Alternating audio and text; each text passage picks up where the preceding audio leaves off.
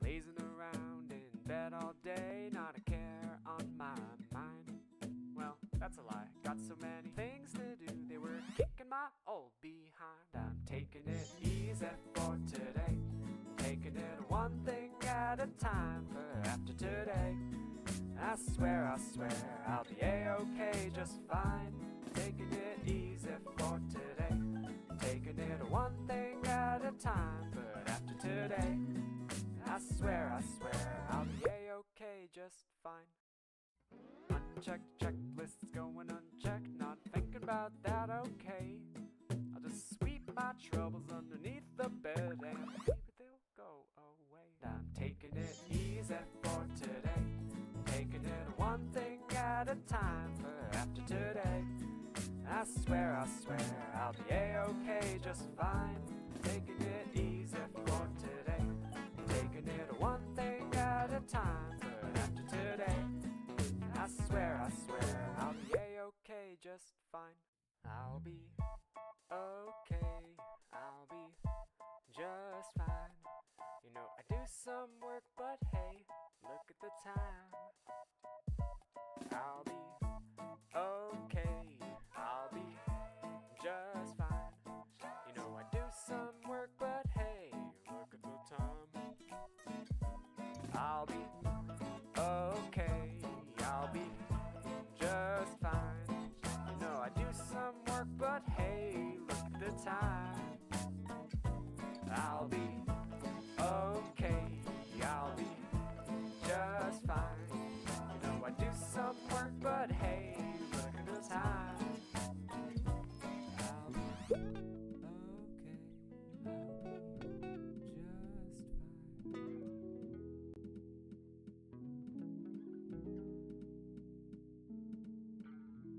just fine.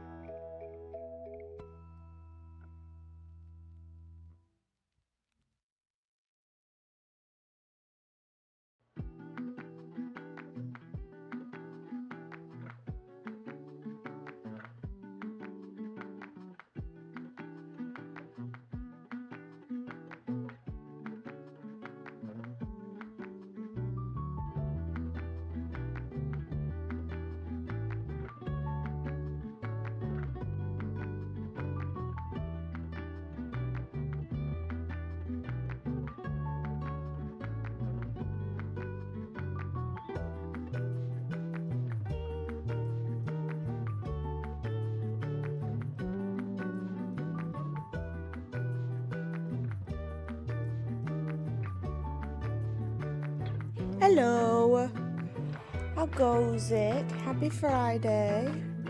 Welcome to stream. I hope you guys have had a good week. Happy Thanksgiving. All of the above. We're gonna just get back into Disco Elysium. Have a good time. I am excited to see what's inside the church. I don't know what else we were doing. I don't remember anything else we were doing, but I know we gotta go into the church. Did I turn the music down? I didn't turn the music down. I was like, why is it so loud? I washed my hair earlier and it's still wet. So pardon me if I'm like fucking around with my hair a lot. I hate the wet hair. I hate it on the back of my neck. I hate it on the back of my shirt. I don't like wet shirt. What do I do this? Or do I stream like this all night.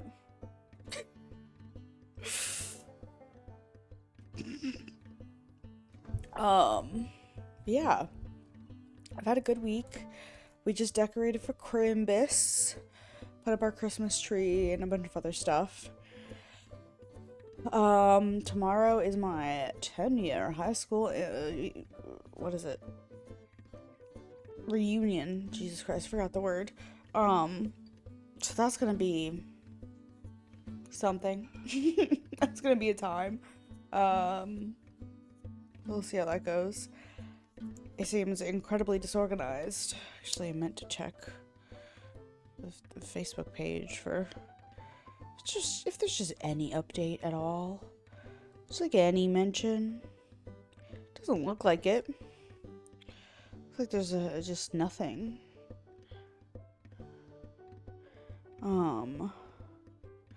Which is always a good. Yeah. Just 2 weeks ago. It's probably gonna be a train wreck, which I'll get to hang out with my friends, so it'll be fine. Yeah. Let's get into the game. Let's launch it. I don't have any further insights into life, liberty, the pursuit of happiness. Any or all of the above.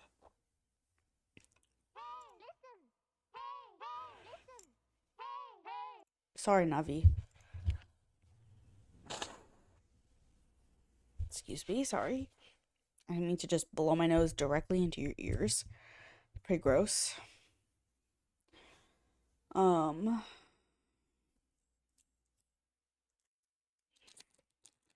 Open my snack.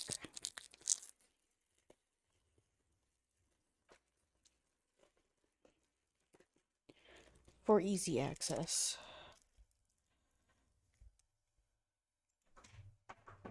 All right.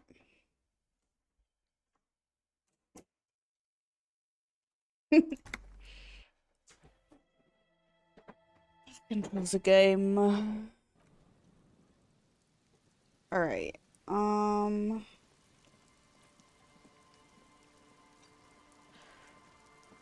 Okay, hold on. I wanted to go talk to.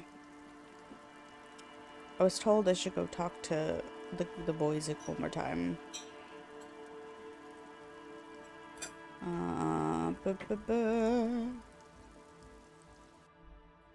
And talk to a young man with peroxide blonde hair. Holds up a Harman Wowshi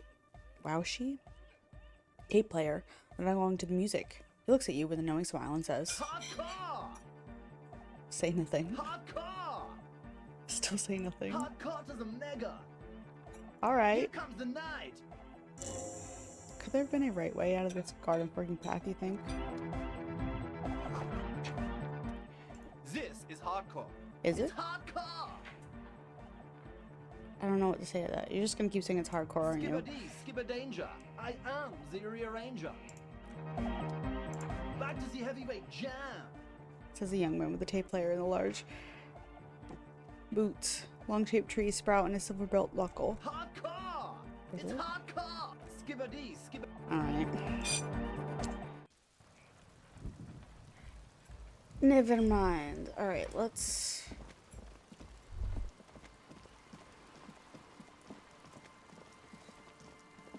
Just... I'm gonna check around back. Oh, I can't go around back. Alright, cool. Let's go inside.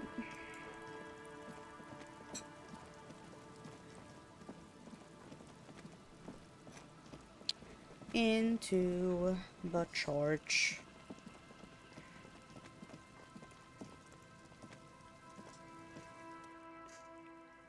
Open. The lock turns easily. You hear a click as the shackle pops open. It feels like electricity.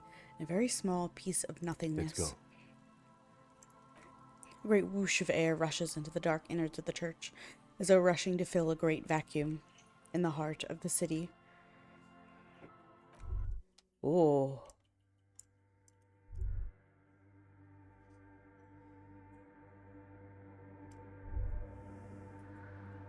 There I am.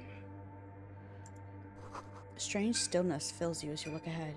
You should walk here, not run. Okay. Fair enough, it is a church. The grotesque wooden figure looks half finished. This figure was added later, it's not part of the original church.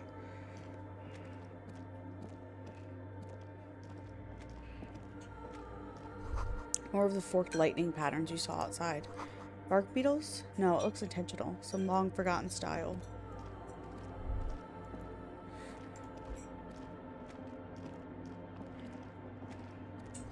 The blackboard is filled with complex equations. They look recent. Lots of things to look at in here. The bowl is filled with water. A live wire runs directly into it. That's not. Oh. The silence in this part of the church. It's almost palpable. All the shifting matter and shuffling of living things is gone. Nothing seems to exist beyond the church anymore. Maybe if you were to stand right in that spot, even your footsteps would be completely silent. Wait, I think I hear something. And then it's gone. Almost all of it, but for the faintest of hums. It seems that sound here is detached from its source somehow, if not blotted out outright. Blotted out outright. Truly unusual. You can hardly hear your own breathing. Yell as loud as you can, stomp your feet, clap your hands. You produce a few muffled thumps, after which the silence feels even more total somehow. Yell as loud as you can. Your voice is barely audible. Not a howl, but the softest of whimpers. Turn to Kim. What's happening? The lieutenant points to his ears and shakes his head. Then he leans closer. Can you hear anything? Almost nothing is beginning to worry me. Not really. It's extraordinary. I've never experienced. The church just has strange acoustics, some engineering trick. Maybe the church was designed in this way to prevent boisterous activity, singing and dancing on its premises. Maybe they wanted to discourage singing and dancing. What if it's something paranatural? Probably nothing, just our imagination. It's definitely real. Something odd is happening around us. Could be. He doesn't seem entirely convinced, though. The orderly rows of ceiling panels become barely visible, then disappear slightly in the darkness of the tower overhead. What if I don't want to know what's up there? Ah, fuck. What's a put? I don't think I'm gonna be able to redo that.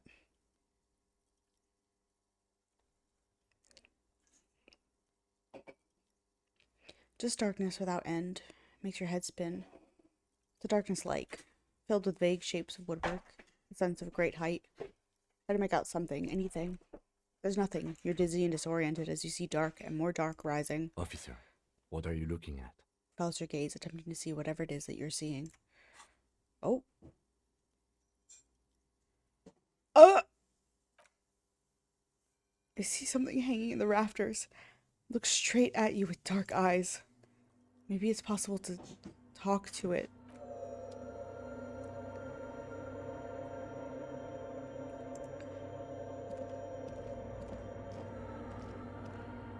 Is that a man?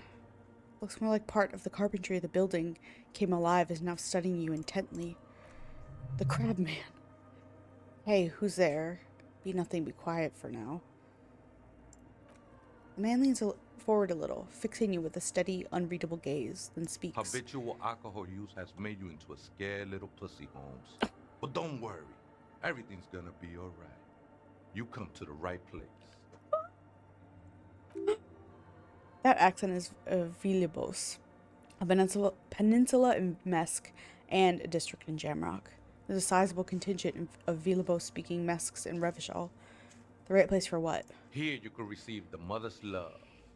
And when you're ready, she will take your hand and lift you out of the despair at the bottom of that bottle. This man is obviously a habitual narcotics user. Do we really need to question him? Hey, and what was that about the bottle again? You haven't drank even that much lately. Lay off it already. Sheesh. Yeah, I guess I have a bit of a problem. It's been getting out of hand lately. I'm a policeman. I need to talk to you about police things. I don't know anything about alcohol use. Está crudo, way. I see deep inside you. Your body and your spirit are suffering greatly from overindulgence. And you don't even know it. Indulgement. Oh, I'm very in touch with my suffering. How do you know what I'm feeling? I'm actually on behalf of some young people. Oh, I'm very in touch with my suffering. Not all of it. I was like you once. You don't know all the havoc El Vino is wrecking on your mind and your spirit. Necesita parar, homie. You know, actually, since we're here, you may want to pay attention to what the ceiling climber is saying. Him. For some reason, I feel like you have a point there. Who do you think you are, some crazy guy on the roof? What is this shit? You know, alcohol is central to my identity. If I wouldn't drink, I just wouldn't be me. I don't even know what this is. Hold on.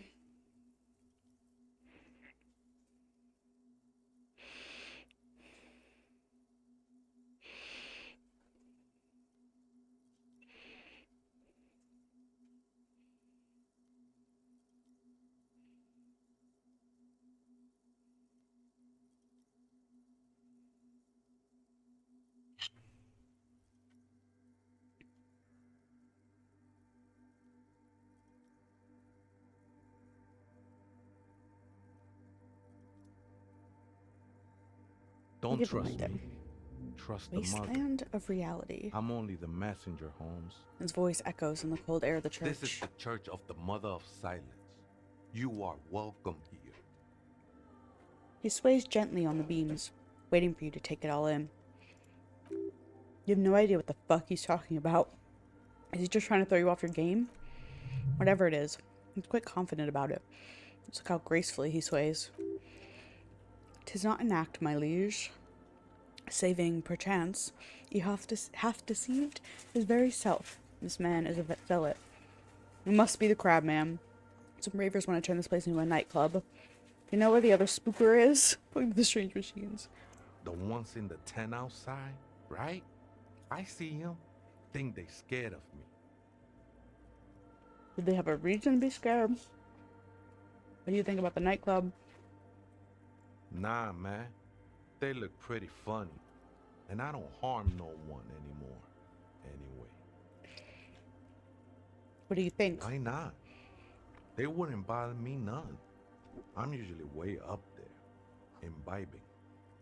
Ain't no music on earth that can reach where I go.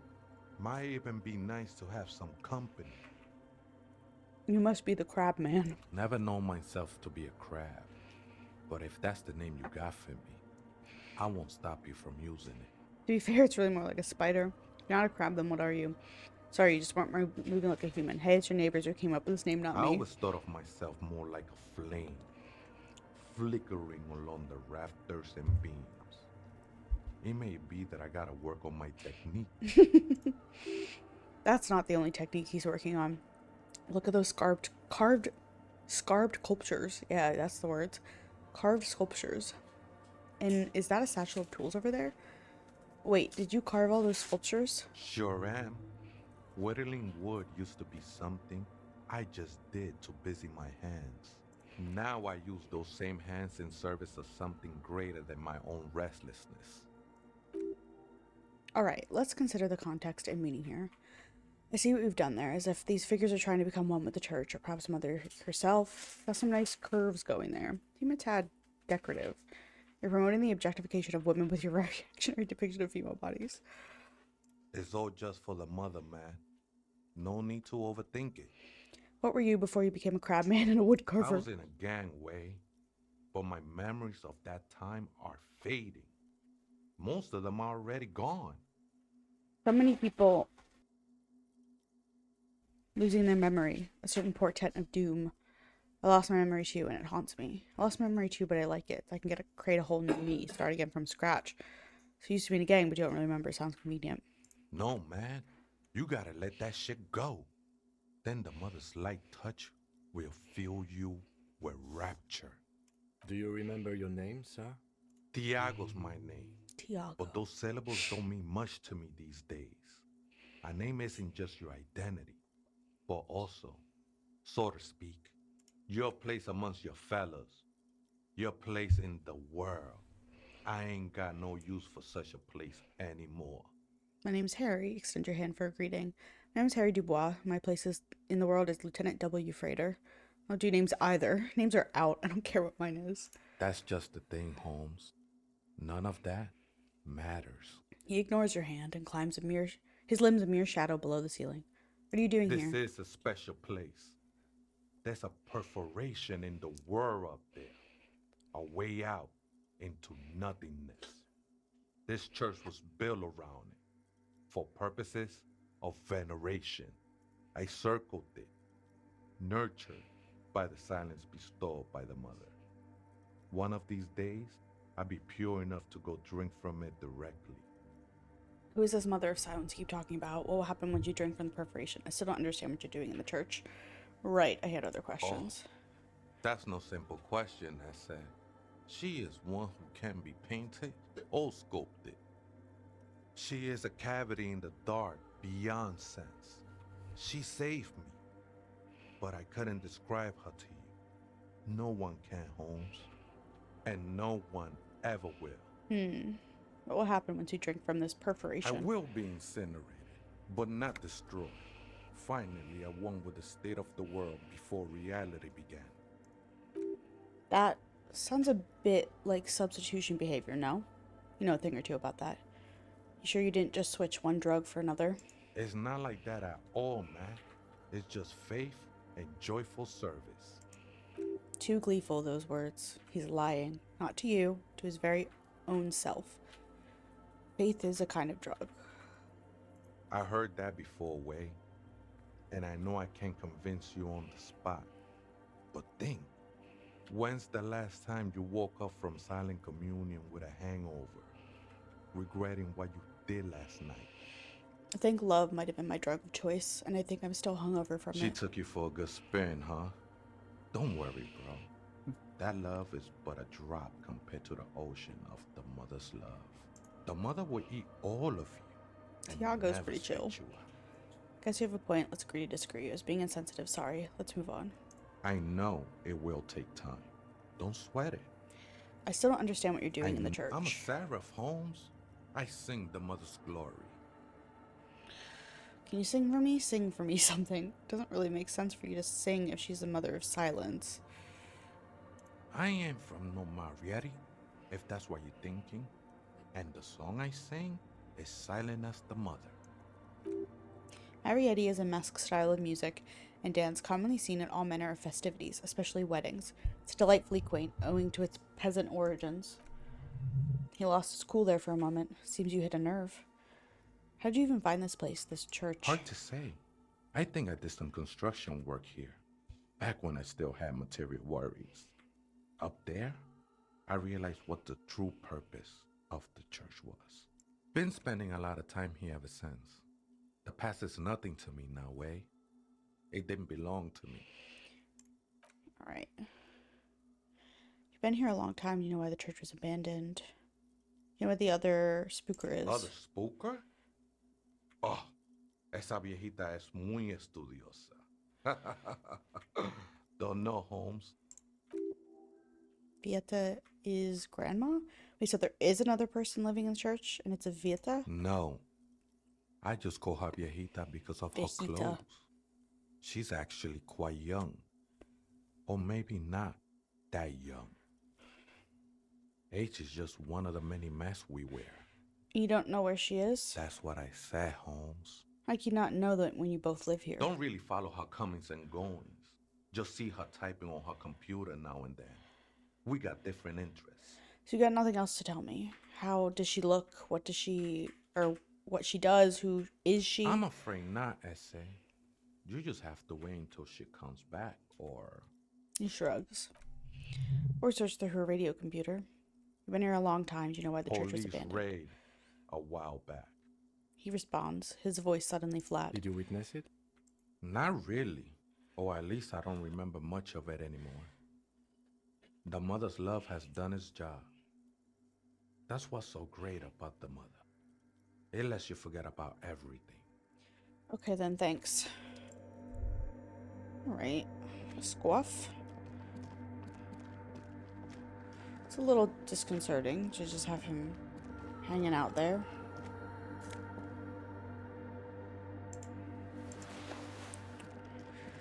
Let's see. Figure drawn in frost in the window depicting a deer. Frost has drawn flowers on the glass, obscuring the view.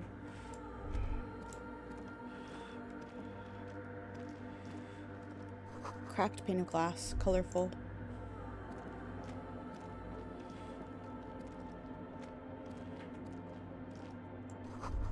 Spider has spun its web around this wood carved pillar. Oh yeah, why did you go that way, Harry? There's definitely a choice.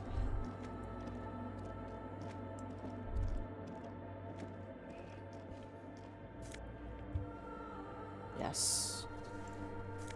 Yes. Money. Alright.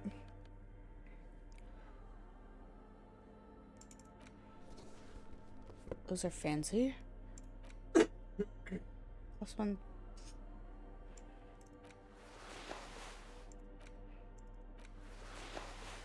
Plus 2 interfacing.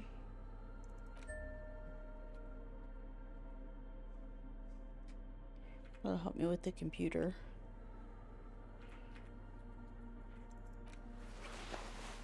Stupid hat. No, I want my good hat.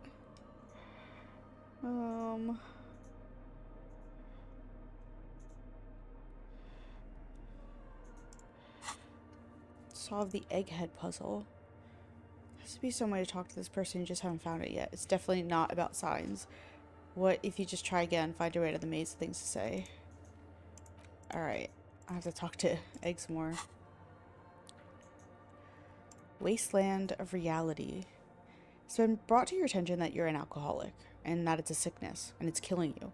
You're crawling on your knees through life, your booze-filled belly dragging on the ground, your brain now fuzzy, now in overdrive, your hair sticking together in today's cold sweat and yesterday's vomit. Perhaps they're right. Anything is better than this, even bone-dry reality itself. Maybe you can quit. Oh, I do. Yes, I would like to internalize this. Thank you. As you fold your fingers into a fist, you realize you could knock someone out with one punch. The white ceramic gloves wrap around your digits comfortably. Oh, this is the gloves we just got. Oops. Movements cause tiny little clicks, like dice rolling somewhere far away, as the plates reorient to your motions. I'll be responsible with this. This is just to protect me from harm, not to show off. Like a cop ought to be. The hardened, vitreous enamel, at once sleek and voluptuous, adds a glow to your cheeks and a spring to your step. Just imagine what a full suit of this could do for you. You really do feel more confident. Invulnerability does that, even partial invulnerability. This gear could line my pockets with cash. Can't just enjoy it, I must study it. Remember, it's a highly specialized kinetic redistributor meant to stop bullets. Wear it, observe its properties, see if there's a weakness in the design. For the day you have to fight someone covered in the same material. Alright.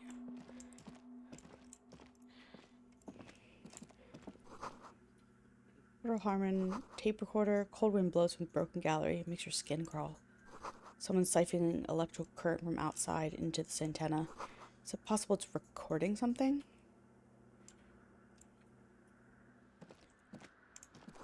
The antenna is buzzing with energy. 2 decks of reel-to-reel tape spinning on empty. Let's The machine stands in the corner, watched over by figurines of stained glass windows. It turns on, and quivering with soft Another radio electricity. computer. And this time it's already turned on. He seems cautious around the We machine. should leave. I doubt this place bears any connection to the case.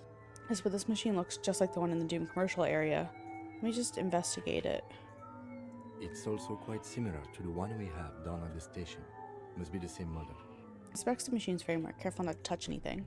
The one you saw earlier was the REM Civic. This is the REM Prefect, a model number RC7024, equipped with a Feld mainframe and a REM-compatible interim printer. The REM Prefect is the governmental version of the commonly used REM Civic model. Although it's mostly based on the same technology, the REM Prefect is equipped with better noise attenuation circuits. Let me just investigate it. You see Virescent play and print buttons on the keyboard. A hatch connected to the central component is wide open. The lieutenant says nothing. You see the machine's glowing frame reflected back in his diamond-shaped glasses. You're free to proceed. Look inside. Behind the hatch sits a cube-like crisscross of filaments, smoldering in the dark like fireflies. Silver tape on the side says in black marker, Log, February to March. This is the machine's filament memory. Press play to access its contents. The speaker comes to life. Static seeps into the machine's planar magnetic driver. An old lady greets you. Her voice sounds 100 years old. Good afternoon. Votre accident on Saint-Brune. This is the East Insulindian Computer Station 1. Please repeat. Is this the personal log? It's the same old woman you spoke with through the radio computer, the doomed commercial area. Yvonne, it's me again. How are you? Inside the corp with the tape of the filament just said log, February and March. Work this accident. Good. Please repeat the password. Let's look around. There's no use trying to guess the answer. Yeah. Maybe he knows something. I don't know the password. I will register this login attempt. Votre accident. Is there any... Goodbye. Nothing happens. Alright. Let's check this out. In white, silver, and apricot fiance. The young mother of humanism stands above you. A crack runs across her body. She is impossibly tall, oval-faced, and sad. A dark and radiant majesty. This is her innocence, Dolores Day.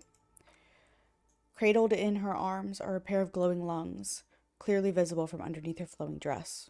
You should kneel. Kneel. Your knees touch the floor. The floorboards are hard and cold. There you kneel among snowdrifts, diffuse light falling on your hands from beyond the glass. Close your eyes first. The world is silent, but for the creaks and cracks of the massive wooden structure behind you, covers you from the wind outside. The ocean feels distant, its ebb and flow blocked off by the centuries-old pine-wood sarcophagus around you. The woman looks down at you kneeling. She towers among her followers, architects, laymen, couriers, or courtiers. I've been playing Fallout New Vegas with couriers on the brain. There's a sad smile on her lips, and a glint in her green-blue eyes. Of what? Compassion? Remorse? She acknowledges the passing of someone who is still alive. It's morning. As that terrible word passes through your mind, the lieutenant draws an X-shaped cross from shoulder to shoulder. Do the same as you get up. Your fingertips touch your chest 4 times. Then you rise from your knees into the apricot-colored light of the window. A lot of apricot in this game. Above you, the woman still smiles her distant smile, thundered by the crack in the glass. This is Dolores Day. The old woman in the village was right. This must be the Delorean Church of Humanity in Martinez, or the small Pinewood Church in some records. You knew of this place? It's a minor landmark, not easy to find. Most maps misplace it. It was built not long after Revachol's founding, 300 or so years ago, by first-generation settlers. On the coast of an uninhabited archipelago, where only animals had roamed before, in the wild reeds. What else do you... Okie dokie.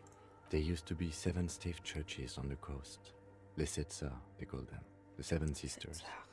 Only one remains. The rest were burnt in the revolution or used for building materials. We should be respectful here, although the building appears to be deserted. I do not believe we'll find anything connected to the lynching here. Something else, perhaps? He looks at the machinery lying around.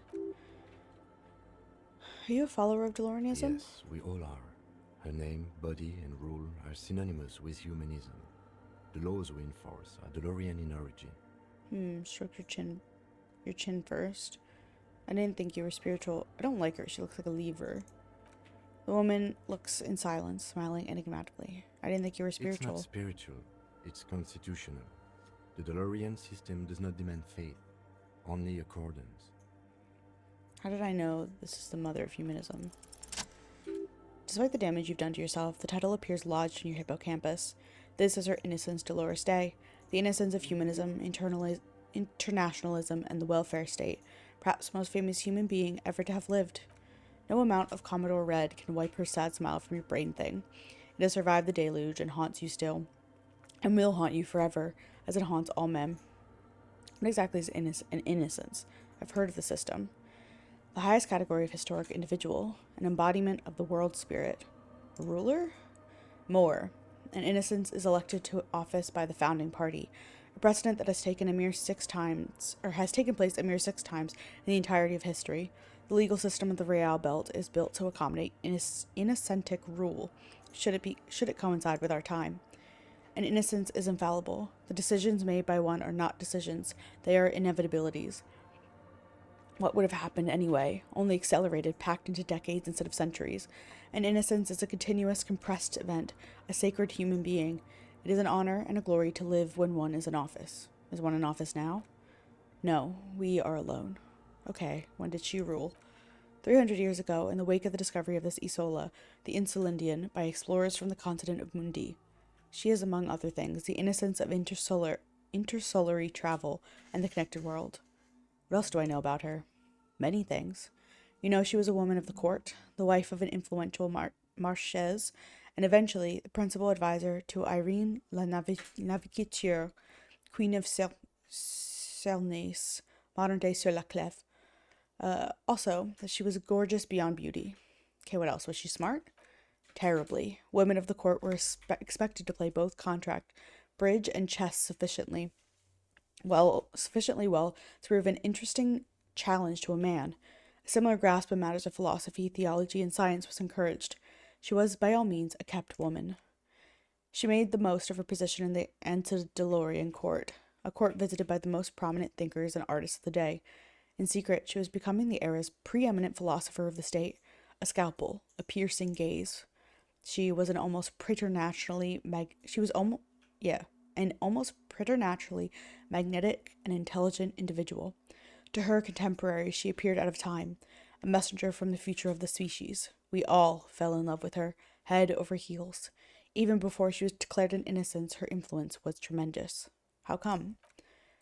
It was on her advice that Irene le Navigateur sponsored a number of voyages into the Pale, a costly, often tragic endeavor, ultimately vindicated by the discovery of the new world, the piece of reality you were standing on. She was crowned 2 years after the first expedition returned, setting in motion what is widely considered the greatest era in history, the DeLorean era. Wow. Wow, indeed. When her innocence was declared, and the queen she had advised for years fell on her knees before her, she was so overcome with emotion that her lungs started glowing in her chest. Bystanders reported golden filaments lighting the already sunlit chamber around her, clearly visible beneath her dress. This is why the lungs are the symbol of love for the cultures of the Real Belt. I want more. As did we all, the lands of Mesk and the Occident, and even faraway Supramundi, altogether 21 of the 40 mondial nations of the time, immediately accepted innocentic rule, even before her crowning. Her crowning? In a city called Advespercite, in Vesper Messina, her homeland. The name of the city means evening comes, but it happens on a winter's morning when the canals frozen and slush falling out of the sky. She was dressed in white and pearl dress on an emptied out plaza, with the crowd far away. Already her terriers, the secret servicemen of the Innocents, were worried about an assassination attempt. He must have been beautiful. Oh yes, she looked like humanity's young mother, a perfect mother, insultingly beautiful. I can't read, Jesus Christ. It was as if her face and shoulders and hands were covered in a soft down of underfeathers. You know this well, very well. Midwinter snow was beating the cobblestones around her. A small attaché of officials stood by as the terriers placed a gold-white wreath on her head. The crowning was mostly witnessed by Secret Servicemen. Then what? One of the men in his Secret Service killed her 22 years later.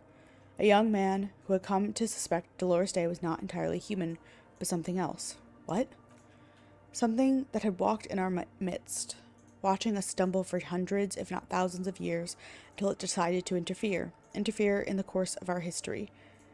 We were supposed to come up with it ourselves, the man was reported to have screamed at the innocents. Dolores Day was shot in the chest with a fowling piece 8 times. The man, thought to be insane, said he once touched her and her body had been unnaturally warm, like a furnace, that sometimes while on duty he observed her forgetting to breathe for over 10 minutes. This inhuman quality was witnessed by many others as well, glowing lungs and all. It is commonly attributed to mass hysteria and religious psychology. There's something terrifying about her? Terrifying is a term too emotionally charged for your semantic memory, or what remains of it, but although she is often considered to be the greatest human being to ever live, there was something ominous about Dolores Day, constantly surrounded by her terriers. She was the most socially secluded and least aware of all the innocences, at least self-aware. Some modern thinkers would consider her a war criminal for the campaign she waged against the Mesk state.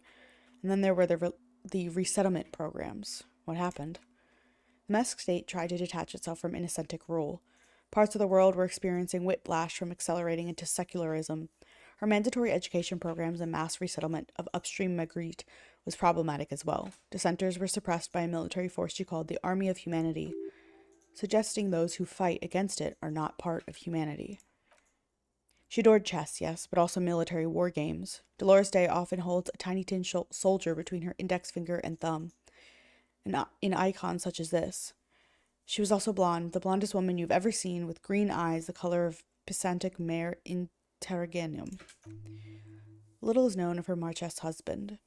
It is as if he vanished from history after completing his role, which was to introduce Dolores Day to court. In conclusion, yes, there's something lonely, paranoid, and even terrifying that people seldom mention, but feel when they think of her. This subtle terror is part of her iconography. Lieutenant Yefreiter, you've stood there for over 5 minutes. Lieutenant's calm voice echoes in the cold air of the church. What are you thinking of, if I may ask? She's somehow connected to the case. Glowing lungs is fucked up. Why did we tolerate this bourgeois woman that long before we shot her? Nothing, just looking around. She's beautiful, she's not human, war criminal.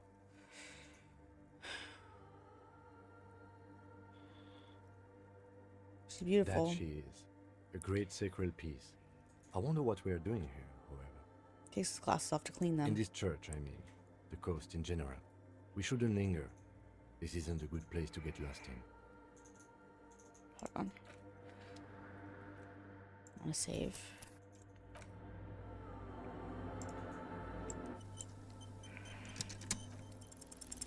Nope. Yes.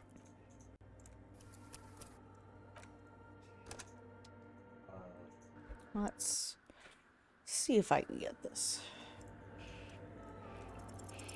There we go. A jigsaw of broken shards falls into place. In front of you, a ghostly reconstruction of the stained glass window. Before it was shattered, there was an old woman beneath the younger one, and a text in leitmotif below them both. Who shattered this mosaic? Who is the older woman? Unknown.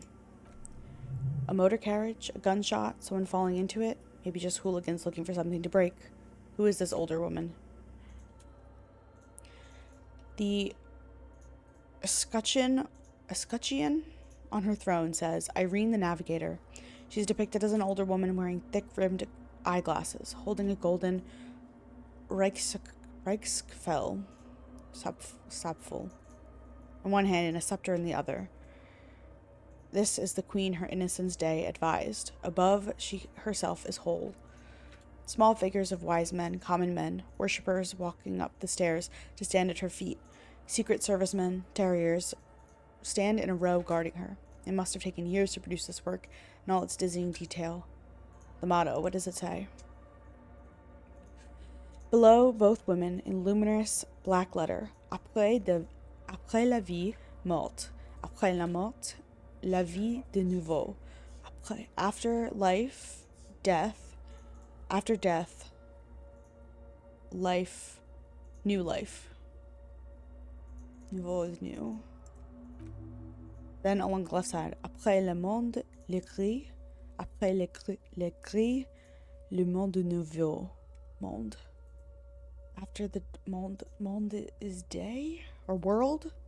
Tout le monde is day. Tout le monde is all day. After the day, le gris, the night. After the night, the new day. After life, death. After death, life again. After the world, the pale. After the pale, the world again. Okay. Le gris is the pale. Okay. Monde. Okay, monde is not day. World. Okay. I said world. I just put on the wrong one. This is the greatest leitmotif of humanism. A summary of the effect of the discovery of this Isola, the Insulindian, on human thinking. A tremendous sea change akin to finding life after death. Lieutenant, this used to say after life, death, after... Death. Life again. After the world, the pale. After the pale, the world again. This exaltation is common in Dolorian sacralism. In the early years, it was even incorporated as the RCM slogan. No more, however. Why? It was deemed subservient to use a strongly moral intern-related motto. We already suspected of bootlicking. The sentence was also seen as too feminine. It was a macho thing. What is the RCM motto now? Justice, union, prudence, and force. Cool, not very feminine. I like the other one better. I like this. Puts the fear of God back in the... Oh! I like the other one better. So do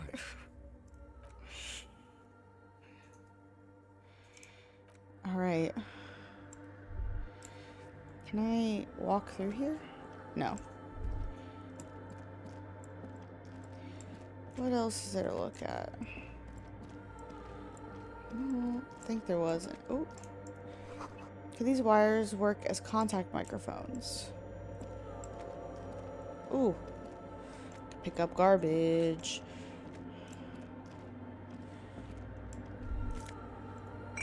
Give me that. Came from the stained glass window. Still has letters on it too. Just make sure there was nothing else. That I could have clicked on. I don't think so. Let me make sure there's nothing else to talk to my man about.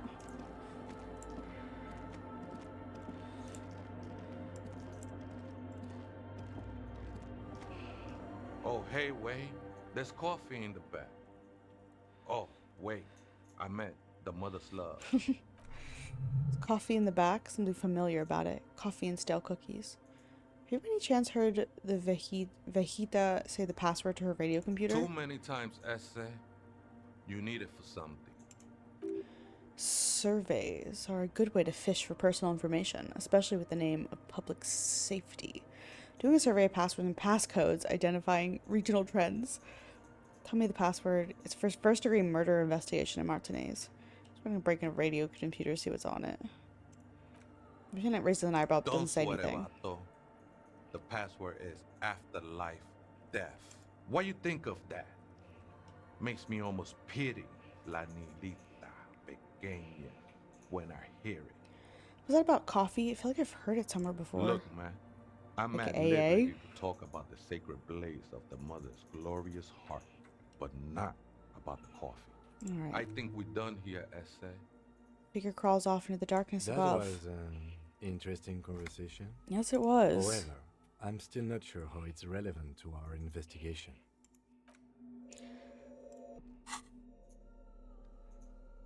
What is it?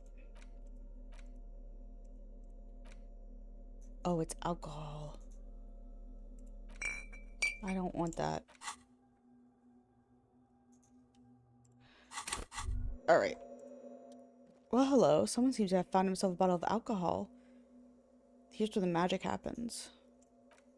What a solid What a solid can of mass-produced piss water. Well over 10% alcohol, this so-called beer. Pop it open before it gets too warm. No, I'm not doing this. The gods of mass production have made this alcohol container laughably easy to open. Child could have done it. Fine, we're not worried. You'll crawl back into this bottle soon enough. We'll give you another chance. Booze always gives you another chance. You've passed up your chance for drinking alcohol for now, but don't worry. The option to start drinking becomes available again in 2 hours. Thanks. I definitely want that. I'm not actively trying to sober this man up. Press play again. Good afternoon. Fortress accident on Saint-Brune. This good. Please repeat the password. Afterlife death. Good. I have unlocked the filament. After ending the call, please press print to access the filament. Fortress accident. Is there anything else I can do for you today? It's me again. How are you? Good. Thank you. Please repeat. Is this the personal log? Fortress accident like the one in the Doom commercial area. I have 2 machines registered to this company name in Martinez. One on Saint-Brune, the other on Rue de Saint-Ghislaine. Saint-Brune, that's the church. And Rue de Saint-Ghislaine, that's the Doom commercial area. Anything else I can help you with? Thanks, but I'm finished with the call. Goodbye, Fortress accident. Press print. The printer prints out a long text document with dated paragraphs. It looks a bit like someone's journal. Read the printout. The first entry, made on the 4th February 51 by an unknown author, is short and concise. Arrived at the church. The door was boarded up, so I used a crowbar to get inside. Looks like the place has been deserted. Nothing out of the ordinary, but I'll ask around. Need to figure out how to get the electricity in. The lieutenant leans closer, scouring the printout over your shoulder. Just as you finish reading, he looks up, muttering under his breath. 4th of February. That's over a month ago. Whoever set up those machines has been here for quite a while. Do you think this log might be connected to the case? Our case? No, I don't think so. It must be some local eccentric. The second entry. 6th February 51. Had a little chat with a local fisherman. Said I shouldn't go near that place, that the church was spooky and ridden with narcotics. It's a little spooky, all right. Still haven't figured out the electricity. 7th February. Finally got the electricity in. Next on the agenda, a new antenna. Thinking Esker series, something advanced. Why would you need a new antenna? Why would anyone need any of this equipment here? Steps on a wire running on the ground, inspecting it with his boot. 8th February. Bought the antenna, had some problems setting it up, asked Simo for help. Heard the others were back to making art, drinking somewhere out of town. Sulisla started a rock band again. Lexi's been seen asking money from strangers. But at least the artists have their act together. They're qualified labor. They can get work anywhere. Graphic design, ads. The programmers are doing fine too. I mean, they're programmers. The writers, though, they're fucked. Oh, is this from the same project? Somebody who was on that project? I just have to find out what caused that data loss and be done with it. Still don't understand how it managed to wipe out the backup when the backup wasn't even connected to the front. I know. Everyone thinks it's impossible. They say I must be lying. I'm here to set it right. A data loss. Seems like something to do with radio computers. Unfortunately, I don't know enough about them to understand what the author is saying. Something about the backup data getting destroyed, and how everyone thought it was the author's fault. Let's just keep reading. Artists, programmers, Lexi, who are all these I people? think these people worked in the radio computer games business. Yeah. The one we saw in the Doom commercial area. They must be our former co-workers. 12th February. Brought some food from the grocery store. Apparently there's a strike going on in the harbor. Definitely not happy to see the Martinez people again. Everything's now set up in the church. Going to start working tomorrow 8 a.m. The strike. We are nearing the date of the murder. Keep reading. I'm interested now. I want to know what's that radio anomaly that sent this person here in the first place. 25th February. Been sending data up to Lintel for a while now. Trying to recreate the data loss, but nothing. Didn't even feel like logging in the disappointment. But I did discover a curious audio-spatial anomaly at the back of the church. I've named it the Swallow. A swallow sound. Need to get some mics. Is she talking about? Yeah. 7th entry. 28th. Yes, the first reading confirmed that the swallow is real, and I'm not just losing my mind. It's a pillar of silence with a diameter of approximately 3 meters. Seems like the higher I go, the less I record.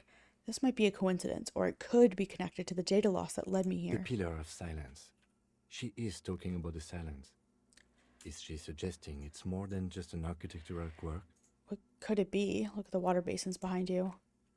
The lieutenant doesn't answer. He follows your gaze, studying the basins. The water shines in them, no ripples.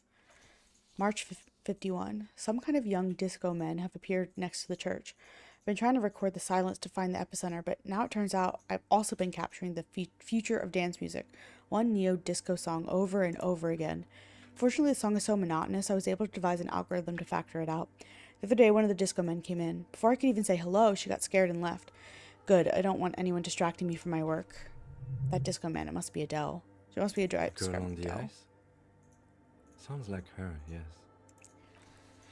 Got a call from a repeater station. Someone has tried to access the radio computer in our old office in Martinez.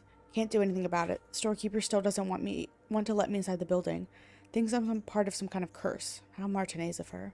That's me. I was the one. Must be Plaisance. I knew it wasn't a good idea to meddle with the machine. No, it was a great idea. You're learning things. This is how you learn things about machines. Hit that tree. A new 2-meter aux cable, noodles, crackers, ping energy drinks, water, toothpaste, gum, also some canned air. Your reading is interrupted by the sound of the church door opening. A strange woman makes straight for the radio computer. Suna, the programmer.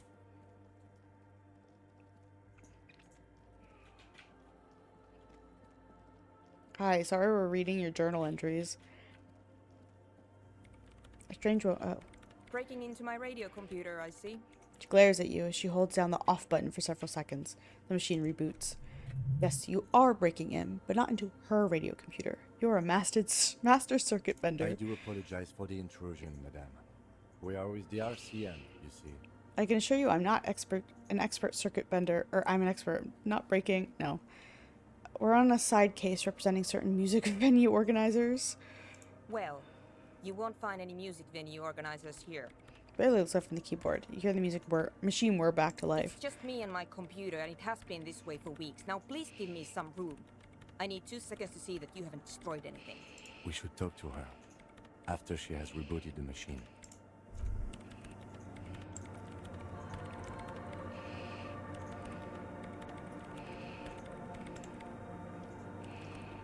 What is it? The woman is still hunched over the keyboard, gently illuminated by the purring. I didn't break anything, did I? No, you just printed out my personal log and wasted some paper. Does not look like a big loss to her. Were you the lead programmer of We're All Untethered by any chance? Yes. Or, no, not anymore. That project is dead. She doesn't seem surprised to be recognized, rather sad. Something passes over her face before she straightens her back. Sorry, but who are you? What are you doing here? I am Soona Luukkanen-Kilde, the former lead programmer of Fortress Accident and RSA radios. I have over 16 years of programming experience, and I'm proficient in both Vox and Orbis languages. If you're not here to hire me, I don't really know how I can help you. She turns back to the terminal. Did she say over 16 years of experience? She must have started programming when she was still a teenager. This doesn't answer what she's doing in a bandit church. Have you seen the Crab Man? Why are there so many machines? What are you doing? Nope. But you know he's around. Yes. He's seen you. And? The Crab Man has seen you. I don't care about crab men. She barely looks up. Why are there so many machines in this I brought place? them here. These are my machines. Please don't touch anything. Why do you need an antenna? What are you doing with your radio computer? What are the yeah? I use the AR1 as my RAIN prefix processing unit. That's your radio computer, right? Mm-hmm. And it's a processing Yes. unit? You really don't know anything about radio computers, do you? She stopped working now. I know a little. All right. Well, all radio computers perform operations up on air. So in order to gain more processing power, you need to invest in a good antenna. What's on air? On the front, the unified front of radio waves, licensed and controlled by Lintel in the East Insulindic region. It's all around us. That's what on air means. Like love. And the AR1, is it a good antenna? I guess it is. So far I've been quite satisfied with it. Martinez is an unstable region with bad coverage, and the operation has been surprisingly stable. But it's not the cheapest one on the market. So I wouldn't recommend it for your regular red tape operations. Fraser 1000 is a foolproof line for civilians. Anyway, You should do some research before you decide to buy anything. Ask around, compare the prices. There are many milieux dedicated to that sort of thing. This is a good, good advice all around. What are you doing with the radio I'm computer? working. Alright, on what? The machine seems almost alien with its pulsing core. The light casting her face in a strange shadow. Could you just shh for a moment? Or get to the point? I really need to focus on something. What are the bowls of water They are about? connected to my RAIN prefect. Whatever you do, just please don't move them, okay? Thanks. Short and terse. There you have it. Whatever she's using them for, they're hers. So you do know something about computers. You're right. Prefect is used mostly by the government peeps. And you work for the government? No, I don't. So why do you have it? Because I needed something good for my investigation, and RAIN Civic is widely agreed to be below all standards. So I had to upgrade. Besides, owning a RAIN prefect isn't such a big deal anymore. No, actually it is kind of a big deal. You don't see REM prefects in every police department, for example. How did you get your hands on it? I know a friend of a friend who used to freelance for the Coalition. I was actually aiming for the military-grade RAIN Rational series, but couldn't find one. Prefect is mainly based on the same technology as RAIN Civic, so it's kind of a rip-off. But it does have better compatibility with newer antenna models, so I won't complain. Right, I'll try not to touch anything. Great. Next question. What are you doing in an abandoned You church? really like those questions, don't you? I do. I'm a police officer. My job to ask questions. You're occupying public space and you know what you're doing here. I'm conducting scientific research here. You can't throw me out. She says, ready to stand her ground. What research? I'm looking for the location of a 2mm hole in the world. Oh? Wait, what?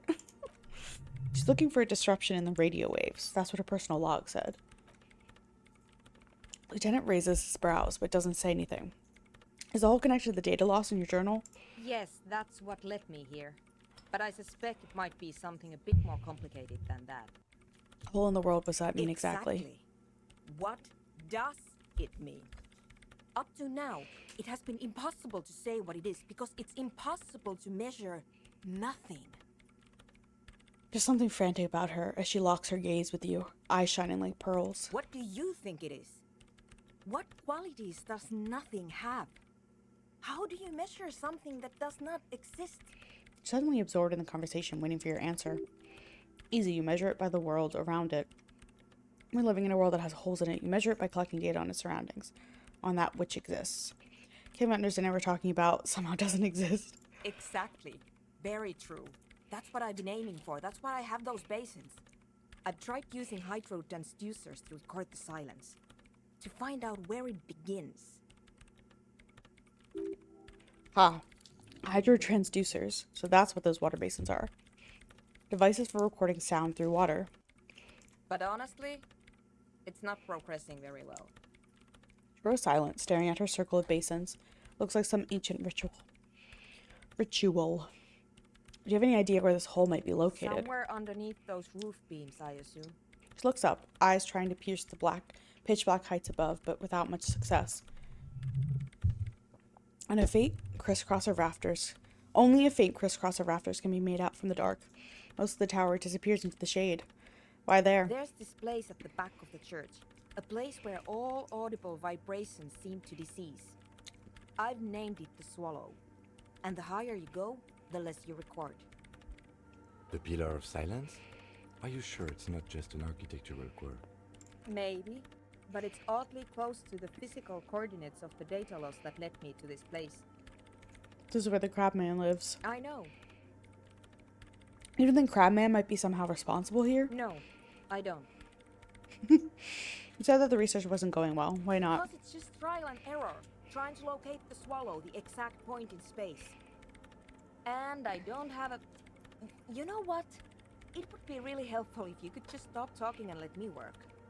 That's all I wanted to know about the scary 2mm hole in the world for now. Great. Thanks. How do you feel about anondic dance music? What? I hate it. I bet she hasn't even heard it.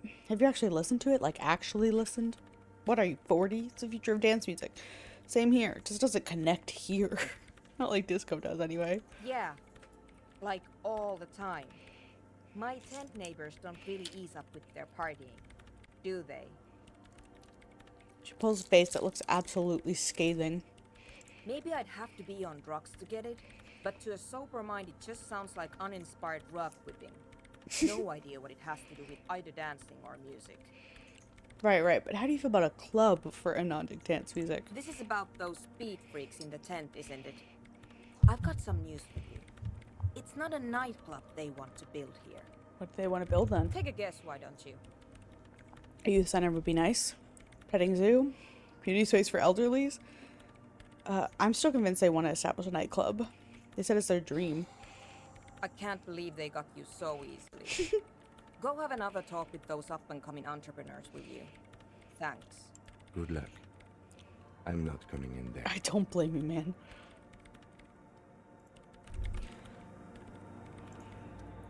Why does art inspire you so much? It does, yes, but what is art? Oh. No, art is for arrogant blowhards. Why am I getting this? Excellent question. Art is a diverse range of visual, literary, auditory, performative creativity. It's an expression of imagination and technical skill. Actually, it's history, criticism, and pure enjoyment. In short, art is the highest form of human communication, representation, narrative, emotion, and agency intertwine. Would I fit into the art world? I mean, have you looked in the mirror lately? You have the exact features of a savage art critic. With that beard and those clothes, disheveled and prophetic. Perhaps you should try to critique architecture too. Hold on, architecture is also art.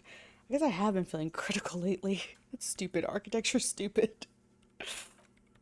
Yes, you seek substance.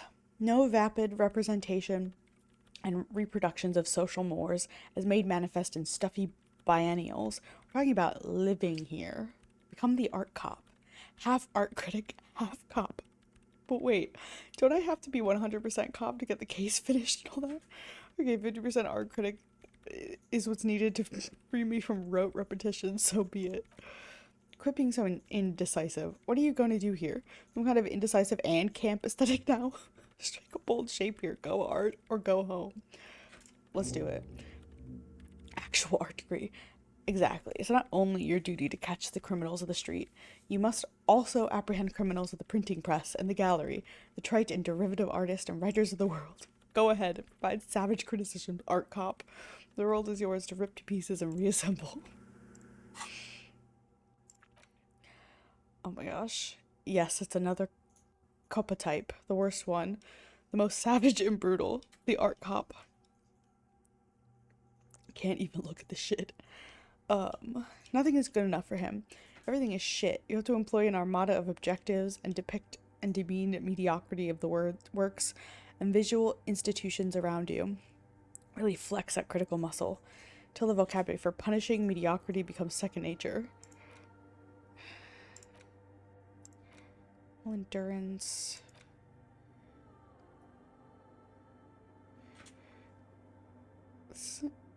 I guess it gives you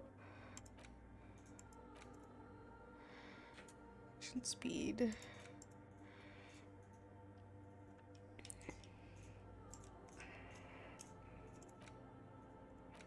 Okay, these can all be unlocked. Alright, I have a number of one sorry piece of shit cop. I forgot I got this. You should be groveling at the feet of a feudal lord, providing lurid evidence against you at a Mazavian show trial, or ripping the flesh from your back with a cat of nine tails. Whatever makes you this way, you'll be damn sure it was your own fault. Do it. Really criticize yourself. Who knows? You might uncover something important from your guilt-ridden past. I enjoy getting these. I don't like the negatives this gave me, though. I know it's the communist one, which is fun, but I think I'm gonna... Thought will be lost forever. Okay, that's extreme. Alright, I'll wait. Alright, let's go back to our friends.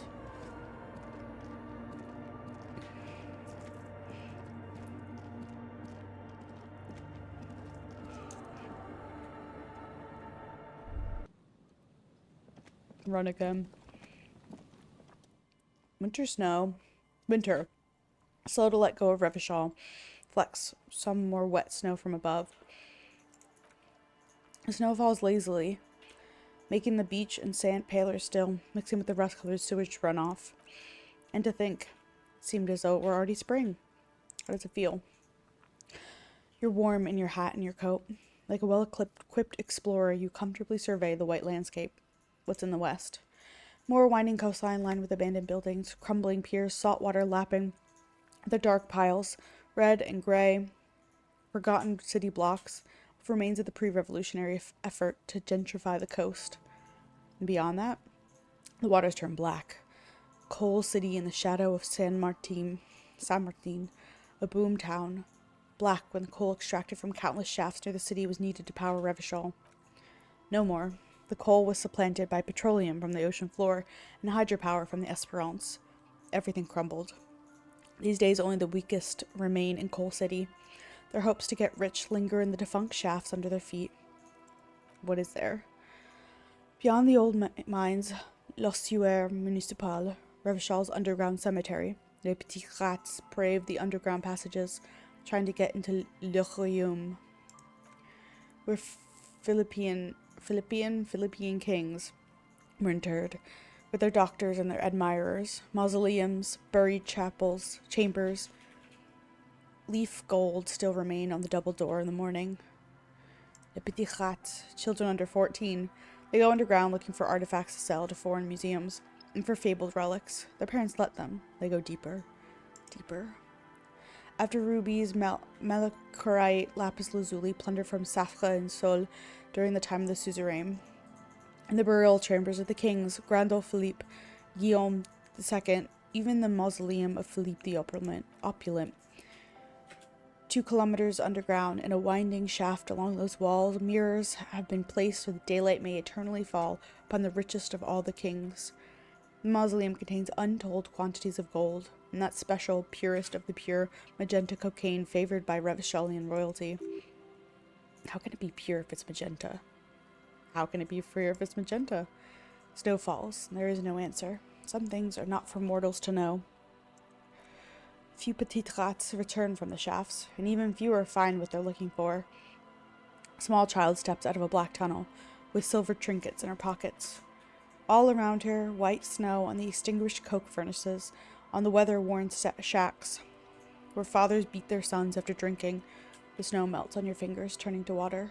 What's in the east? The canal you cross to get here, and beyond it, Martinez proper, the district the police forgot to police. There's laughter, lights, attempts at entrepreneurial activity, cynicism. Someone is scraping snow off their windshield. At the roundabout, in the midst of which a statue of Philippe III serves as a destination for grade school field trips and a fine perch for winter birds. That's all. Like all monuments, it's also a warning. 6-story ruins on the south side of the roundabout cast a long shadow over the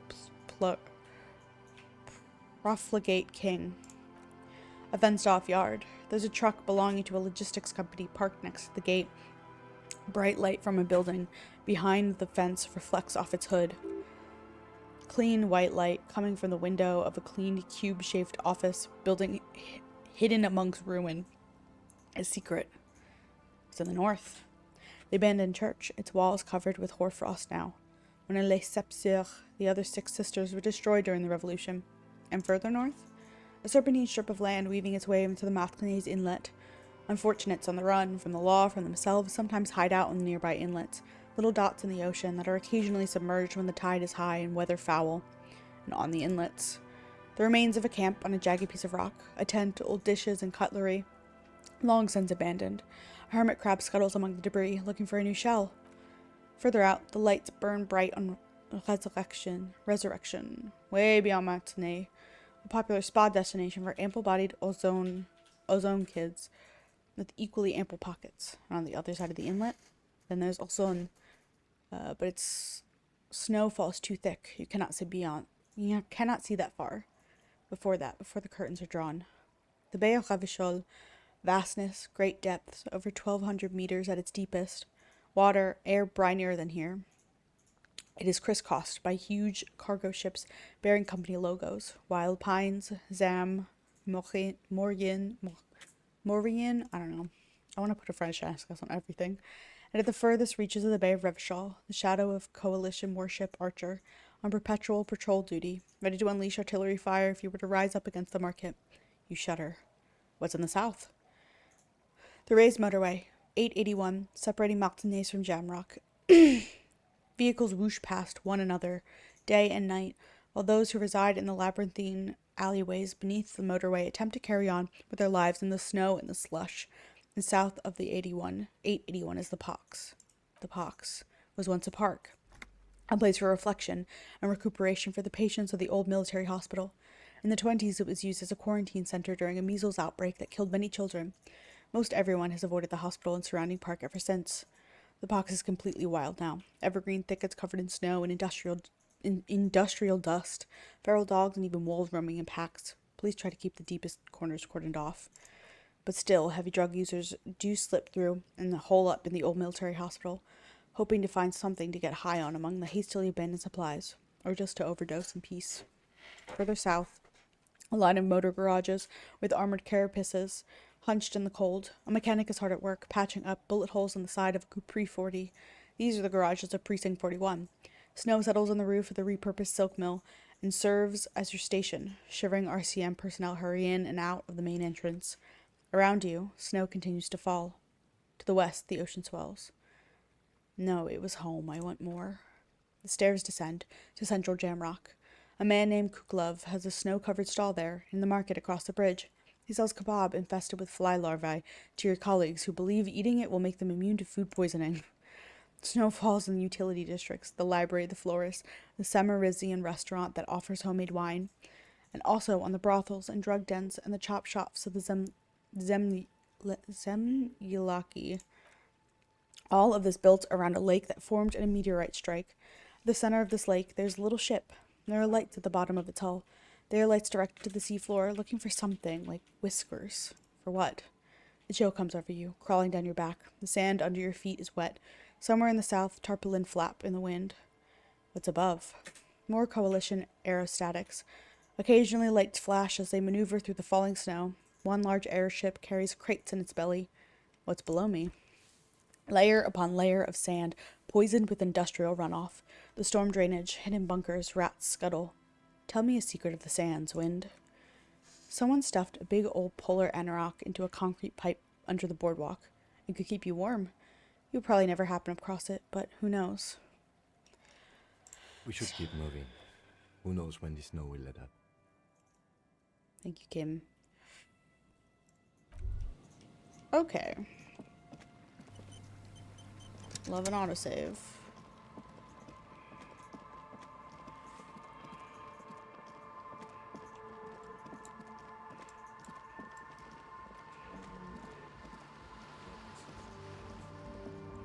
Hello again. Alright.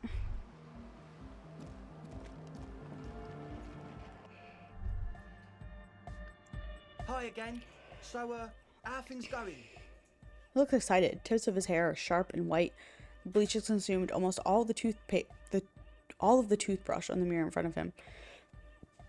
Another hat is a shine, but what's the deal with Egghead there? He's a quiet man, mostly communicates through music, and by being a master of ceremonies. What's a master of ceremonies? You know, a host, a declaimer of slogans. He's a performer, gets the people going. Interesting, sire. A bit like you then, an MC for short. How do you communicate with him? Well, he's just kind of here. I don't really know how to communicate with him. Have you ever really talked to him? Yeah, sometimes. When I stumble and find my way into his centre, you have to hear a lot of hardcore to the mega first though. Man smiles mysteriously, choosing to let the beat speak for itself. I checked the church. And? What happened?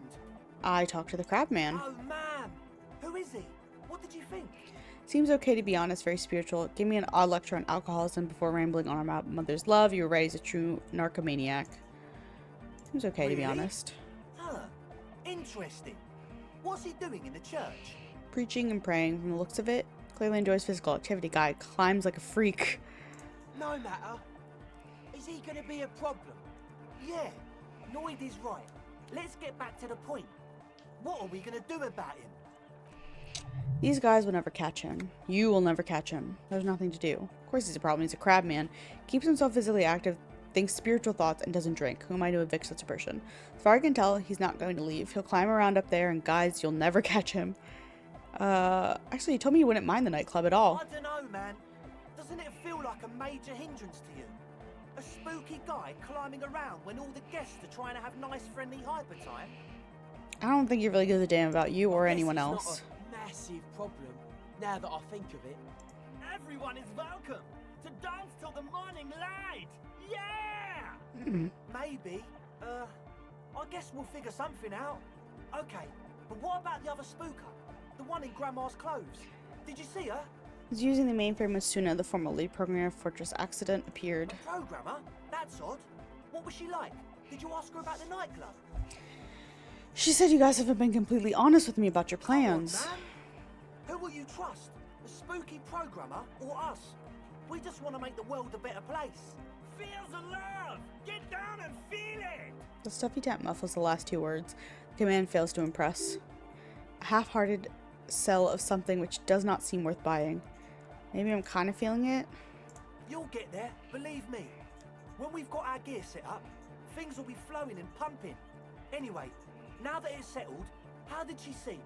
I mean, disposition-wise, about the dance club idea. Yeah, Oda 9. Rocking it or dropping it? You did not like the Adonic Dance Club idea. What a pity. That's my favourite thing in the world. And she doesn't like it at all. A shame. What can we do now? Do you see a way out of this jam and into a laser-lit future of dance and unity? Unity! Dance! She made it very clear she won't leave until her own project is And you finished. can't just evict her? No, I won't evict her. We have to come up with a different solution. Look at you, honour man. No, Noid. He's right. Maybe we've approached it the wrong way after all. I'm sure there's a workaround. We can make a deal not to bother her. If that's okay with her, we only want to get in the church and spread the joy and ecstasy of music. The lines in the dark exist. Coexist. At least Crabman seems like an advanced being. He's hard. He'll understand. Yeah, he can do his climbing thing in the tower. And the programmer, does she like Nordic dance music? Lie. She gets down. She absolutely does not. She really, truly despises it. I cannot believe what you just said. Makes him pump the jam a little slower for a moment. Then he returns to a full swing of it. No worries. We'll figure it out. If coexisting fails, you can always muscle her out, right? If it's all okay with you, what do you think? I refuse to throw her out, but I can try convincing her. Excellent. Good luck, my friend. Okay, hold on. Goodbye, officer. Well, hello. Someone seems to have found himself with a bottle of alcohol. No. No, I'm not doing it. I don't want to have the alcohol. No. Can I drop it?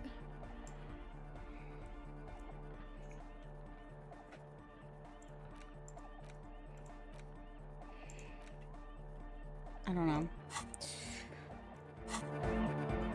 Bit close. Says the young man with the tape player and a large Bodero boots. Lung-shaped tree. Yeah. True, hard, full of car. Yeah. Hard car. But is it? I mean, really. Yeah! This young man adds a capital G before the H in his yes and ughs. Produces a guttural Gotwaldian accent. It makes him sound more animal, more in it. Or maybe it's not Gotwaldian. Maybe it's Orignyes. Probably an homage to Origny, where Arno van Eyck is from, judging by his name. Could you be listening to an Arno van Eyck creation right now? So is this the famous Van Eyck I'm hearing? You know about him? He moves his mouth, but sound doesn't come out. His eyes are the size of saucers. Looks like you've rendered him speechless. You know Van Eyck? Yeah, I'm a major Van Eyck head. Wow. Skinny Wraith looks at you with some disbelief. So am I. So am I. Begins to shake his head so everyone would understand. Oh, is that why they call you Egghead? Because Egghead to the mega. The K became the G. The boy became the man. The Advent?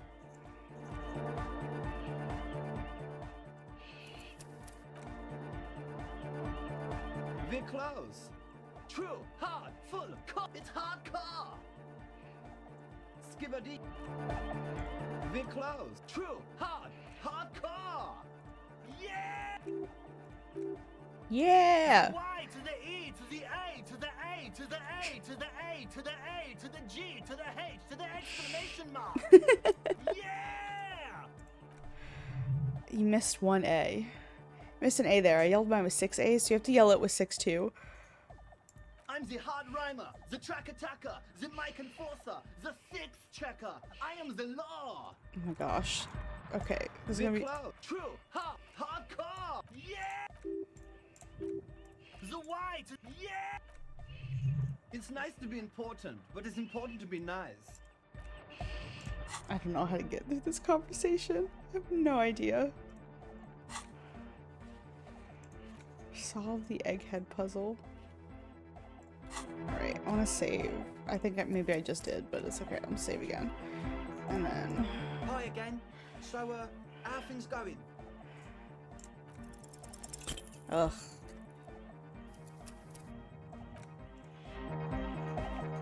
I just want to succeed. I don't know. Nope, that's the wrong person. Hi again. So, Yeah.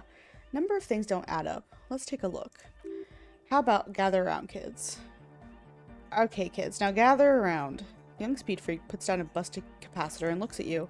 The one with the large head seems very enthusiastic about whatever you have planned. The would-be leader is less amused. Sometime in the past, I'm not sure when and where, but betrayal was involved. I fell sick and became the shadow you see now. But before that, I have reason to believe I was a police detective. But you still are. Thank you for your kind words, but everyone in here sees I'm a disgrace to the uniform. I was good enough for this job to be awarded the rank of Lieutenant Euphrator. I could have been captain, imagine that. What happened?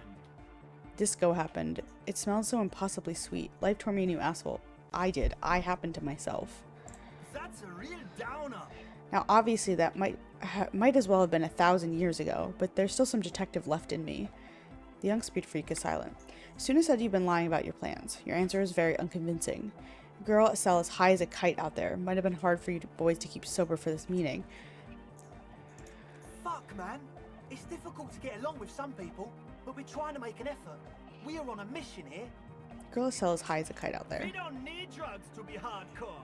Shut the fuck up, Egg. Maybe not today, Egg, but you need drugs to get through the days when you're not expecting me. Climb down from the equestrian monument, cop man. Consciousness is new to the universe. We all have our ways to ease the shock. So does the cell need drugs more than you? We know she has a problem, man. We're working on it. She didn't exactly have a smooth adolescence. Bottom line is, I know. What exactly is it you know? This is the making of the club. It's a tent full of laboratory equipment for manufacturing drugs. I have no idea how you arrived at that conclusion, but it's wrong. Look, we even have speakers. He points to the speaker. One speaker. They have one speaker. Where's his friend? Did he lose his friend? Even no headphones. Wouldn't sound your headphones to spin tape? That nosefed in here is activate. What do you mean, friend? The other speaker. You will only have one. It's a one-speaker system. It's monodynamic. Mm-hmm. You wouldn't know the first thing about sound reproduction in anodic music. Other speaker.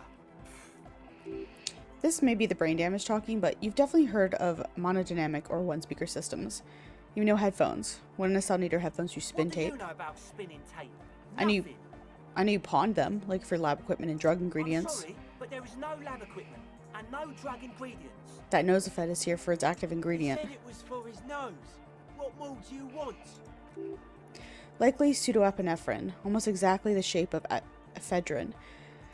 Or pseudoephedrine. Ephedrine makes you happy, and so does pseudoephedrine. There's no need for me to pile on more, is there? No shit. He sounds tired. In short, you tried to use a police detective to set up a drug lab. That's... Come on, that's... Preposterous, against the law, punishable by summary execution. I meant to say, not true. So what are we going to do with you? What do you mean, do? There's a resignation in his voice. He's almost ready to drop the act. It wouldn't take a lot of pushing. We do this lost man style. First you tell me everything, then I pass judgment. Tell me what's really going on, and we'll work from there. I can be lenient. I don't really care, I just want to crack the case. What do you mean by lenient? Not calling back up and hauling you off to the pen for starters. Haven't you heard? I'm the dirtiest cop. No. Okay, man, okay. Things are just so hard for an entrepreneur in this city right now. It's not like we lied when we said we want to turn a church into the wickedest club in East Revershow. Because we do! We totally do! Mm-hmm. We just need to turn it into a speed lab before. Oh, do you? To get our foot in the door. And why did you need me? Like I told you, spooky arseholes moved in while I was getting all this stuff together. A month ago, the place was empty, and now it's all spooked up. They're not really spooky, are they? No, man. They're spooky, all right. It's just that they would also probably call the police if we started cooking speed in there. Yeah. But the sign was way off too. I couldn't feel the love at all. Sir, you promised you'd be lenient. Give me your cash. Pack up. Get lost. I don't want to see you again. No speed lab. Just a club. Yeah! No drugs. Just music. The man's smile widens in inhuman proportions. Teeth beam in the floodlines. Knew it. His would-be leader dropped his spiked head between his It's knees. possible now. No, Andre, it's harder now. This hard cop has come to show us how much the fish is, and the fish is always so much more. We all know there was never going to be a club for Nordic music with the Speed Lab. Now it has a fighting chance. What's that about a fish? There needs to be a club for Nordic music in there. Needs to. Everyone hates each other. Everybody hates it here. It's all just drugs and we're slaves and I can't. We are running out of time. We need a win, Andre. I promise this will be a win. We won't cook speed in there. We'll do it clean. We'll do it true. We'll do it sober and real and beautiful. This will be a victory for the light. This will be nothing. You hear the ice crack underneath you. Outside, the last century waterfront development is crumbling in the wind, a grape-shot row of falling houses.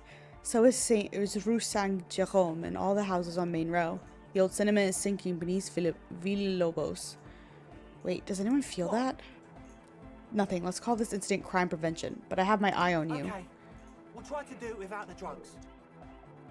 He raises his head from between his We'll knees. do a straight club up in there, spinning the maddest reels, and nothing but, I swear to God. Okay, Egg? From here on, it'll be straight all the way. Okay. Bye, officer. Huh? I see you're here again. Offside, man. I'm doing what I can. Not easy for him. Probably took him years to get used to Andre. He looks like a well thought out individual. The synchronization might be worth it in the long run. Talk to you again. Close. True, hard, full, cop, hardcore. Hardcore to the mega. Say nothing. Internally coherent. Still saying it. I was wondering if you knew who killed the mercenary hanging behind the whirling in rags. Yeah, 1, 2, 3. Yakokata, the place to be. I'm beginning to think this really doesn't have anything to do with the case. You said that before. Why is Yokata the place to be? What does that mean? Yakokata is a hardcore place. Yokata is an abbreviation from the Gradian term Zone of Ecological Catastrophe, an agricultural megaproject in the extreme southeast of the Gradian Isola. It involved cutting-edge approaches to irrigation and a completely new type of fertilizer, an intricate system of irrigation networks pockmarking the earth, intermittencies of phosphorus mud, rippling toppling, fluttering in the wind, a pair of molten rubber boots that also come to mind. All in all, a truly hardcore place.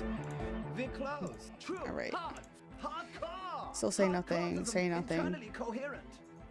All core, all right. Yeah. Still, he furrows his brow and his very large head traces the sublime invisible movements of the tent in the very real air of the stuffy tent. Hardcore. Less like an agonized roar of the feeblish, obviously not too hardcore beat below. So hardcore. He stops dead in his tracks, tilting his head. It is. What is it? I mean, really. I was thinking that I am too. the mic enforcer. Oh my god. All right, we're getting somewhere. True.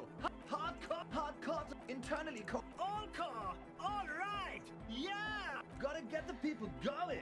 Why? I'm the party boy. It's my job. What is a party boy? Hardcore party 25/7 beyond the winter's old style. Oh my god.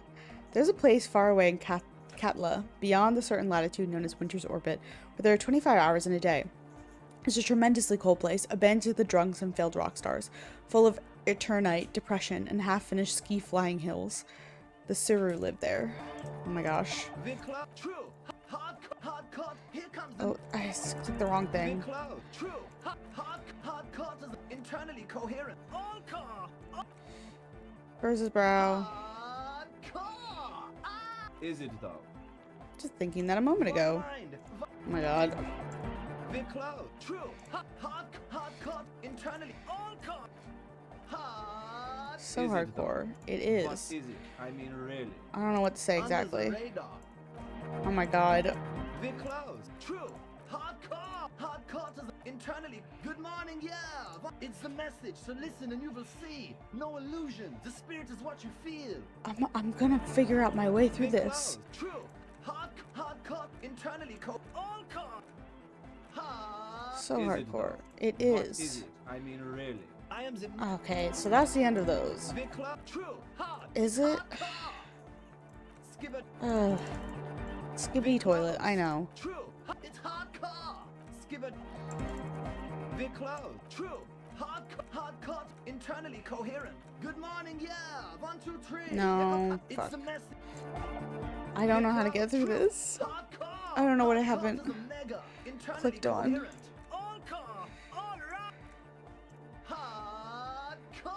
I'm a little worried it The isn't. question is, what is the question? It would have been good if I had asked you a question, but it didn't. Now it's just idiotic. Just answer the questions. Alright. True. Hardcore. Internally coherent. Is it though? Ah, fuck. True. Hardcore. Yeah. You know Van Eyck. Good. The advent. True. Hardcore. Internally coherent. Is it though? One mind. Alright, where did I... True. Hardcore. Internally coherent. The question is, what is? But there was a question. I don't know how to get through this man's maze. Is it though? What is it? I mean, really. The question is, what is the question? No, but seriously. There we I'm go. a bit worried it isn't. He frowns and starts bobbing his head back and forth once more. The skin on your back is crawling. For a second, you can't even hear the music anymore. There's a hawthorn tree in Rue de Saint-Ghislain, right next to the canal. Don't be alarmed. Everything is okay. He isn't actually worried. Everything is still super hardcore. What he probably means is it could be even more so. You said you were worried. What do you think is wrong with the music? Are you a thought reader? Why are the lungs in your belt buckle? There's nothing wrong with it. I'm still in love with the hardcore. He turns pensive all of a sudden. Sometimes I just feel like anodic music is in its infancy, you know? For example, take this Arno van Eyck jam I've been pumping for the last month, and will continue pumping for the rest of 51. Isn't something holding it back from being hyper? He thinks for a moment and his expression clears. It's like it's only ultra. I think it's super hardcore, but you're right. It's not hyper hardcore. If anything, it sounds a bit proto, like it's not fully formed yet. It might be a moribund alcoholic and a failed cop, but you're pretty sure a thing cannot be proto and hardcore. It's hyper hardcore, it's super hardcore, it's only ultra hardcore. It's proto. How much is the fish? Fuck yeah, I knew it. Are you a thought reader? Nation, but transnation. No war, but class war. So you're not a thought reader, you're a He's communist. not a communist. It's just something he likes to yell. He picked it up from a tape jockey at the Elysium. She was a communist, though. Yeah, with the rebel yell. But aren't you a communist? Communism is the I truth. can be a communist. If you want that, do you want me to be a communist? Please don't turn him into a communist. Oh yeah, turn him into a communist. Come on, it would be super. Be a communist, egghead. The future needs your help. Don't be communist. Wait, what did I say? Of course be a communist. Aye. Does that mean you're a thought Fucking reader? lunatic. Of course he isn't. Germania just yells random things. Odds are, Sooner or later, one of them will come off as fault reading. Yeah!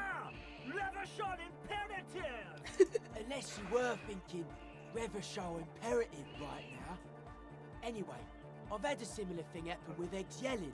I know what you mean. You're right, I wasn't thinking that. Hardcore superstar! Tell me something else, Egghead. Communism rules the nation! He looks at you with an almost impossibly wide, shining grin, looking right on, comrade. Here comes the sun! Is your real name Jermaine? Hardcore!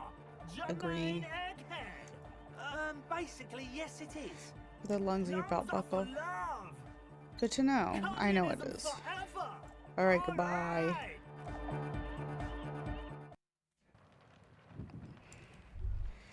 Okay. Hello again. Your associates tried to use me to set up a drug lab. I'm guessing you knew this plan. I did, and I'm sorry. For what it's worth, which isn't much. This is why I didn't go into the tent. Typical delinquency. You don't get to choose your posse, they choose you. Mine are idiots, but they're mine. I tried to talk Andre out of it. I don't care, I'm loco. I just want you to know I know the plan. Okay, but I still regret it. I should have been able to control them, and I will in the future. I promise. May I ask, what did you tell them? Do what you will with your drug lab plans. Or your dance club plans. Just no drug lab, please. Thank you. I'll get them under wraps, I promise. Okay. Oh. Homosexual underground. Maybe you should stop obsessing about your own and other people's sexuality. Feels like it's about time to do that. You thought about this for 8 hours? Not only should you stop, you should tell Kim you've stopped obsessing about other people's sexuality too. I'm sure he'd appreciate it. Unless you already got him killed because you were obsessing about your sexuality. There's no way of telling from within your brain. But for your own sake, please say you didn't.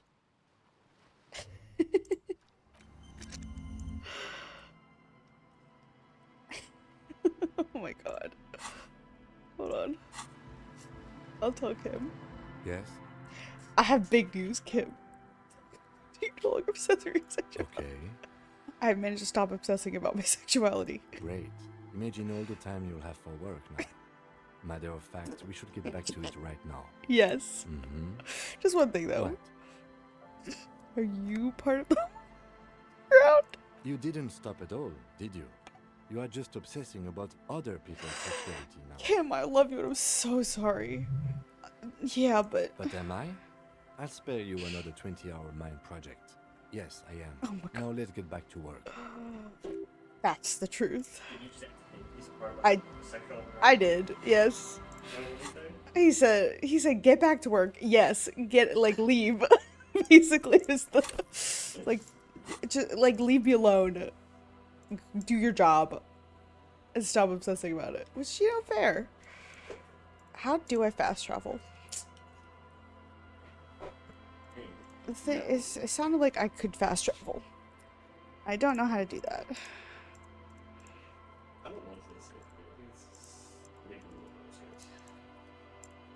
Can I? Or did the game lie to me? Options. Oh wait.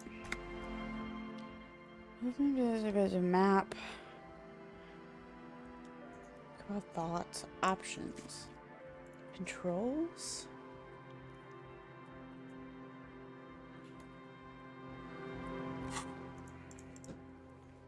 I'm gonna look it up. I'm gonna Google it. Gloogle it.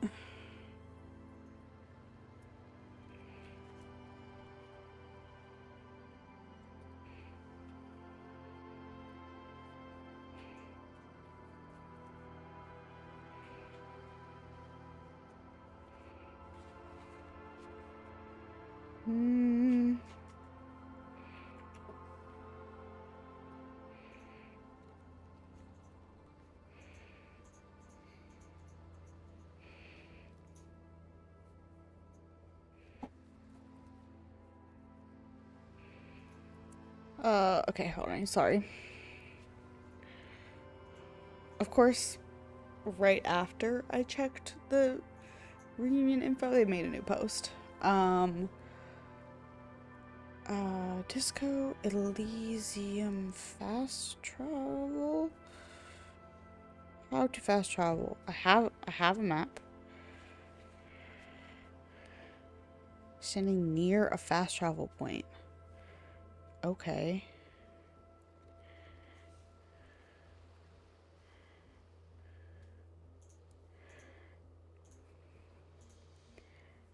Okay, so if I stand next to the church, maybe.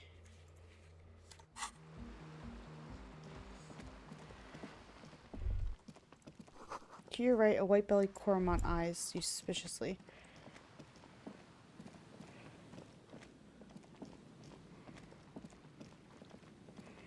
If I stand like here, okay. I can travel. I want to travel back here so I can go talk to what's her face now that I have my badge back.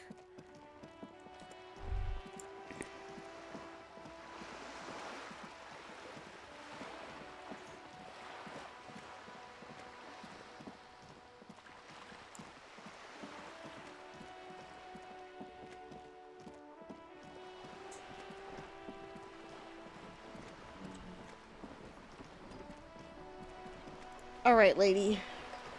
You're back. Good. What can I help you with?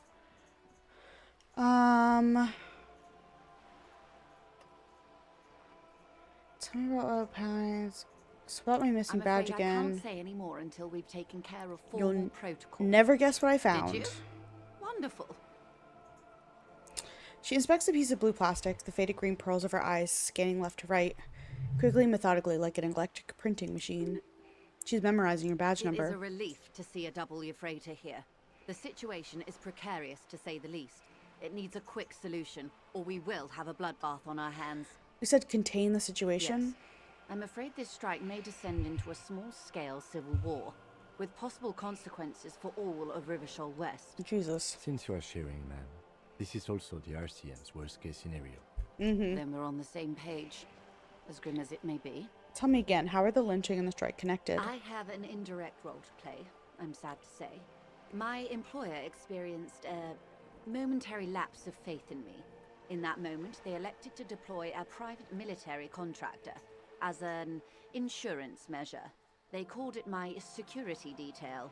Momentary lapse of faith? They were dispatched after I relayed the union's initial offer. Every worker... A member of the board. I tried to convince my employer it was simply an opening gambit, like you suggested, or a joke even. They did not appreciate the humor.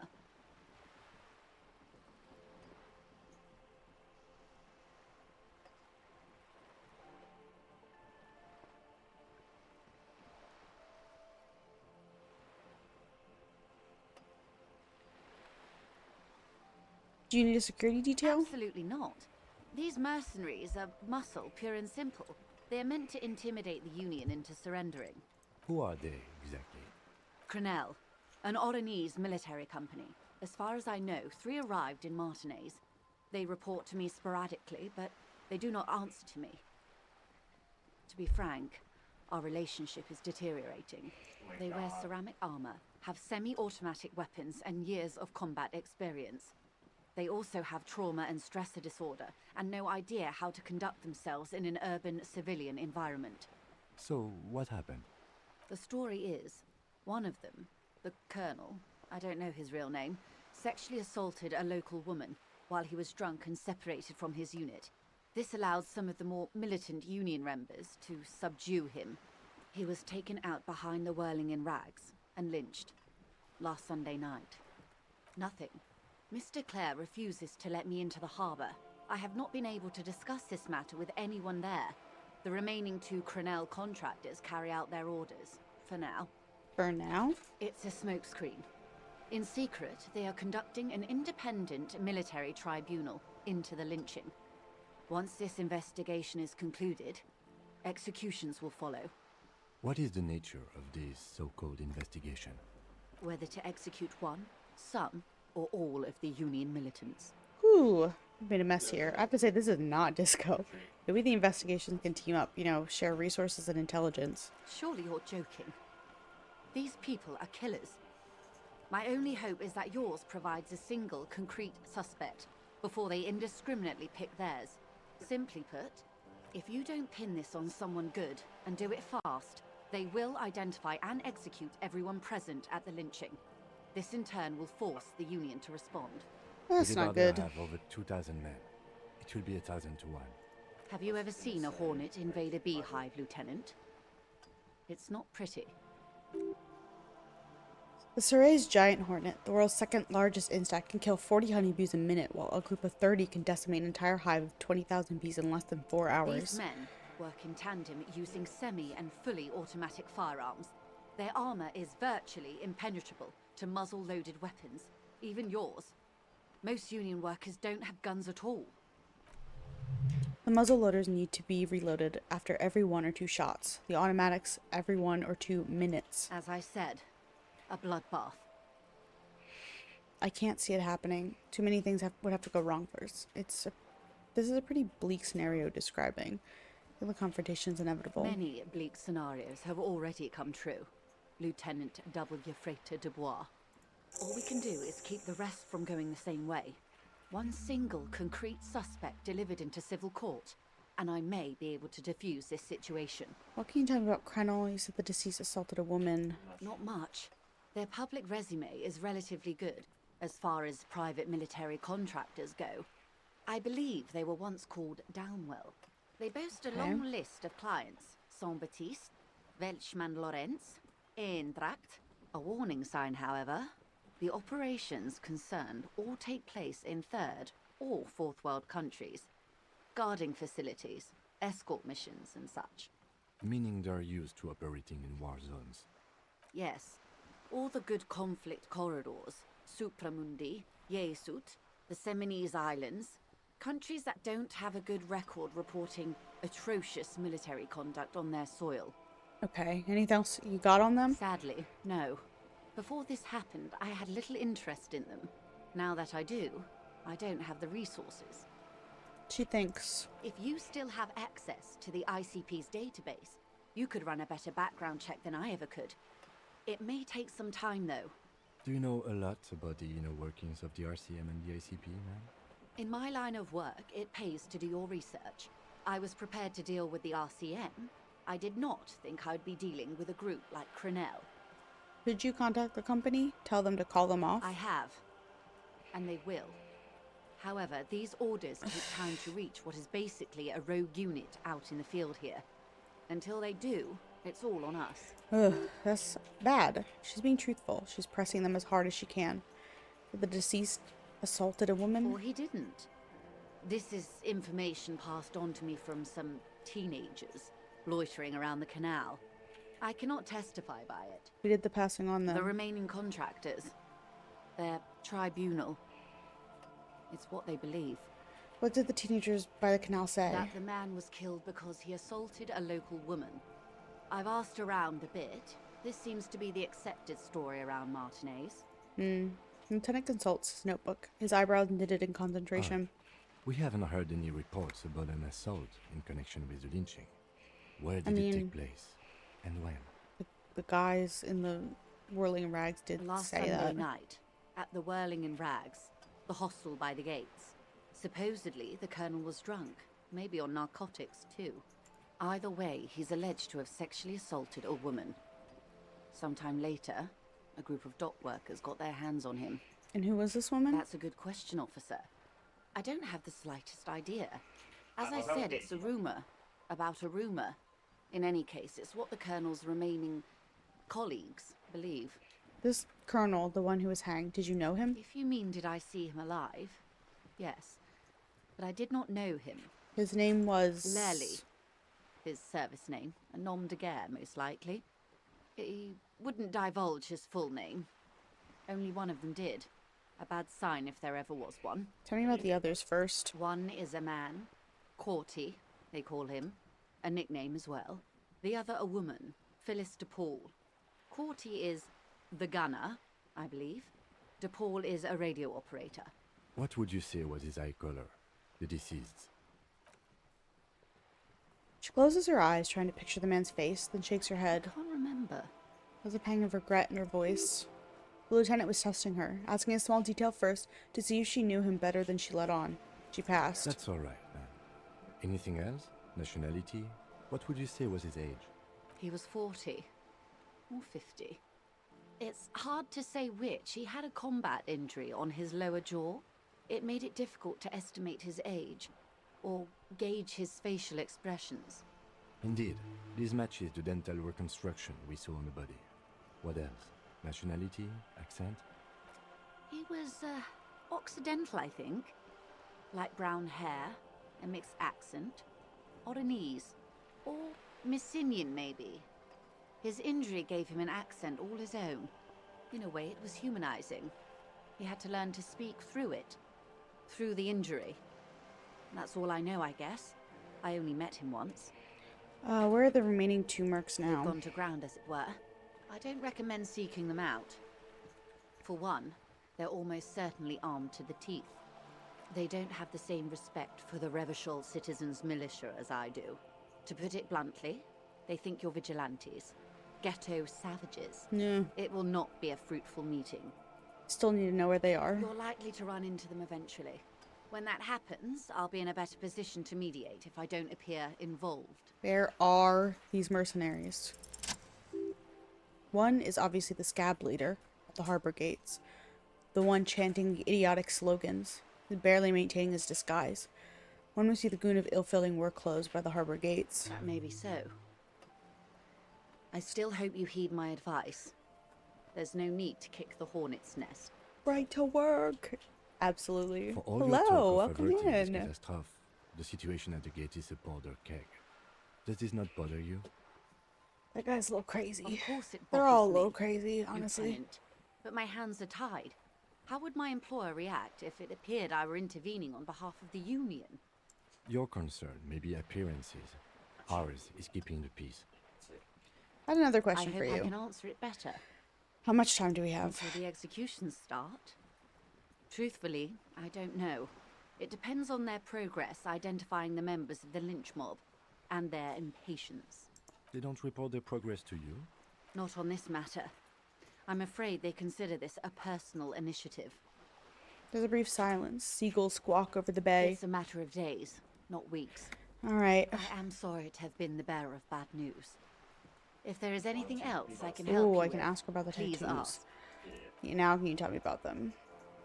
Of course. Excuse my hesitation before.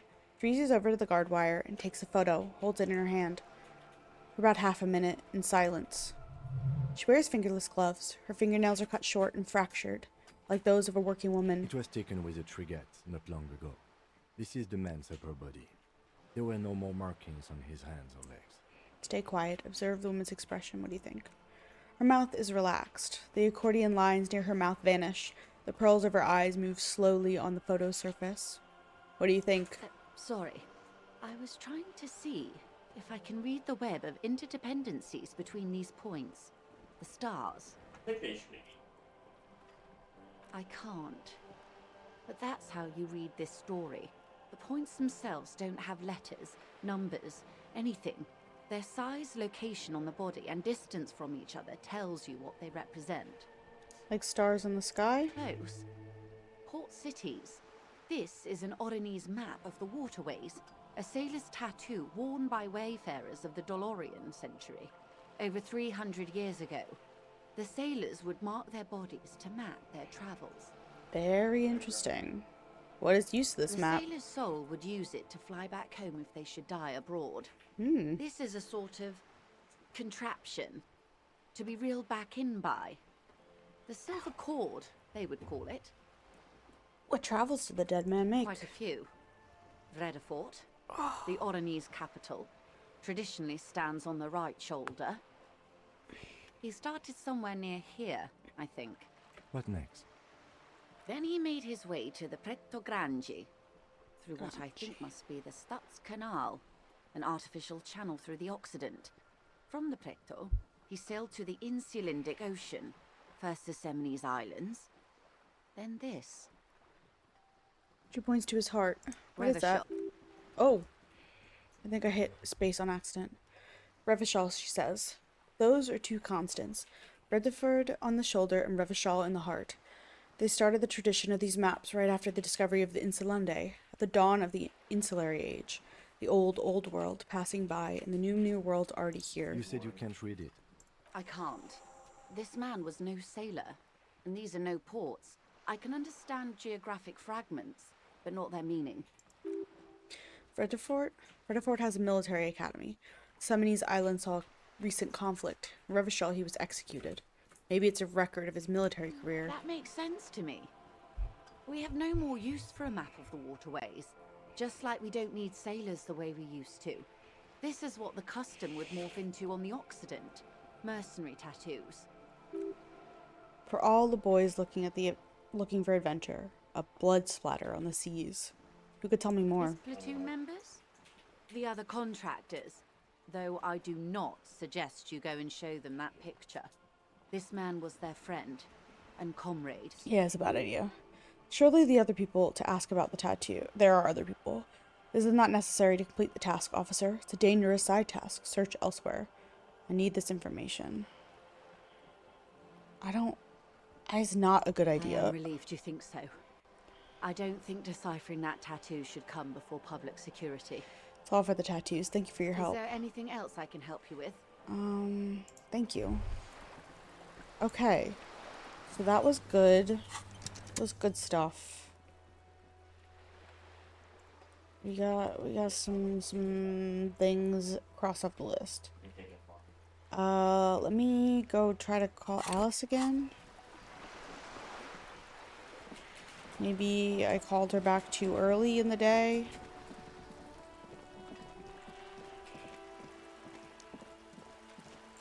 Oh wait, no. They're ulting me over here. I don't want to look at that. Kim's gonna be mad at me for looking at the wall again if I click on it.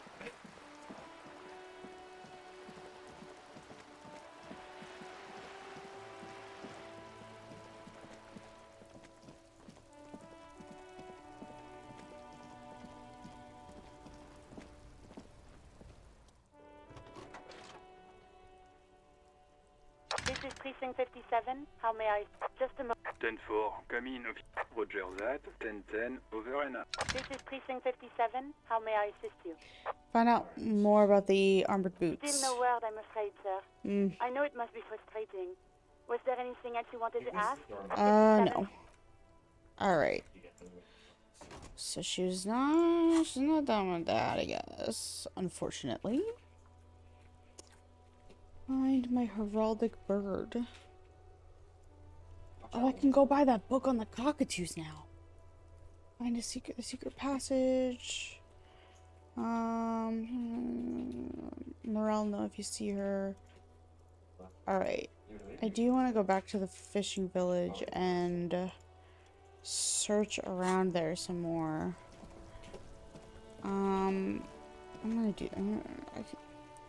I'll buy my cockatoo. Why am I holding the bottle? I don't want that. Get out of my hand. I didn't realize that's why that was showing up. Okay. That makes more sense. I have spare change now. Where was the book about the cockatoos? Was it up here? No, don't talk to him. Get out of my way. Is this it? I want to buy. Dude. Oh, I can. Oh, a nature enthusiast. Alright, I've purchased it. I can do that later. Okay. I need teleport you. Can I? Okay, I can interact with that later. Can I actually? If I go back in here and I go to the machine, can I use that same password as before to print out stuff?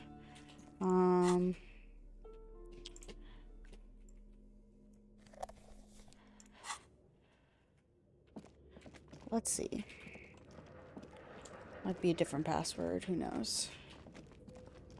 That stupid mannequin scares me a little bit every time.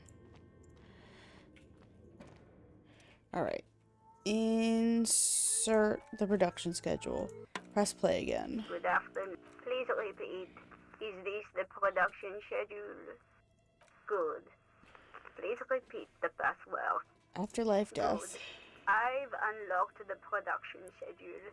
After ending the call, please press print to access the filament. Really? She just used the same password? Yeah. Maybe those radio computer guys aren't that paranoid after all. I was expecting that to not work. Press print. With a quiet determination, the printer starts printing a piece of paper, unfolding like a handheld fan. A black crisscross of letters cross the surface. It's a project report written by the lead producer, Andrew Andy Scott, about We're All Untethered, a radio game developed by Studio Fortress Accident. The first few pages give an overview of the capital and workforce, while the rest of it seems to be a production schedule.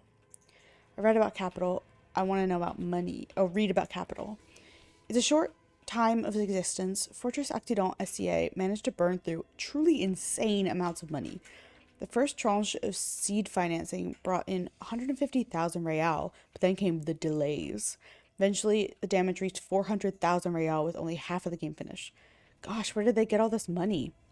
Let's just say it was a real adventure for their Iguanian investor about the workforce, who worked there for how long. Fortress Accident employed 18 people, the bulk of the team composed of writers and concept artists. There were also radio programmers, sound engineers, a CEO, 2 marketing experts, and a single overburdened producer who developed a habit of propping Peralodon in the basement to escape his obligations. Why did Fortress Accident have so many concept artists? Wait, why did a radio game need so many artists? It didn't. Did it need so many concept artists? No, definitely not. Few more producers could have come handy, though, especially when dealing with writers, some of whom routinely skipped work because of mental health issues and extremely unprofessional sleep schedules. One of them even managed to steal some valuable company property before skipping town for good. Skim through the production schedule, whatever it is. The production schedule depicts their glorious descent into bankruptcy because of the concept artists. No, not the concept artists. It wasn't even the writers with their panic attacks and 3-hour lunches. It was impossible not to fail. The project was too large, and no amount of money could satiate the ever-expanding ambitions of the development team. They tried to make a 4 million real game with 400,000 in their bank account. They thought it would bridge the gap with pure willpower and imagination. They couldn't. I could have bridged the gap. Okay, so they were done in by their own ambition. No, even then success remained within an ever-narrowing margin of possibility that, despite everything, never entirely disappeared. That is, until the discovery of the Valley of the Heads. The what? At 11th hour, the lead designer, Zemnesk-born Sulwazal Zarawiska, decided that We're All Untethered needed a secret mystical location at the extreme edge of the map. This place was to be the Valley of the Heads, where the heads of all the headless constructs could be found. The player would have been able to choose a head for their headless party member, and each head would have been voiced on air by a professional actor. This is some insane shit. Who were these people? The world may never see their kind again the world had never seen their kind before and might never again. How many heads were there? So many. At last count, there were approximately 10,000 heads for 10,000 headless men, all of which could be endlessly recombined. How many combinations could you make out of that? Do you really want to know? There seems to be calculation here, but it may take a while. Yeah, how bad could it be? God, dude. Oh no. Oh, it's still going. Oh, we're still scrolling. Uh-huh. Oh, there's a second. Keep going. Uh-huh. The lieutenant taps his foot impatiently, his arms folded tight against his chest. Oh my god. What have I done? Oh, it's just gonna keep going. Oh my god. Okay, just let the number... Oh.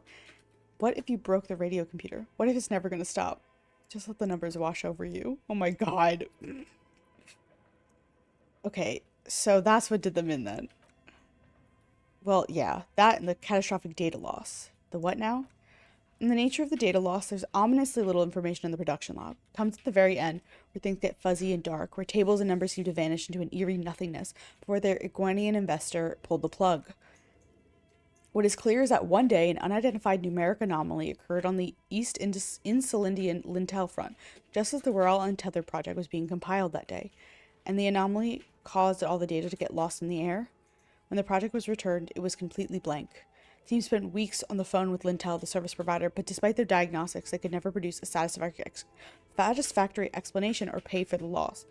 What? They lost the whole game and wouldn't even pay for it? Always read the terms of service. Let's face it, they didn't even have any money left for legal action. Wasn't there a copy of the game, a backup? Mysteriously enough, it seems that the offsite copy happened to be on site when the catastrophic data loss occurred. It was the lead programmer's responsibility to oversee weekly maintenance of the offsite copy and, well, keep it off-site. An explanatory note from the lead programmer has been attached. What does it say? S. Lucankil, the lead programmer of Fortress Accident.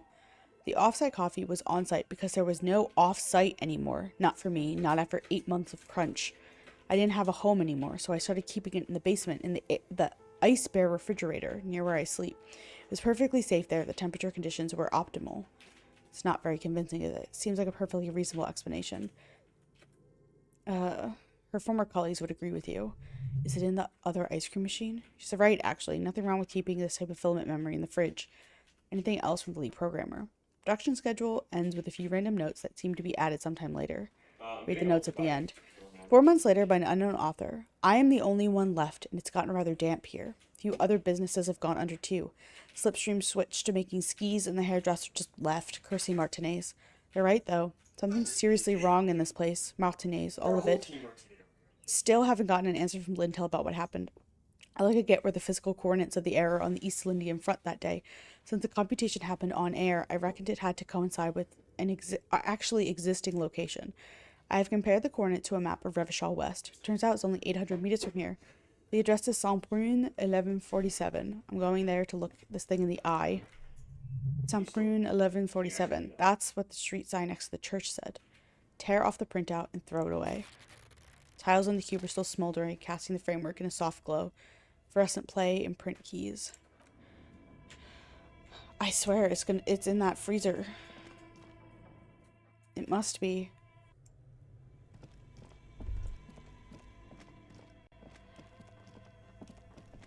I genuinely think it's in here.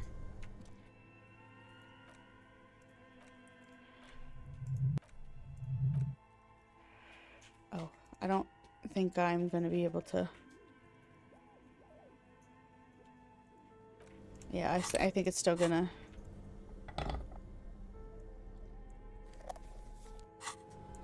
It's probably still gonna.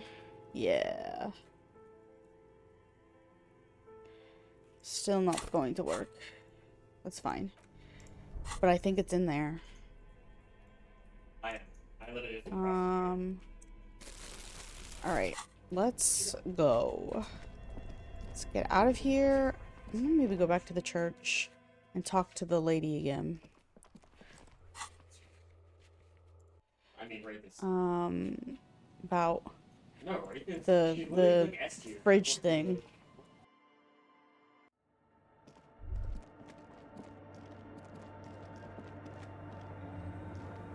Yes, what is it? What if I just forced you to leave? What if you didn't have to leave? I don't want to make anything work. You don't want to make anything work? Yes, anything. I don't want to make anything work. Alright. The swallow, you mean? Great. Thanks. Yes, what is it? No.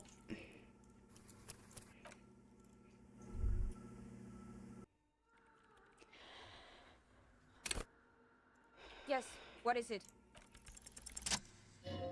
Easy. When a research is done, she can move out. Listen, about your research. You mentioned earlier that it's not going very well. Maybe I can help with something. What? No, I don't really need any help with the project. But if I could help you finish the project, then you wouldn't have to live in the church next to the boom boom anymore. Just think about it. She thinks about it, a glassy look in her eyes. A gust of wind breaks more snow in from the broken gallery. It touches her hair. All right. Bring me the game's off-site copy from my old workspace, if you really want to help. It's stored on a filament memory, and I'm unable to go and fetch it myself. Why do you need it? It's a backup of my former employer's project, the radio game we were working on. It's stored on a filament memory, just like the one inside this radio computer. I'm making it extra simple for The you. backup itself is destroyed now, but I'm hoping to use what's left of it to pinpoint the exact location of the anomaly. You just have to go to my old workspace and get the filament. Of course I didn't take it back out. Why is it still on site? God, not this again. It is not on site. It is in the basement. Perfectly safe and not connected to the front at all. Basement. Sounds like it's technically still on site. And no, taking it outside the building wouldn't have protected it from the data loss. There's nothing wrong with keeping the backup in the basement.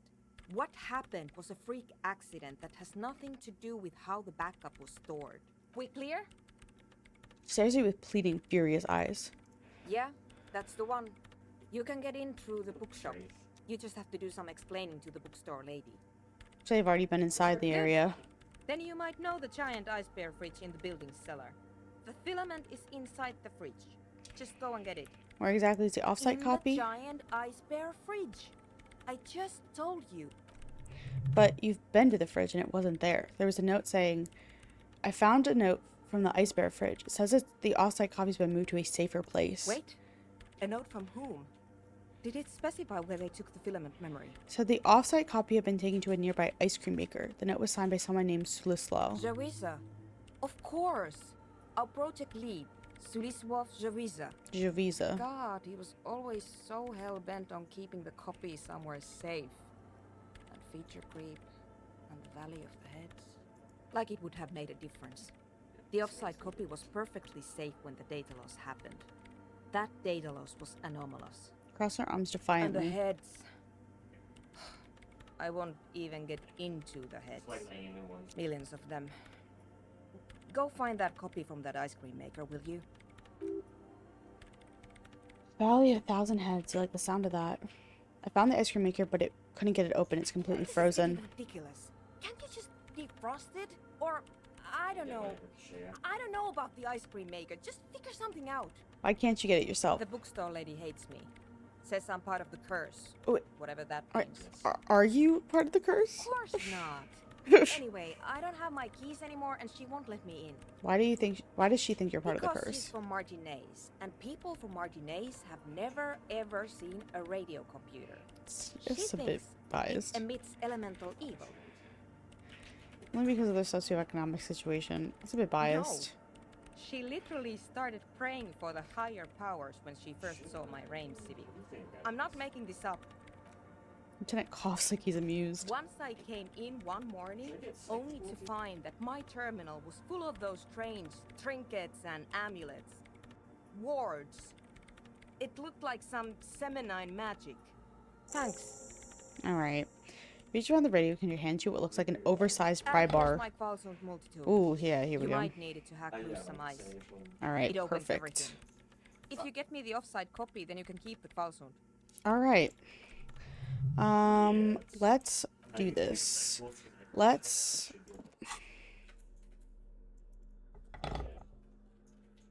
Oh, I need that. I need the... Yeah. Alright, let's go back. I meant to take out the fucking... the cube as well and keep that, but I forgot to... Oh. What's this? Same address, lead programmer, Forces Accident was looking for. Alright, let's go back to Martinez. And here I go. Alright. Let's open this. Why? Why is it still... Did I equip the wrong one? No. Maybe I need it in this hand.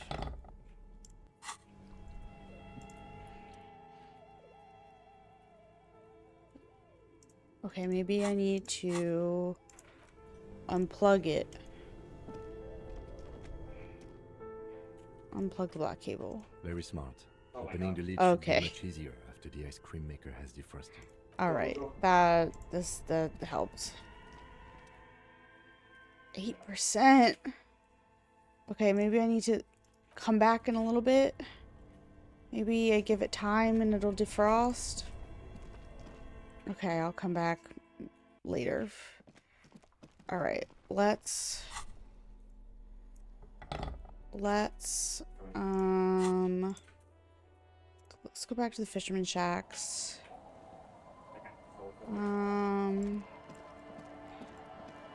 Yeah, there's plenty of stuff over here that I did not explore. What are these doing in the fish?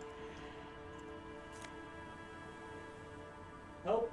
I'll take the boots, thank you. Oh, there it is. Hi, Hello. officer. Woman in a raincoat stands on the quay, considering an overturned boat. A sword and a scabbard hangs from her hip. Anything I can help you with? Depends. First question, what's your name? Name is Lillian. People call me Netpicker. I think I have time for questions. What are the other ones? Looking for someone, maybe you can help. What do you do around here? Nice sword doesn't come with the story. Like I said, fish mostly. Sail the waves, take care of the kids, pick nets. Right now I'm tarring a little skiff. What else? I sell the fish to people in the Delta to serve at their fancy restaurants. Authentic Insular Indian cuisine. That enough to make a living? Sometimes I also walk to the beach to see what the sea has given up. The sea is full of surprises. Keep it professional, man. Don't make it sound like you're hitting on her. Never thought the sea brought anything particular. Oh my god. What have you found? Pieces of glass. Every once in a while we see dead bodies.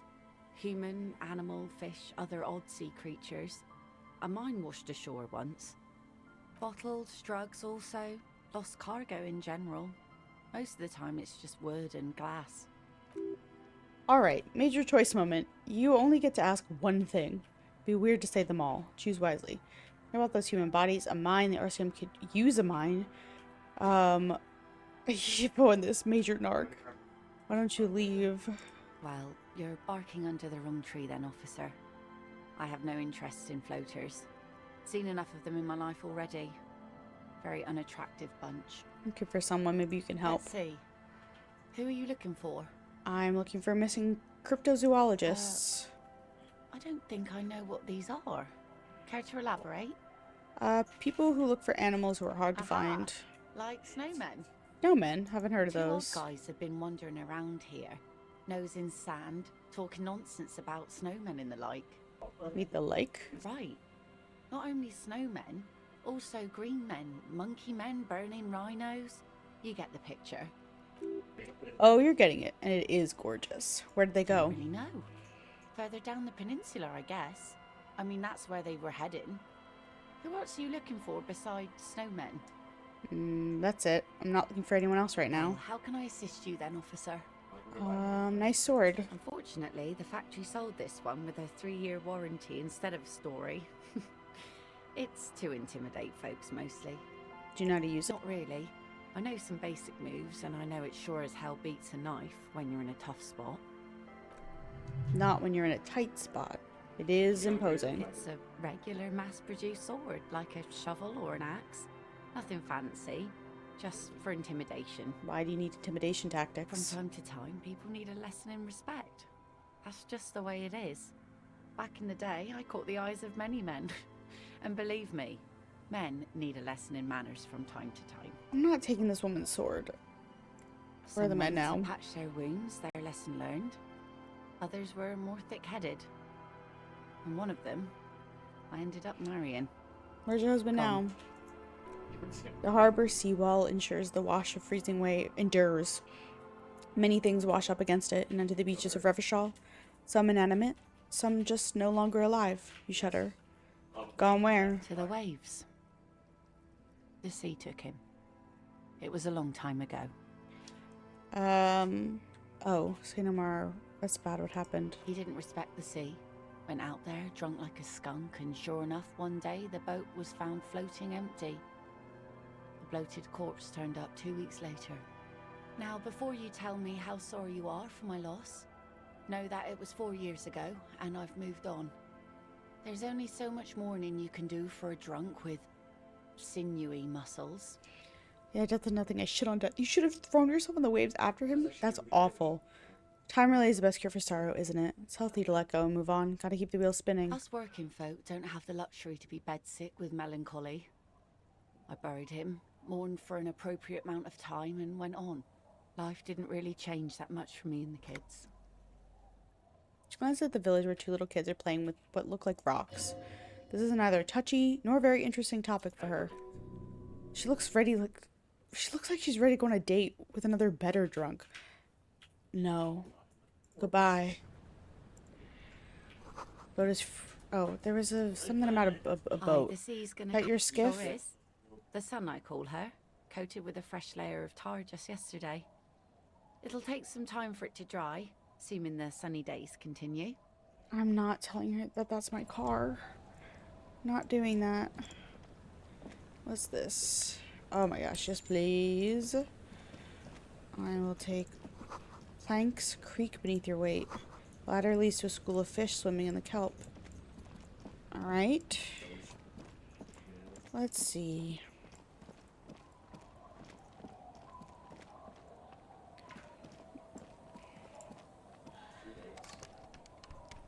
Okay, it's, I guess, locked. Can I get down there? Oh, is this stairs and I just missed it? Yes. Yes, it is. Underside of the boat has been recently tarred. Alright. Seems the walker was either very confused or drunk out of his mind. Yeah, probably me. Alright, find Morel. Sooner with her project at the ice cream maker.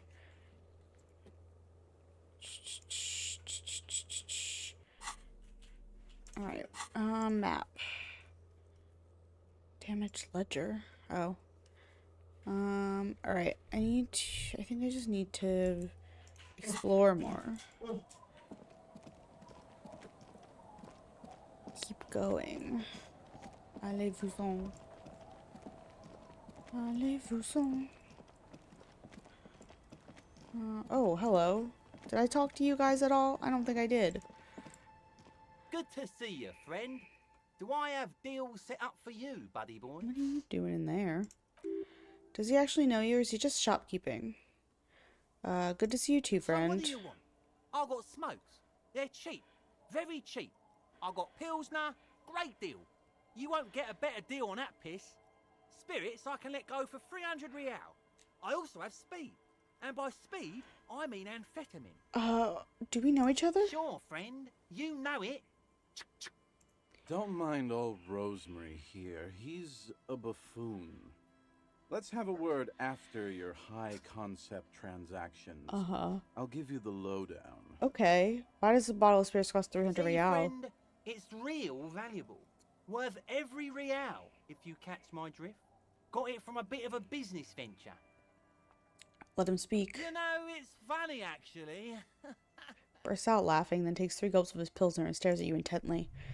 He's finding it difficult to focus his watery gaze. What is? What? Keep him talking. What do you mean what? What did you think was funny earlier? This guy. Where'd you get the bottle of spirits from? Oh, this is medicinal spirits. The good stuff. Got it from the doctor's office. I got one of those scientific ampules a few months ago. Torpedo, they call it. It's supposed to keep a man from taking a drink. He puts a nasty yellow cloud on the ground before you. Didn't stop me for shit, that's for sure. 5 lemons with half a pack of butter and you're good to go. It's a good tip. I should remember it. It really isn't. In a week, the goddamn kidneys started giving me all kinds of help. Finally, the missus took me to a private doctor's office. Not a charity, the real thing. Those arseholes. Those arseholes charged me 4 real to remove the damn thing. But I came out on top after all. Okay, how? The idiots left me alone in there. Now, I used to teach high school biology. I know what doctors use to preserve dead fingers. Oh gosh. Fight 3 cans of this blue medicinal stuff from the back room. Threw the snakes out and voila. What's left is this beautiful blue stuff. 98.7%, almost pure alcohol. No. 2 I already sold to these fine gentlemen here. But this last one is yours, for 3 real, if you want it. 3 real. Don't say it. Can I smell it first? Be careful. It's extremely flammable. One spark and the entire city of Revachol is wiped off the map. Interesting. Feels like someone set a mustard field ablaze right under your nose, then drenched it in tear gas. Your nose is a singular source of pain, but at the same time, you don't remember the last time you felt so alive. In all fairness, that might be attributed to the retrograde amnesia. So, what's the deal, friend? Want the spirits or not? For 3 real? Sure. 3 real and it's yours, friend. The deal of a lifetime. Well done. You got it. Here. Just For make 3 sure to real, enjoy that I'll one, take it. friend. If you drink this, then you will die. That's a fact. And that's why we're going to save you from yourself and store this as a sellable item. Go sell it at the pawn shop for a profit. In the civilized... Alright. I will. Yes, give me that. Alright, hello, sir. Hey, tequila! A 30-something man clad in a 2-piece Lycra TM tracksuit puts down his pilsner and extends his hand in greeting. Good to see you. How's business? How's the whole reality situation treating you? Shake his hand. So what's happening? Wait, tequila? Yeah, tequila sunset. How are the, high-concept, reality-based adventures proceeding? He says it like it's obviously your name. Like you call someone Billy Bruno or leader of the 4th Street Gang. Not too hot. I'm a 50-year losing streak. Reality makes me aggressively sad. I don't know. People tell me I'm a cop, but I'm getting used to it. I've re-entered reality to conquer it, to bend to my will. 50 years. That's harsh. I'm like 3 or maybe 4 years into mine. Wait, no. Make it 5. Looks at his shit-stained Lycra TM with a grim expression. Things aren't going super well for Idiot Doom Spiral either. Haven't found those keys yet, haven't won that great piece of ass back. No word from my business buddies. Takes a sip from his beer. Idiot Doom Spiral, huh? This is bound to be a good, high-concept conversation at last. What do you guys do around here? We are saving the world. He looks at his comrades. Please don't go. Begs the man in the pipe. Don't go. Okay, we're drinking. We're drinking alcohol. That's what we're doing. I tried to save the world once, a long time ago, with enterprise, creativity, and willpower. But that didn't work out. So now, it's a pirate's life for me. What is a tequila sunset? You keep saying It's it. you. Your tequila sunset. How do you know this? We've met before. Don't you remember? Nope, you sure don't. Aha. Do you want to know how Tequila Sunset came to be? Go ahead. Let me God. take a sip to moisten up my cords. Tequila Sunset rolled into Martinez last Friday. And by Tequila Sunset, I mean you. The man, the myth. Did we meet on Friday? Hey, let's not jump ahead of ourselves. This is your story. Stop interrupting. You got here on Friday to solve a case, hoping to be the early bird who gets the worm. And by the worm, I mean the buzz. Because as far as I know, all you did was get piss drunk.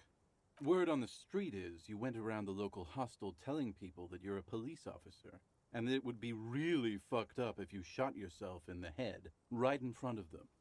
Harry. That's pretty high concept, if you ask me. Harry. It is.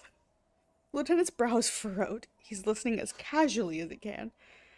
What happened It then? was a late Saturday night when we, the Union of Moribund Alcoholics, were getting our drink on. Nothing remarkable about this. We get our drink on 24/7. Makes everything warm and glowy. I trust you know the feeling. One moment we hear the sound of a motor carriage revving up somewhere on the plaza, followed by a series of dings and bangs. Do you remember the sound of wood cracking? The billboard? Naturally, loud noises pique the interest of anybody Did we owning knock a pair of the ears. billboard over? That's just the reality we're in. Naturally. Anyway, there was a brief silence, a gasp of silence, if you will, followed by a real commotion. We heard the carriage careening towards the coast at top speed. Sounded like someone jumped the canal. We grabbed our brewskis and rushed to the jetty. Never underestimate the speed of an alcoholic. 3 men are standing on a wooden platform extending out from the shore of a dilapidated fishing village. their cheeks red, spirits high, beers in hand, eyes glazed over. What we saw was a sight to behold. A beat-up police carriage containing you. Right there on the beach, you revved the engine and screamed at the top of your lungs, "The time hath come!" So, naturally, being the curious cat I am, I asked what time hath come, to which you replied, "The time hath come for tequila sunset, the end of all things." Oh God. We'll break the loser reality. What happened The next? reality contracted. You jammed the pedal, plowed right off the jetty, and through the ice. The muscles in your right leg tense up. We ran towards the ice, whilst you crawled your way out, miraculously unhurt, covered in seaweed and shit, like some kind of sea monster.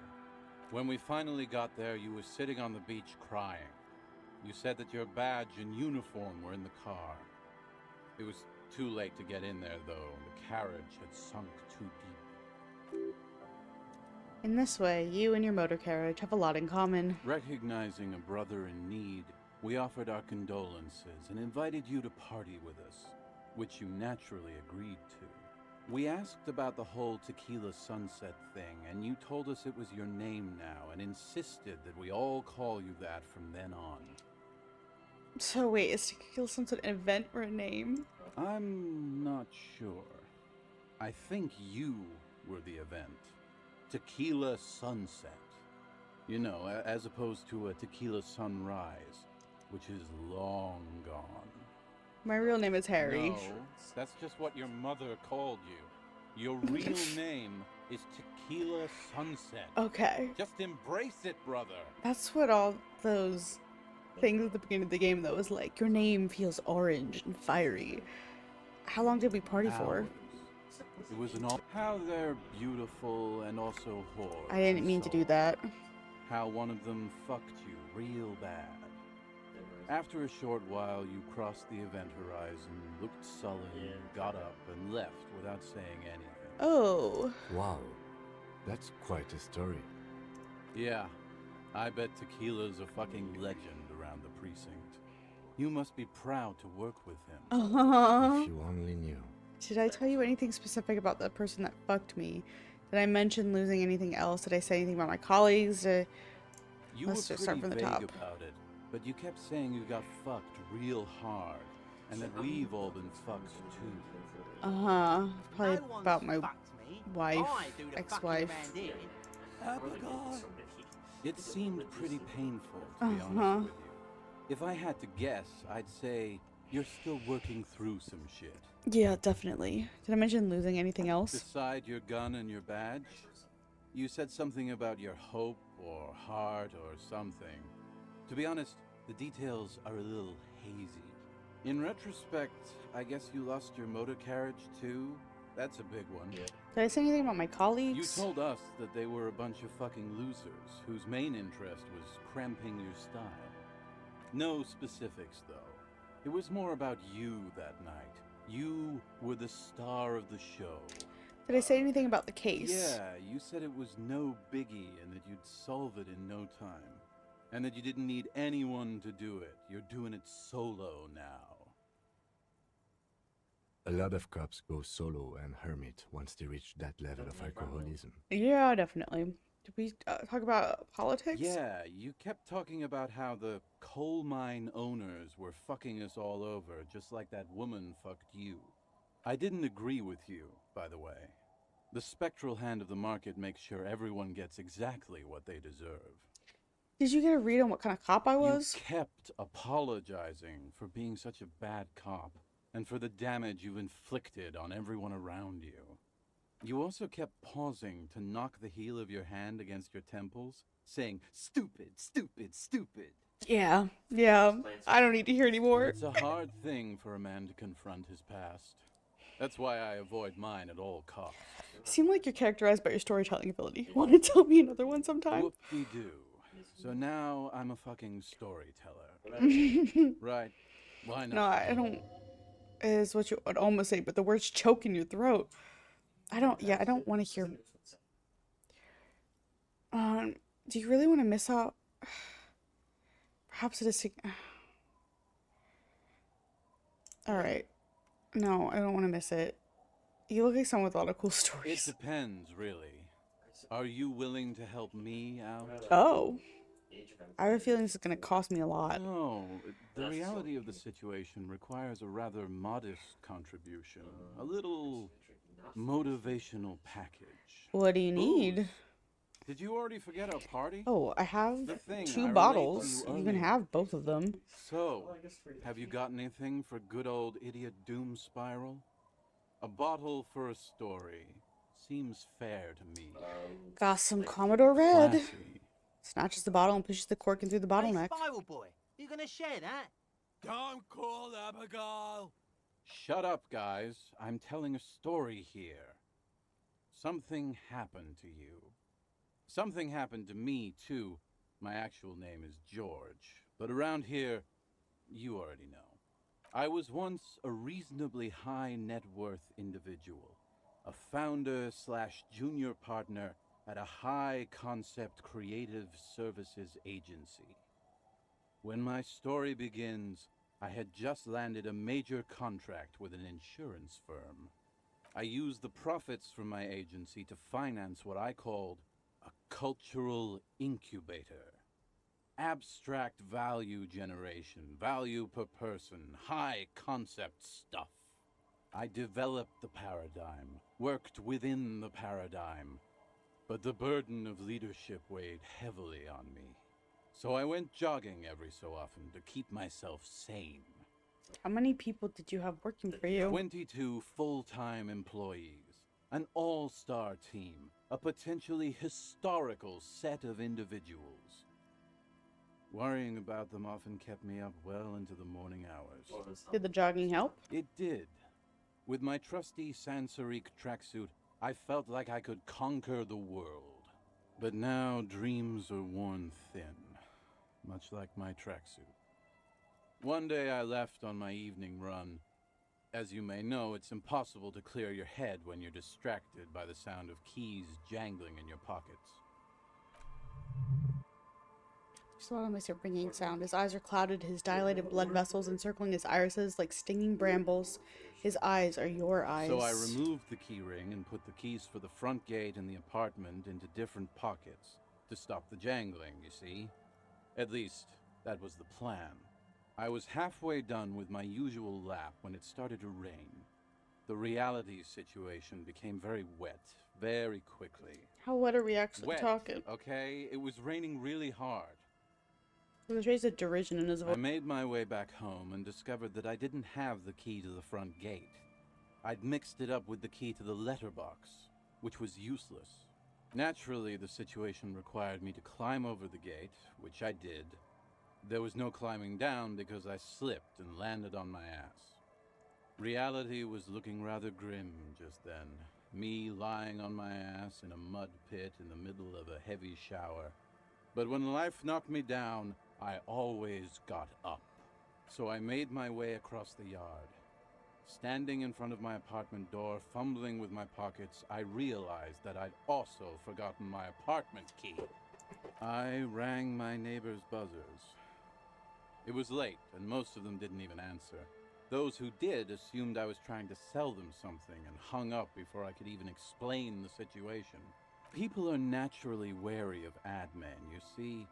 One moment someone chats you up, 5 minutes later you've bought a box of edible lingerie and a strap-on. I don't begrudge them, especially since I was known to be one of the best. Just then, I experienced a moment of clarity. I still had the key to my office. I could wait out the storm there. But when I reached my office, I remembered that I'd asked one of my producers to change the locks that day. And since I hired only the best, he'd already done it, and I couldn't get in. Anyway, long story short, life spiraled out of control. I haven't gotten into my apartment for years, and my girlfriend left me because she didn't want to date a homeless man. The company, well, you see where I'm going with this. So, now you've heard my tragic tale. What do you think? Like nothing you've ever heard, huh? On the bright side, there's a black point in the world of holes where he claimed that entire commercial area. Got a hell of a story.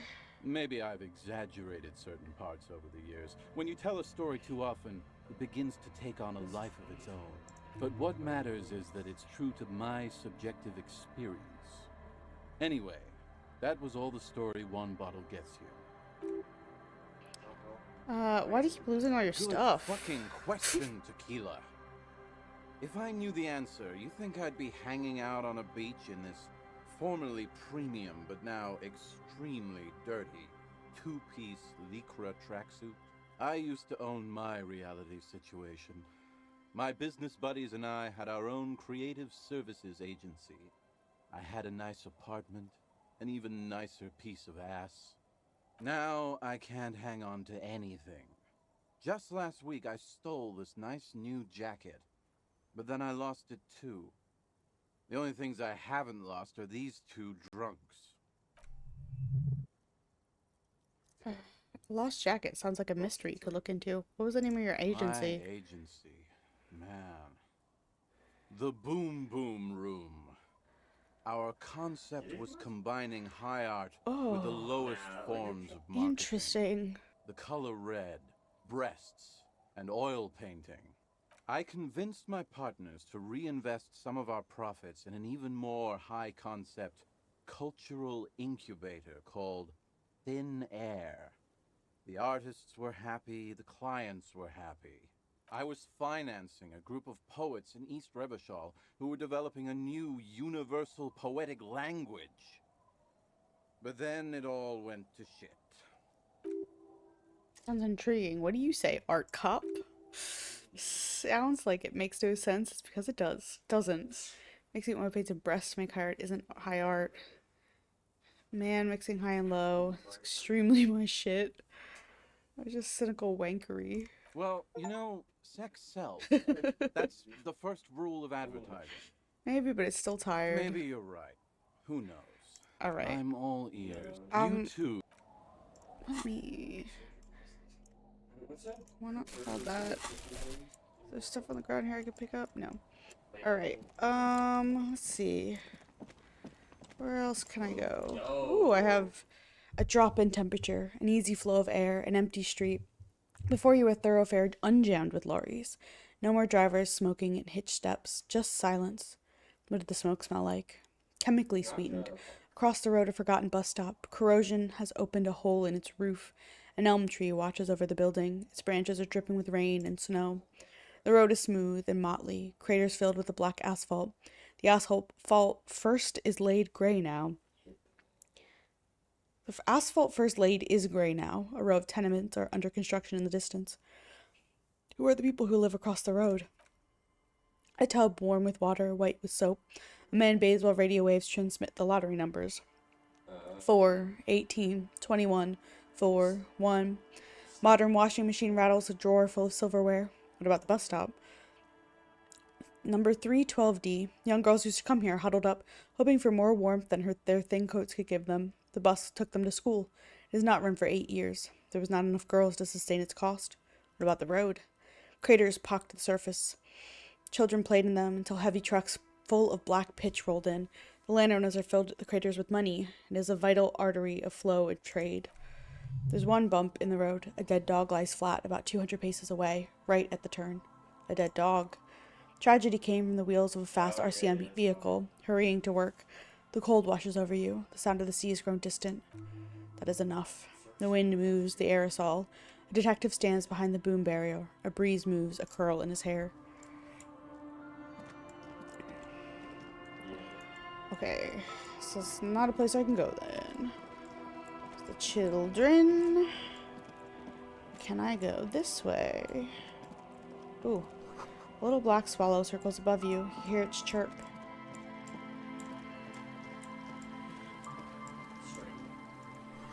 Water runs from the west, sources upstream. A broken pipe.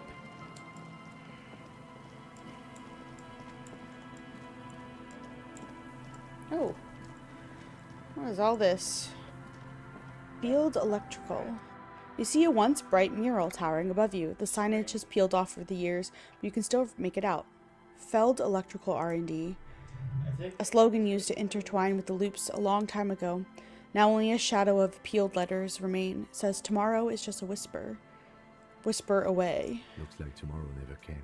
Lieutenant raises the collar of his bomber jacket. Talk to these folks. And Mikhail noticed the windows, especially with how there are no windows on the south side. This was to deal with. A blond man stands next to his son, pointing to the weather-worn ruins. He sees you approaching and smiles. Officers, come to investigate the historic subtext of West Martinez? I'm Tran Heilostam. You must be Kim Kitsuragi, right? I was just telling my son about this building. Not a lot of people realize the historic significance here. Very rich in hypertext. Nice to meet you. Hold on, hypertext? Yes, hypertext. Young Carp and the collection of cultural hyperlinks. Wait, what was that about the windows before? Oh yes, so Mikhail. They had to deal with monitor glare, especially in the summer. They still had vector monitors back then. That was 49 years ago. So they didn't have windows on the south wall. You and Kim know each other? No, I can't say that we've met before, but I've heard of Kim, of course. Mikhail, say hi to the officers. He rests his hand on the boy's shoulder. The child stays hidden behind the hem of his father's coat, clutching onto his worm-themed coloring book. Mikhail's a little tired today. We spent all night trying to run Orbis on his radio computer. Have you heard of it? It's a programming language used in Grad. Quite tricky, but he wanted to play this Grad-made adventure program. We've been getting really into worms lately. Man speaks in this artificial cadence of a professor, or someone who's been on too many radio shows. But I assume you're not here for giant worms when there are so many real things to see. Just as I was telling Mikhail before, this is where the Coalition landed in 08. We could be standing on what is the most interesting landmark in Revachol West. He points to the building again. Wow, get a load of this guy. He really enjoys his trivia. The Orbis programming language was named after its inventor, Victor Orbis, a cybernetician from Grad. They're on Vox on the Occidental countries. What's so fascinating about the empty building? Someone has money. Do you have any money? Aha! But it's not just any empty old building. He raises his hand to his eyes, springtime sun warming his handsome face. All four of you turn to admire the mural before you. What a lot of people know is this used to be the R&D department of Felt Electrical. And Felt, which now sells ink cartridges mostly, was once a top dog in the turn-of-the-century cybernetics boom. It looks old and weathered, with seagulls picking apart its stone and metal carcass. Bushy undergrowth has taken hold of the collapsed rooftop. Some kind of bird has set up a nest on a broken windowsill. I don't think I've ever heard of this Feld Electrical. That's not surprising. Only a vestigial ink cartridge and ferrotape manufacturer remains. He adjusts his suit jacket. They started out as a midway electronics outfit in Königstein 2 centuries ago. After an aggressive move to Revachol, Feld became a global player in the emerging personal electronics market of the pre-revolutionary era. Still, Tricentennial was beating them in business machines. But Feld had an ace up their sleeve. Or should I say, they were developing an ace up their sleeve? I'm mixing my metaphors here. What was that ace? It was here in Martinez, possibly in this very building, that they developed prototypes for a tape computer. A tape computer? Mm-hmm. An elegant folding mechanism of rollers and ferrotape ribbons, portable enough to be a take-it-home solution. Revolutionizing business machines, possibly even bring them to the average consumer, which is a feat of engineering even today's giants, Rehm, ICN and ZAM, haven't achieved yet. He grins, admiring the sentence he just produced. He assumes something like a combat stance, facing the wind. Indeed. What? The revolution! The boy wipes his nose on it. Unfortunately, their moonshot project never made it to the market. Feld's move to Revachol backfired. The revolutionary government liquefied their assets and expropriated those very advanced prototypes. Possibly from this very building, or one of the adjacent ruins. He pauses, pointing to the other building, then continues. All of this was built by Feld, even the boardwalk. Wild Pines built Martinez proper as a resort for their middle management. Feld built this side of town for R&D. You're saying the Feld Electric built this boardwalk? This boardwalk, there's something hidden Yes, under it. they even built a pleasure wheel, but that got Or a destroyed coat or in the something. war. A pleasure wheel? Lieutenant looks wistfully at the horizon, as if picturing gondolas rising to the sky. Yes, to lure in their star engineers. This part of Martinaise was nothing but reeds before Feld arrived. They had to make the prospect of living here attractive. It was supposed to become a global center for innovation in cybernetics. But history had other plans. Oh, I'm afraid it didn't end well for the boys. But this story is a bit too dark for little Mikhail here. Now, if you were to ask about tape computers... He means the boys got shot by the communists. The boys were bourgeoisie. No, I will not. Tape computers. I'm not telling the child. They used them for military communications, but also to write and send out press releases. The most notorious example being Le Décret de Mars. What's the Mars Decree? I mean the radio transmission sent out to news agencies and world governments by the newly created Commune of Revachol on the 7th of March in the year 02. It's a beautiful piece of text, actually. A singer-songwriter I know, Charette, called it a love poem to Revachol on her political concept album, Bombessier d'Insuline. You should read it. Every local library in Revachol stocks a copy of the decree. I tried to get Mikhail to memorize it. Tried to. Someone was much too interested in Worms to be paying any attention.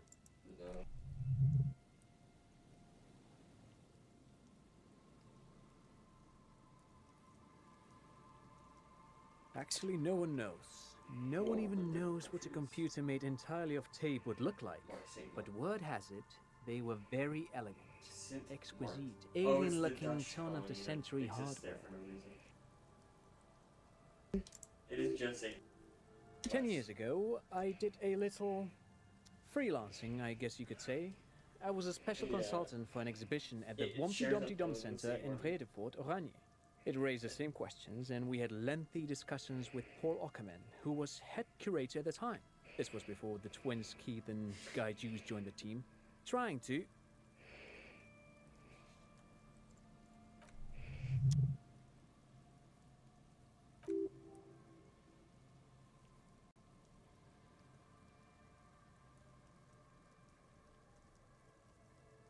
Nosy man!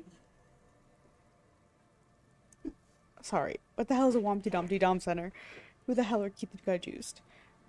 Okay, the Wompty Dumpty Dum Center for Contemporary Art. The exhibition itself drew on Lagerman's notion of memory, and so there were some parallels. That's why the head curator, Paul Ockerman, chose to... You're making this up. Kim, is he making this up? In fact, I'm not. The Wompty Dumpty Dum Center is a place you can visit if you're ever in Vredefort and are ever in the market for an exhibition space / contemporary art research center. But perhaps I should return to the tape computers. As I was saying, the device itself was very elegant, fragile even. One could write directly on the tape using a special chemical solution. The machine would then analyze the handwriting, perform operations, and project output onto a white screen. It was a beautiful, delicate thing.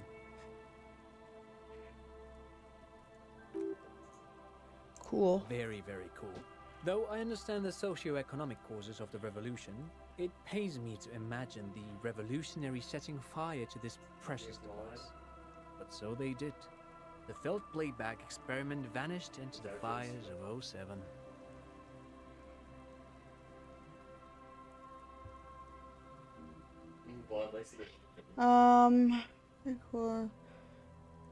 Yes, the official name of the prototype. Some sources report it as the Feld Playback Experience, but those are incorrect. Who knows? Maybe it was an accident, or maybe they didn't want the technology to end up in the wrong hands. Either way, they're all gone now. All 3 versions of the prototype. Nothing but debris and ashes remain inside that building. But of course, what else? No, thanks to you for having me and little Mikhail here to pick your brain. Pick your brain? If anything, that was rather one-sided. Okay. I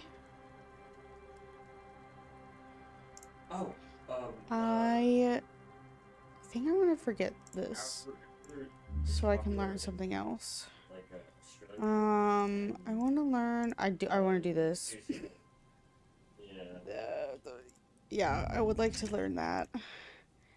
This, I don't I'm gonna forget it. I'm sorry. I want to do. Which was the. Where's the. I'm learning that one. Art degree. I want to do this. I like it, but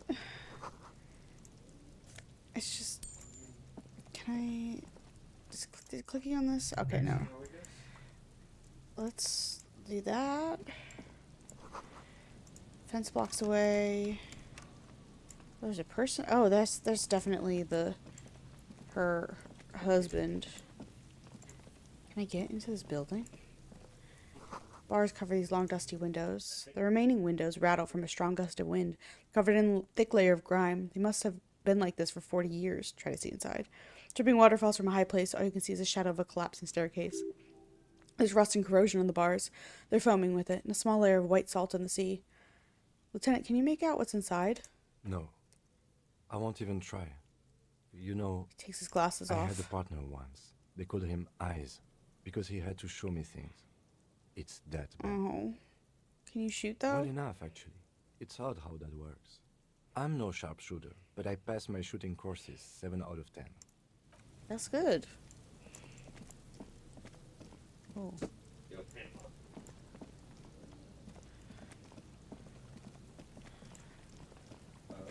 Okay. Wow, there's a lot of stuff over here. Okay.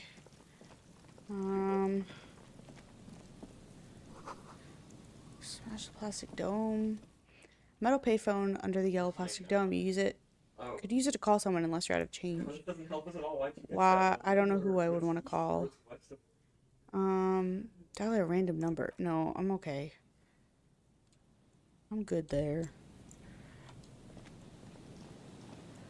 What's this? Someone has left an unidentifiable article of clothing on the railing. It smells really bad. It's streaked with dried seagull shit, entangled with pieces of seaweed. A dangling arm suggests that there might have been a jacket beneath the crust of filth. It seems likely it was left out in the surf until someone laid it out on the fence to dry out. Unfortunately, it just seems to have stiffened into a shapeless mass. Please tell me you're not taking that with you. Why not? It's a guano-encrusted jacket, and you're already carrying around enough as it is. You are correct. I promise I don't want it. Give me all of that. Makeshift roof. Vagrants have tried to make the boardwalk habitable. Ooh, some change. Give me that.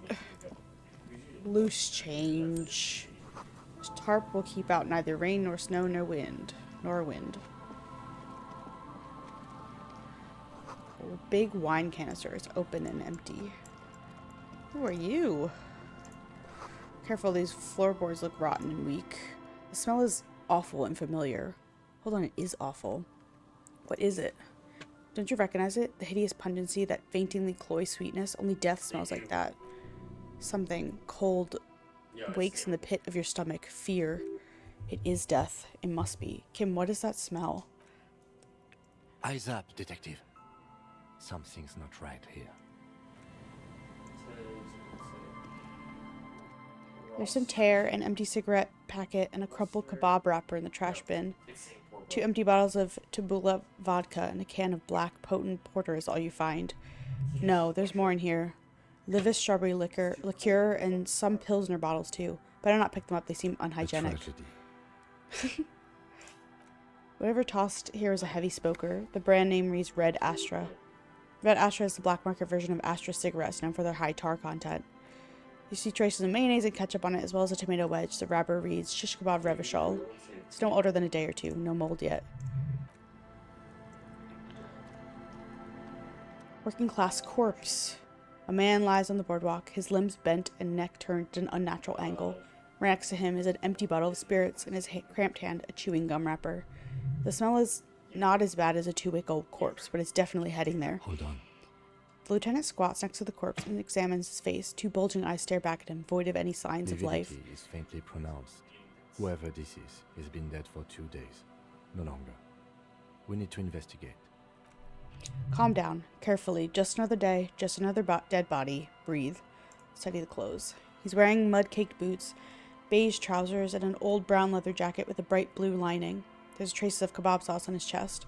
The leather jacket suits him well and must be custom made. Find some sunflower seeds and a rain-soaked library card folded into two. His jacket feels sodden and heavy under your hands. Good. We should take a look at that library card after this is done. The man has fallen through a crack in the boardwalk and hit his head against the metal bench.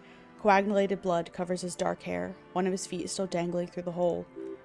A bad fall. It might have been dark outside. This place is a minefield in the dark. His expression is dull like the sea behind him, drops of water shining on his mustache. His eyes, empty and wide, look frightening in their frozen gaze. Height, 170 to 175 centimeters. Curly hair, stout build. Age, approximately 50 to 60. There's some dry blood on the metal bench, right where the corpse's head rests. The floorboards are rotten and slippery, wet around the hole.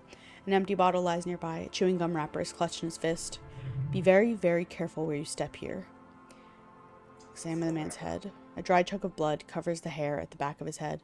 An open wound. It's sticky and cold to your touch. This is what killed him. I don't see any other major wounds, do you? It's hard to say. Seems like the head wound was fatal. It's exactly the shape of the bench. A 0.75 liter Tulula vodka with his cap missing. There's hardly anything left inside. All around us. He looks at two other bottles near the coin-operated viewer, then at your yellow plastic bag. I'd prefer if you didn't collect them this time. Yeah, no. It's not proper. Rubowski spearmint chewing gum. Green leaves on the cover. The man's mouth is half agape from the terror of his fall. Blackness of death, stench. You think you see white chewing gum too. Confirmed. Nearly the whole pack is in there, solidified on his lower rear teeth. He ate the whole pack, right? It's to cover the smell of alcohol before going home. The worst thing is, I've seen it before. Almost the same scenario. Even the chewing gum. It's always the same. The entire boardwalk creaks as the wind as you take a step back. Who is this man? Looks like one of the locals. He'd have to know this spot to come here. You don't just walk over here. He looks south the way you came. But that's just a lazy assumption. What do you think? Looks like just we don't know anything we do yet. know that he was married. But you're right. Let's not run ahead. For now, all we know is that he's an unidentified middle-aged man found dead on the Martinez boardwalk. What do you think happened here? Death by misadventure. He slipped and fell through the boardwalk. A truly unfortunate accident. If it wouldn't have been for that bench, he'd be alive. Think he was drunk? Oh, yes. About alcohol poisoning and liver failure. Symptoms of acute alcohol poisoning could have definitely played a role here. Severe confusion, respiratory depression, unpredictable behavior. But I think that death arrived through head trauma, not liver failure. Right. It does seem to be a pretty straightforward misadventure, although there's still a question of identifying the body. What should we do with him? From where I stand, I can see two options. We either take the case and follow the leads to identify the body on our own, or we report back to the station and leave this for our colleagues to handle. What about field A autopsy? field autopsy isn't necessary if the cause of death doesn't appear to be criminal, and this looks like a simple accident to me. I'd say we should just write down head trauma in the autopsy report and leave it at that. It would save us at least 2 hours of unnecessary work. You're right. I don't see Good anything call. criminal here. The guys at processing can take care of the rest. I think we should All finish right. it. We should first examine the library card you found. Then we can call the station from my kinema. Let them know we are taking the case. Okay. Let's examine the library card. Library card is folded in two and is still slightly wet to the touch. Front side leads Central Jamrock Public Library, issued to Billy Magine, expires July 53. Billy is a unisex name, could be the deceased or his family member. Look inside. Whoever owns this card is an avid reader. You find a list of books written in blue pencil. Radio thrillers, Stand a Little Less Between Me and the Sun. The last one on the list is The Glinting Curve by M.T. Bolt. A library stamp indicates the book has been returned. Most of these titles to me sci-fi genre. Some thrillers into. If lost, please return to the card to the library. Dial or visit us at business hours. Good. Okay, We it's should after give them business a call from hours. my kinema. See if we can learn anything about Billy Méjean. Right. There's still plenty of information here. All right.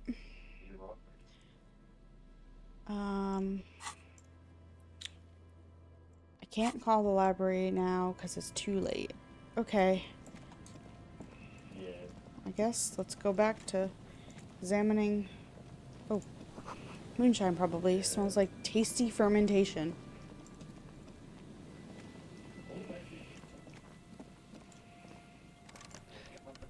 Alright, what is this? A coin-operated weighing machine hasn't been used for a decade. Vagrants have recently painted the tarp red. Water drips from it.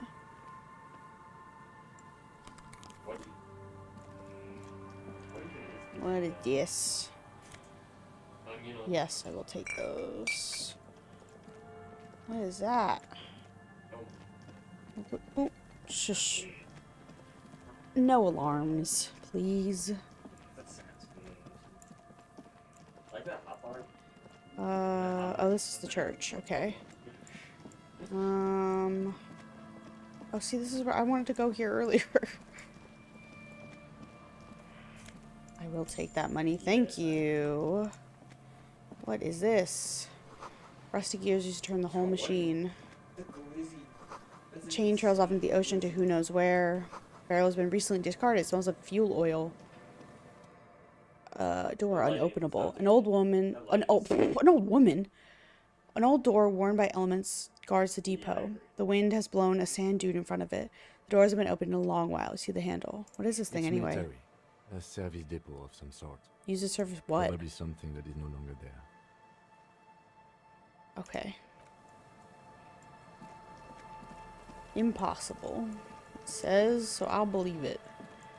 Alright. What is this?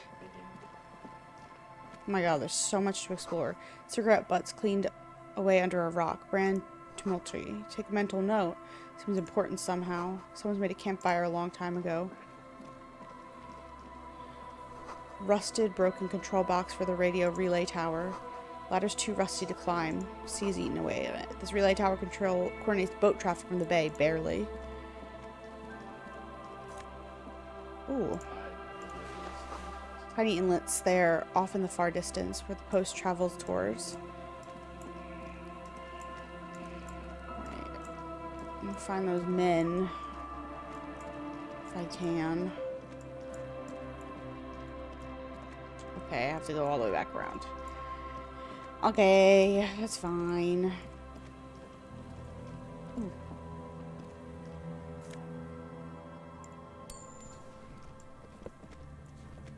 Ugh, I have to go around. Out here. Oh, thank goodness. Alright. Back the way I came.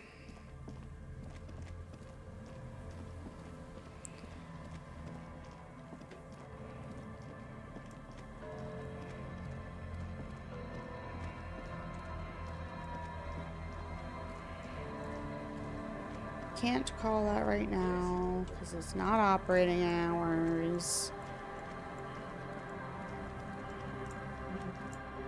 Alright, back this way.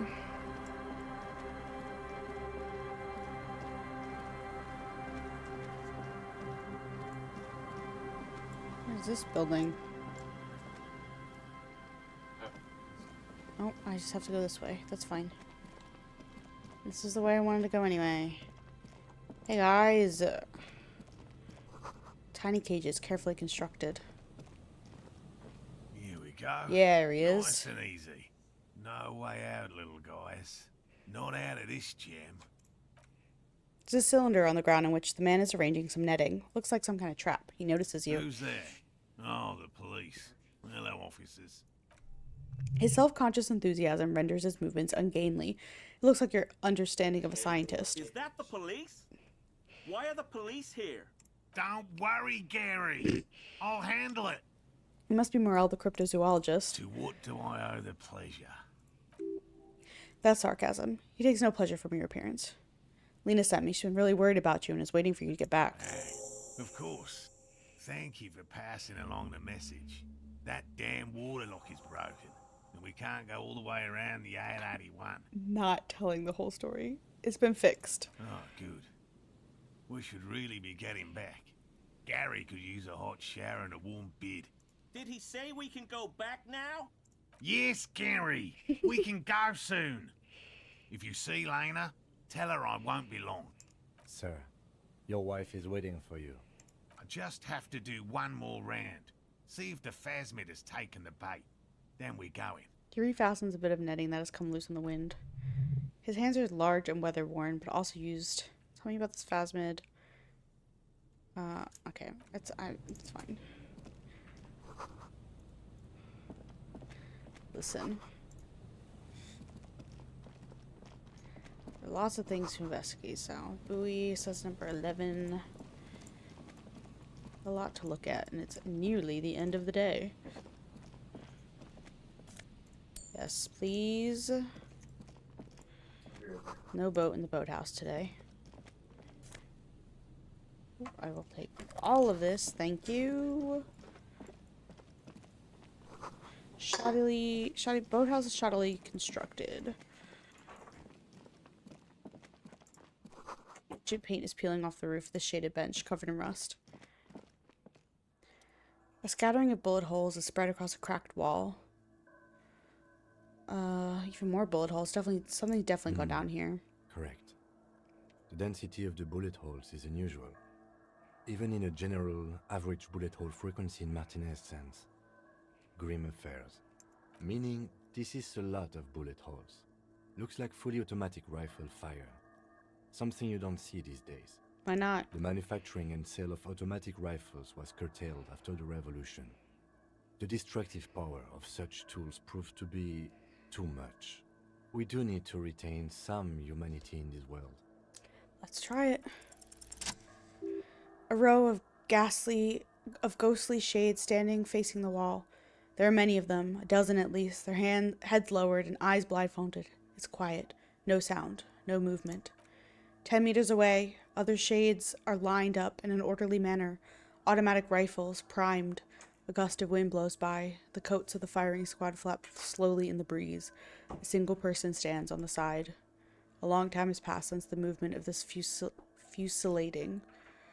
Rain and brine have since washed all the blood away. Not a trace remains. What is this? The abundance of bullet holes leads to two options. Either an inordinate amount of executions were performed here, or they did not use a conscious round, where only one soldier has a loaded rifle. Looks like this was a mass execution, with everyone fully armed. Look at the people against the wall. A host of men, probably in everyday rags, everyday clothes, ragged from the conflict, and covered in dust. They were not sitting, a common practice for executions in some nations, as demonstrated by the height level of the bullet holes. They stand facing the wall. It's impossible to discern any details about their personality or background. 7 men in combat uniforms and dark coats, holding automatic rifles aimed at the people. Soldiers from one side. Or from some side, but from which one? The commandant, the one who gives the orders, machine gun fire crackling through the air, the lights of the muzzle flashes dancing in his face. Who was in this execution? I don't know who died here, lined up beside that horrible wall. It could have been any of the parties involved in the revolution. Perhaps the ones executed here were the loyalist conservatives, killed by the communists at the start of the Civil War. Or it could have been the communists, put to death during the last stretch of the conflict by the coalition forces. Remember what Trand Hiddleston said about Feld? What if it was the Feld personnel when their assets were being seized by the revolutionaries? Another likely scenario. Or maybe, you mentioned coalition forces. Could it have been them against the wall? Yeah. It's very unlikely the coalition forces were the ones who died here. They were always the last ones against the wall. To be honest, if a coalition member was anyone in this situation, it was a commandant, the superior giving the orders. Cold wind blows away the figures. Wumpty Dumpty Dum Center. You're at home, stupid cop. Not with the art crowd. You hate them. Everyone hates them. Even they hate themselves. It's nauseating. An industry built on sprezzatura and sparkling wine. And, let's be honest, tax evasion schemes. The Wumpty Dumpty Dum Center is the heart of this unholy symbiosis of aesthetics and tax optimization. And now that you've internalized it, you can have a piece too. Gives me more money, which is fun. Found Morel. Alright. I found a lot of clothes. +1 composure, -1 perception, minus empathy, minus visual calculus. I don't know. Oh my god. It says Entrée interdite. An old ticket taker booth, no longer in operation. People paid money to park here. No one would pay now.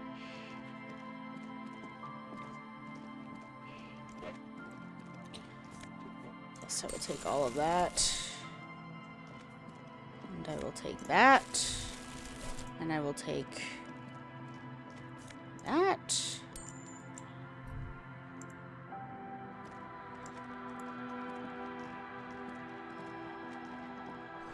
Door is not only barred shut, it's inaccessible. Interesting. Okay. I want to... There's a reason I need to go back to Martinez, and I don't remember what it is. Oh, I need to get...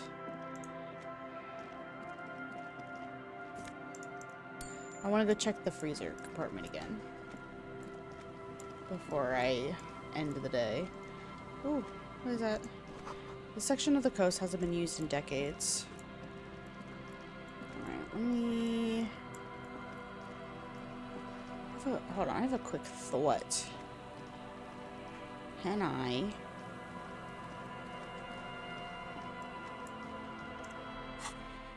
Tools. Yeah. Break open these things. Yes. Oh, no, I don't. No. Kim, I don't want to talk to you. Go away. Yeah. Alright, let's go back over here to the church. So I can teleport. Where is it? It's over here.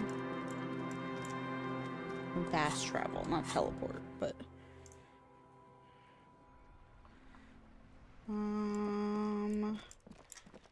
can I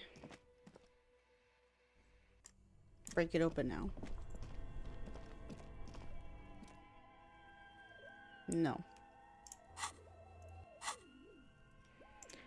Alright, I'll come back tomorrow and see if it can be cracked open. I'm gonna tell Morel about her husband. Oh, hello, Or dear. not Morel, Lena. There you are again. Find your Goodness. husband. How is he? Did he say why he hasn't returned yet? The old woman clasped her hands together over her blanket. He's fine, ma'am. As we had suspected, he couldn't get back earlier because the water lock on the canal was broken. Now he's just finishing up some work. Oh, yes. That's my Morel. He's bound to catch a cold staying out there for so long. But I am so relieved to hear that he's okay. Thank you for putting an old woman's heart at ease, if even a little. You haven't, however. There are dangers out there. Our aging bodies fail. Her heart won't rest until Morel is safely back with her. Can I talk to these fuckers again? Again? I can't believe this shit. He shakes his head, looking like he really is having trouble believing this shit. Okay. You were in a disguise? Yes, it's a hobby of mine. As if waiting for some kind of reaction or response, something to click. Okay. I'm going to... Again? I can't believe... Ooh! You know what it is. It's like two of you know each other. Just ask him. Tell me the truth. Do you know me from somewhere? Oh, I definitely know you from somewhere. Oh, this terrible wig. Another life. From where? From another life? From another life. A different life. Maybe the life of a police officer belonging to the ranks of the To what station do you think you would belong in this alternate and totally fictional reality? 41st. Okay, that's plausible. That's entirely plausible. Now we're really getting somewhere. He gives you a long, meaningful look and adds, Somewhere good. let's talk about that hypothetical 41st station you mentioned. Oh my god. I'm not busy, you're just... Okay, what would our relationship be in this alternate reality? Let's be crazy. Let's say you and I are partners. How's that for a thought experiment? In crime, no, or... in this thought experiment, we are police officers in a police station. We don't do... Come on, stop it. Do you have a crime to no, solve? No. You see, I enjoy watching other better cops solve crimes. And let me tell you, it's been quite a privilege seeing you work. This isn't helping. What else is in our imaginary police station? You're not going to believe this, but police officers. Uh-huh. Yes, sir. Solving crimes, locking up bad guys. You're annoying. And get this, and not getting that drink on at 2 o'clock. Uh-huh. Just some regular boring motherfuckers in suits and uniforms. Nothing spectacularly extravagant like you, the far-out son of Lang. Who is the far-out son of Long? Oh, it's you eccentric genius. I mean, with your unorthodox approach to police work, it has to be you. Want to tell me about him or her? Not even a little bit. It's an urban myth about an officer who is so far undercover he can't remember who he is. As I said, just an urban myth. You are not the son of Lang. Ah yes, you get the joke. Leave it at that. Neither can I, partner. Okay, the man with the sunglasses and his weird hypothetical Station 41. Weird, right? I know, super weird. I guess it was kind of weird. No, this whole interaction was perfectly normal. There's something we're missing here. Something you can't put you can't put our finger on. You know what? Just ask him. I know it sounds crazy, and you'll probably get laughed at, but still. Hi, Cody. Thank you. Cross it off the list. It's probably not true. Yes? What is it? Are we or are we not from the same police station? God damn it, you leave her alone. Keep your weird bullshit to yourself and be professional for once, for fuck's sake. Oh my Can god. I actually help you with something? She looks at you apologetically. Yes. Hi, how's it going, Cody? Preposterous. I mean, you would remember if they were. Of course I'm with him. Why do you ask? Seems an asshole. You're an asshole. You know what? Maybe we're both Hanging assholes. out with Miss Kitty Kitty. How did the church rave go? The church rave, I stopped it from becoming a drug rave. Please, let's not turn this into another exchange, okay? Oh my god. Alright. I wonder if I can use this cool new wrench I have to break this door open.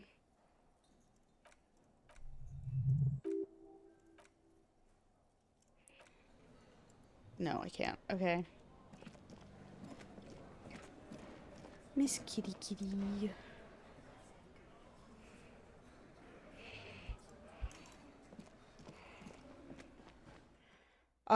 They were gonna turn it into a speed lab. And it probably wasn't ever gonna be a rave. Okay. What do I need to do? Call the station about that would be important. Yeah. Calling the station about the dead body would be pretty important. No, that's not what I wanted. This is Precinct 57. One moment. You can hear her shuffling through some papers. Please describe the body. Age, sex, cause of death. An unidentified middle-aged man, height 170 to 175, dark hair, medium build. Looks like he slipped, fell through a hole in the boardwalk, and hit his head against the metal bench. We suspect he might have been inebriated when he fell. There were bottles all around him, and traces of vomit on his shirt. I told him I like figured out the shit, and I was like, "You can do the rave. You can't do the drugs." And they were like, "Okay." Any signs of violence? No, it seemed like it was an No accident. field autopsy necessary. You can quickly hear her quickly typing in the background. What about his belongings? Did you examine his clothes? He's wearing boots, trousers, and an old leather jacket with a bright blue lining. And a library card. Information on the library card? Belongs to someone named Billy Magee. Good. You have a lead. Do you and Lieutenant Kitsuragi want to take the case, or should I assign it to someone else? We're taking the case. I have assigned the case to Lieutenant Kitsuragi. Please follow up on this library lead to identify the man. I will We when sent it's someone to take library the body to hours, the I morgue. promise. That's all for now. Thank you for reporting in. Is there anything else I can do for you? they're not open. So 57. So no, don't connect me to the library yet. Close at 1800. Alright, what else to do? Suna, we'll come back to that tomorrow. Stella refuses to talk about her friends. Maybe she'll open up later after you've helped them set up the nightclub. No, he doesn't want to talk to you. I will not be engaging with that. Thank you. Thank you so much. Can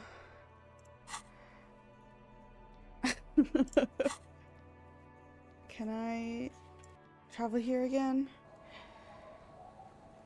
Look around. Oh, I can break this open. Yes, I'll take that. Oh, wait, I forgot what I was gonna...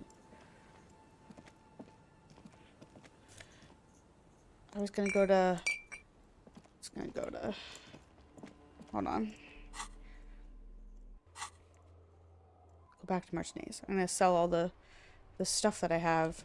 I can sell that blue spirit to the pawn shop. Here are my bottles. $1.70. What a real cash grab. For making big bucks.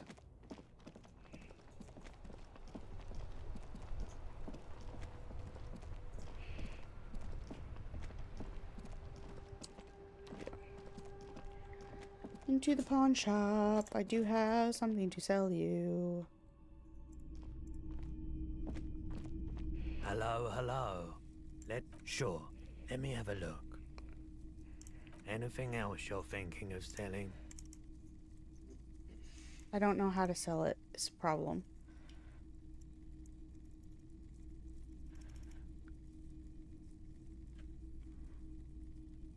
Oh, I gotta give him the thing.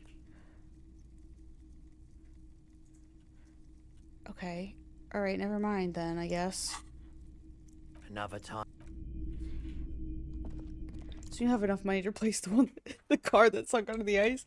Yeah. Yeah. Was unfortunate. Oh my god, my sister's sending me like an actual novel's worth of text messages. Oh. Fuck you. Alright. Gart, I have a peace offering. Can I help you? Found a new bird for the whirling. What is this thing? It's no biggie. I just thought it would look nice on the wall. I wanted to apologize for breaking the great skua by bringing you this rough grouse. Okay, well, this is actually a nice bird. A competent piece of taxidermy. I can fix it to the plaque and have a new bird in the establishment, I guess. So, I don't know. Thank you. I'm gonna go with thank you. Yeah, it's so good. Our work here today.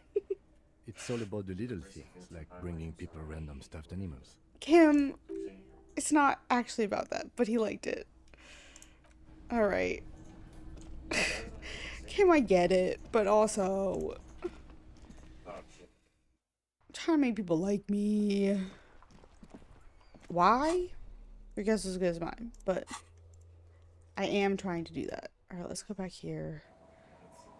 I don't know what else I still had to investigate. Did I go in here? Oh yeah, this was the child's house. Alrighty. Was there more in this direction? No, here's my friends, my new BFFs. No, okay. There's nothing that way.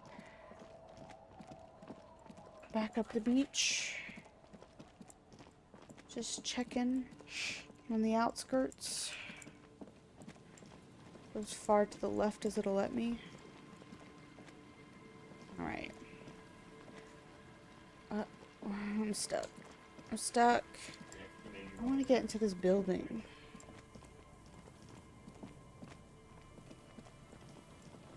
I wonder if I can. I mean, it seems like I can. Somehow. Because I can click on something up on the roof.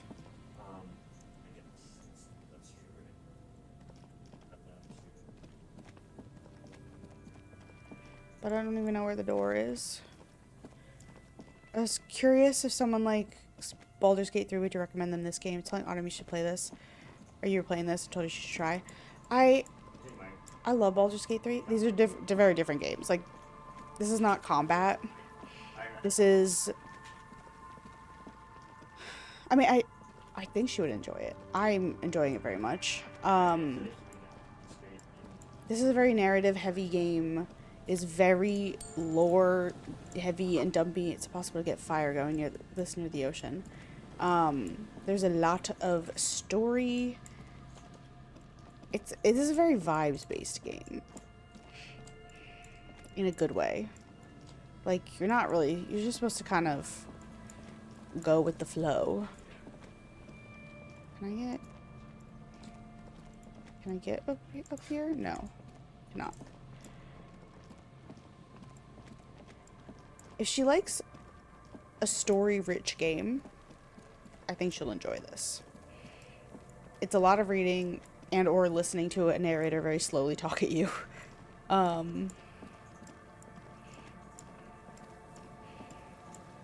But it's good. Vibe base is why I thought she liked. She's gotten back to Baldur's Gate and she gets so stressed during the combat.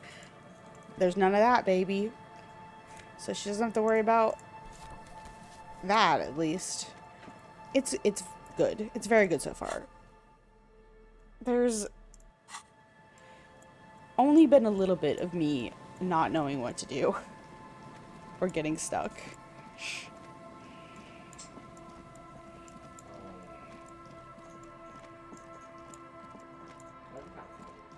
Make sure there's nothing else in the church.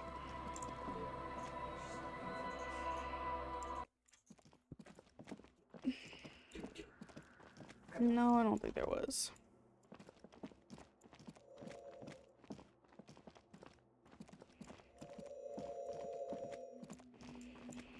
Scary noises. The silence hole in the earth. Okay. I mean, it's not 2100 hours. What am I going to do for an hour? I can read about... I can read about cockatoos. A cockatoo is a parrot with an erectile crest found on the Seminoan Islands and in southern Face-à-la-Mer. Known for their intelligence and general precociousness, cockatoos are popular birds in aviculture. However, they often exhibit various behavioral issues. Okay, what more? This book talks about the delicate nature of twos, as well as an introduction to some of the most popular species among the bird enthusiasts. The funeral cockatoo, the major majestic cockatoo, the most common bang-bang cockatoo. It's colorfully illustrated. This game is more my speed than Baldur's Gate 3, and I wanted to make sure it's not just my bias that watching you play is maybe already recommended to folks. I can see how they kind of have similar things, and they're like both very rich environmentally and story-wise, but this is a story-driven game versus Baldur's Gate is like strategy and combat, and I love Baldur's Gate, don't get me wrong. I enjoy it very much. I love my little blorbos and getting to smooch them all. You're not smooching people in this one. You're a very sad alcoholic man trying to make sense of the world, but there's also a billion ways you can play it. You can be very silly, you can be very aggressive, you can be what I am, which is just sorry. I'm just really sorry. Just really sorry all of the time. You know. What problems do these birds have? Where to even begin? All cockatoos are known for their needy natures, requiring attention for at least 2 full hours a day. They love to talk and have been described as lovable clowns who just don't know how to wrap up. I can handle that. It would be nice to have someone to talk to when feeling lonely. Pet owners also report moodiness, loudness, and hostility as recurring issues. If left unsatisfied, cockatoos may scream nonstop, pluck their feathers, or become aggressive. Right, that's pretty bad. Anything else?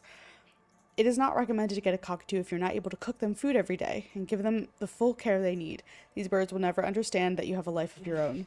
Yes, but there has to be something great about cockatoos as well. This is a yellow-tailed black cockatoo. Its specific name is Psittacus funeris. Relates to its dark and somber plumage. This bird looks as if dressed for a funeral 24/7. There's something indisputably ominous about it. Perhaps the most impressive of all the species, the endangered major majestic cockatoo is often described as the most flamboyant bird in the jungle, its pink-colored wings and flowing crest embellishing its proud and bumptious nature. Autumn accidentally killed Will! My son. My husband. I love Will. Yeah, that's worthy of reload. Harry is just such a wet cat of a man. I love it. In my playthrough, yes, he is. In the words of poet explorer Sir James Fournier, few birds more enliven the monotonous hues of the verdant forest than this big, bold, and beautiful species. You gotta download. I will say, you playing Baldur's Gate? You gotta download the Withers Big Naturals mod. Gotta do it. Despite its banging name, the Bang Bang cockatoo is actually the shyest of the species. Common in almost all Seminoese forests, as well as zoos and homes all over the world. Its plumage is mainly gray and white. Seminoese name Bang Bang is thought to be of an onomatopoetic origins. Oh my god. Has to be something great. You're right, cockatoos are magnificent creatures. They love to perform, cuddle, and show off. They even scream for fun, often as loud as 135 decibels. Ouch, that must hurt. Not great for the neighbors. Performing? Yes, birdie. This bird sounds a bit like me. Yes, but all the cockatoo species are different. Which one are you? Common, only a funeral cockatoo in its darkness can truly grip the depths of my doom-laden soul. What if I'm just a fuck up and a cockatoo? You're right. You're the mediocrity embodied. The unsung bird belongs to your heraldry.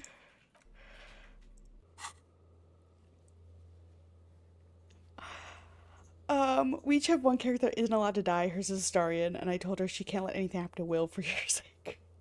The what? I did say Withers Big Naturals. Like big naturals that flutter like big naturals. Before there was a one for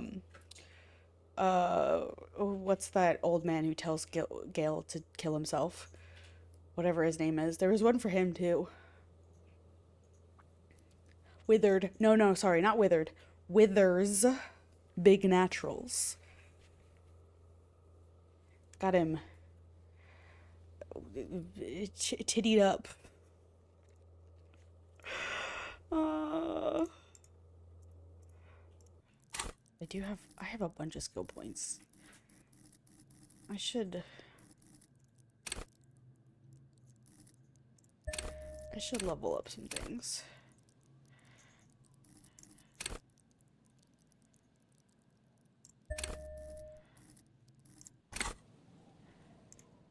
Wow, so someone's been a little boring. What? No, I'm not. Get out of here. I'm not a boring cop. Leave me alone. I talked to Autumn into modding, but the only she wants is faster dice rolls. Fair enough. I only ever play the game modded, and I usually use, now, I haven't played it since they, like, put the modding in the game. Like, I did it with external modding, so it's been a while. But the one I would do was camp events notifications. Basically, would tell you when there's a camp event, so you can like go to sleep and see all of them. It would show me the dialogue approvals, who liked which dialogue options, because I'm a baby and I don't like to offend people. Sorry. And then no party limits, so I could have all of them with me all of the time. It's really great having like 11 guys just following you around the map, and they're all talking to each other and bitching at each other. It's great. It's a great time.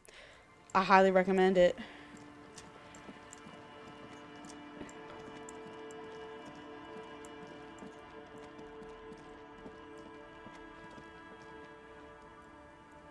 Autumn needs the approval ones because she keeps looking up. Yeah, the approval one is very useful. I recommend it.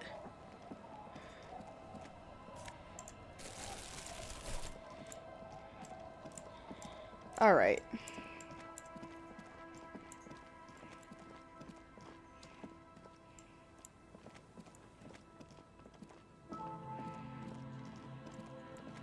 I can go in here? I can. Oh. It's right. It's this room with the chair. With just a chair.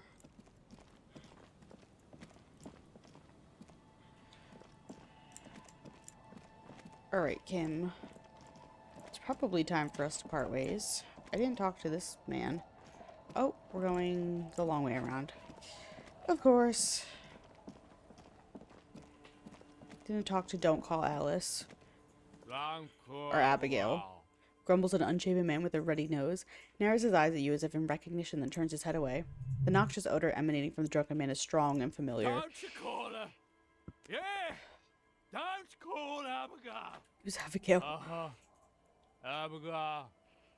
Don't you fucking call Abigail.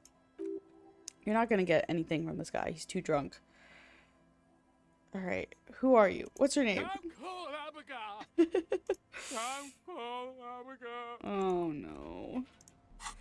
A sad man. Okay.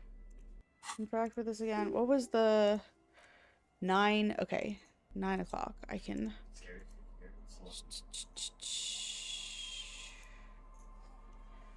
Clothes. I have not figured out how to sell things, which is not ideal. +1 perception. But my shoes, my outfit looks great right now.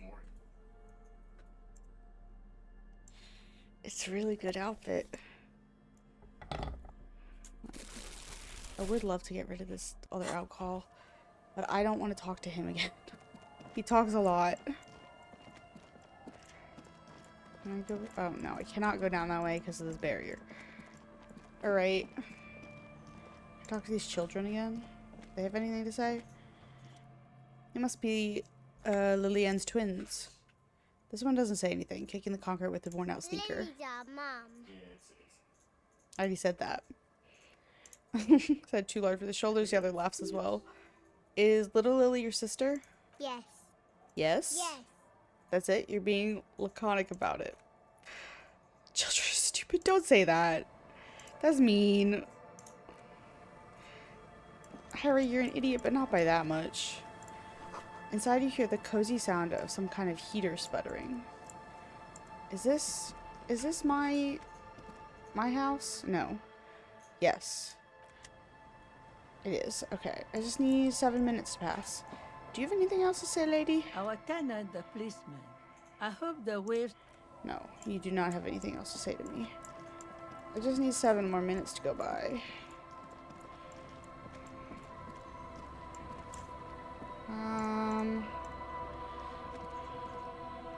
Yes? Do you have anything else to talk about? What do you want to know? Good. Hold on. What about me? You're wearing glasses. That's correct. You feel the slight urge to put the lieutenant down for this. But you can't quite muster it. No, I don't. Glasses are cool. Are they? They are mostly just cumbersome. That's because I'm half Seolite, or quarter. My father's father was from Seoul. So was my grandmother, but from my mother's side. It's not an interesting topic. What is Seoul? It's a part of the world, officer. A geopolitical entity and a geographic division. I told you it wouldn't be interesting. Kim, you're very interesting. Seoul is a protectionist, isolationist, peninsulary state west of the Insulindian Isola. Oh my god. Actually, it's quite interesting. Some would even say mysterious. Okay, I guess it's not interesting. You're only making it sound uninteresting. I still want to know more. You're barking up the wrong tree. I don't speak a word of Seolite. I've never met either one of my grandparents, and I've never been to Seoul. I'm a regular, Revacholian. Point of pride for him. Tell me a secret No. about yourself. No. Ask again. Ray says the signal to your lips, but they refuse to order. The order. Something is paralyzing them. You're pretty sure it has something to do with the lieutenant's eyebrows. It's like you're locked down. What's happening to me? Something the matter, detective? What's going on? It's like you're a puppet in his hands. Give up. There's nothing you can do. Lieutenant relaxes his eyebrow. You seem to regain control of yourself. Good. Alright. I just need... It's just one more minute to pass. Hello? Do you have anything else to say? Aye, the sea's gonna come. Oh? Well, how can I assist you then? Oh. That's good to know, I guess. Why is it in the sea? It was an accident, I'm sorry. This calls for a funeral, if you ask me. We honor the carcass of my former motor carriage. Aye. Feels deserved, don't you think? Falling in the line of duty like that and all? What an odd thought. Maybe I should. Why odd? Our things are a part of our life world. They're made with our human sweat and they share human history. We should care about them as we care about humans. To some extent, at least. I like her life world. Someone's been reading up on the last century Gottwaldian philosophers. Play it cool now. Write him in, but organizing funeral takes a lot of time and effort, doesn't it? Oh, yeah. You won't even be able to get it out of the water before early June. And where are you going to bury it? Who to invite? What music to play at the wake? Take it from someone who's been through a few funerals. It's easiest to just leave them there and let nature take care of it. That's all we have time for right now, anyway. Come back here in June and see how you feel about it then. It's not like it's going anywhere. Pity we don't do more frivolous side activities like rejuvenate the doomed commercial area. Yes, that is a pity. But for now, let's focus on the things we do get to do. Like the murder investigation, for example. Yeah. Okay, time to go to bed. And let it be the next day. Lock the I'll key. be sleeping in my room in the whirling. We'll meet in front of the shack in the morning. Alright. Oh, there are many things to examine. A mirror hangs on the wall. Okay, I'm not gonna do that to myself again. Ooh. Fancy jacket? What's this? What is this? On the table, you see a bowl of water and rough soap, and next to it, a small hand mirror. Straight razor soaks inside the wash bin. Get these mutton chops off. Shaving the right call. The water reflects back on the vague image of your face. Nose bulbous, red hair unkempt, wrinkles lining the eyes and forehead. The stash is gigantic. Fresh start looms ahead. Hold on. I would like to save. No, not load. Save. Floorboard creaks under your steps. Old science fiction magazines, books about bird watching, an almanac from 39. This intricate heat engine hums quietly, gives out pleasant warmth. Using thermodynamic expander condenser cycle. Nice. A brisk coastal wind still howls against the window of the shack. Occasionally the waves crawl in under the foundation, producing a low hum. The room feels muffled, like you pulled your hat over your ears. Outside it is cold and windy, but you're inside and it feels safe and warm. What is this place to you? My new hangout where I could silently sit, drink, and die while looking at the waves roll in. My forward base for the coastal part of this operation. It's free, that's good enough. I could live here. Overhead, you hear the forlorn shriek of seagulls. Far below the birds, a wooden boardwalk, filled with abandoned stands, tables, and benches, echoes from a long-lost time. A middle-aged man stands at a rundown shack on the edge of a fishing village, listening to the heater hum on the wall. Thank you for strange sensation, for a fair assessment of the current situation. Outside, the howl of the wind is picked up. The waves crash against the stilts again. It's as if you think he thought, but in someone else's voice. Look under the floorboards. Look under the floorboards. Okay. Hold on. Let me say it one more time. I don't know what's gonna happen when I do this. If I fail it. Oh. Oh no.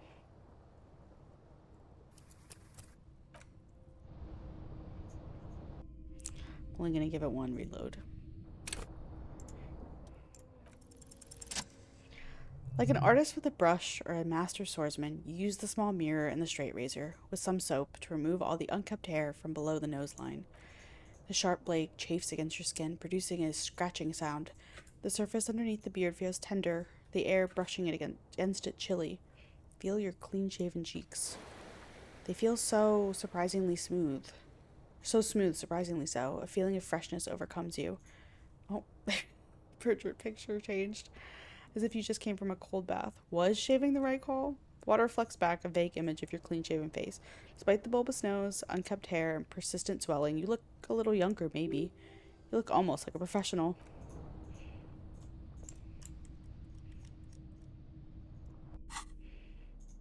Take my hat off.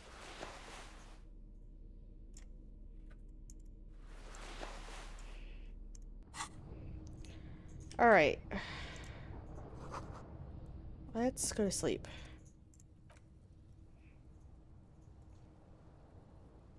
Across the room, the heating system hums a soft lullaby. The mattress feels soft and sheets warm. It only takes you moments for the world to fall away.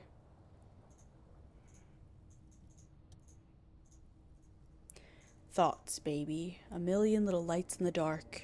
Your one fine instrument, brother. All those faces, all those names, all the laughter and screaming and scheming around.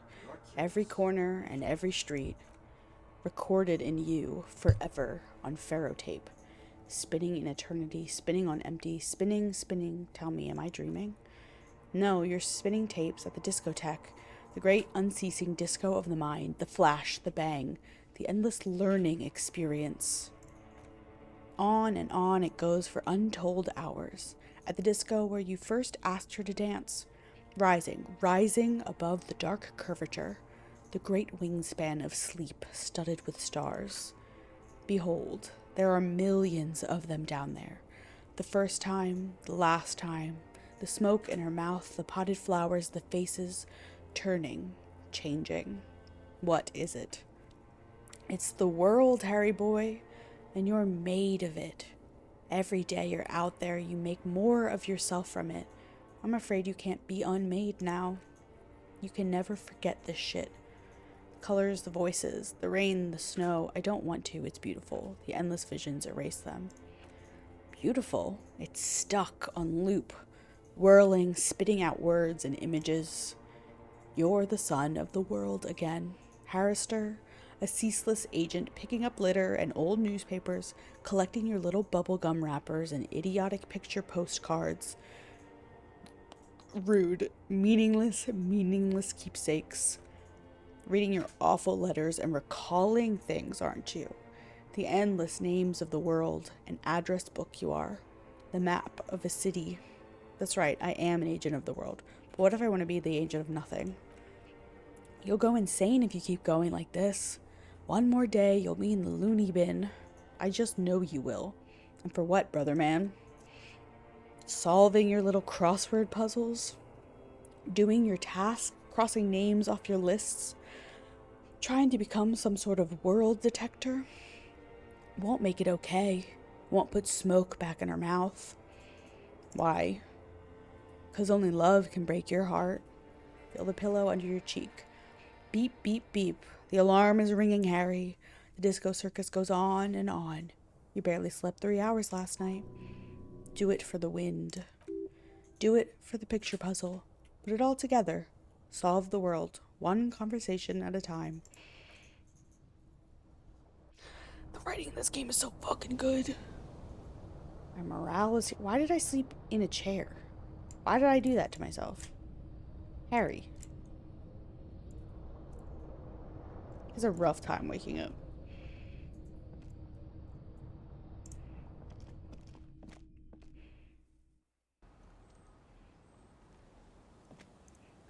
Good morning. I shaved. Yes? So? I shaved. Yes. I don't know what to say. Perhaps... You can tell me, Kim. I'm not really sure about this turn of events. I think the mutton chops might have been a better idea. They sort of seem to cover up some of the... Yeah, damage. He means Either damage. way, Good on you. You were saying? Nothing. He doesn't like my new haircut. Alright, I need it to be 9 o'clock. I guess let me go see if I can talk to Alice. Yeah. She's got that info for me yet. Who are you? This is Precinct 57. How may I assist? Still no word, I'm afraid, sir. I know it must be frustrating. Was there any 57? Piss? This man's jacket just says piss.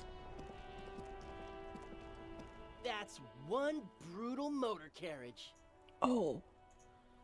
If I were a real skull now, I'd jack it, paint it in palm tree livery, then bottom light it, neon style. His companion wears a simple yet elegant slogan, "Fuck the world." A snazzy, shit-ripped skullmobile like this would make a fine trophy. We could, like, hang fucking shrunken heads from the side mirrors. Cops' heads. Scary tribal shit. Yeah, tribal shit. A cop carriage like this would have proper skull value. While I appreciate the interest you take in my brutal motor carriage, I have to stop you right there. The RCM takes threats directed at its property seriously. It's just theoretical work, Copper. No basis in reality. Man, if we were certified skulls right now... Skulls. Now there's a strong organizational title. Who are you? I tell you who we're not, cop. We're not snitches or skulls. Which is not to say that the skulls are bitches and... On the contrary. The part of this presentation you want to take home with you, cop man, is we're not part of the skulls yet. Okay then, let's indulge in some intellectual exchange. These young men seem eager to share their beliefs. Who are the skulls? You don't know? What kind of cop are you? It's not a question. It's not a question. Don't get into it. Of course I do. I'm just testing you. The Skulls are the most vicious gang of the Besmertne. Besmertne, or Besmerti, the Immortals, are West Revacholian crime syndicates. The nastiest bunch of psychos ever. Jacking carriages and getting into high-speed chases. Possessing an infinite amount of fuck-all swagger, infamous for their non-verbal modus operandi.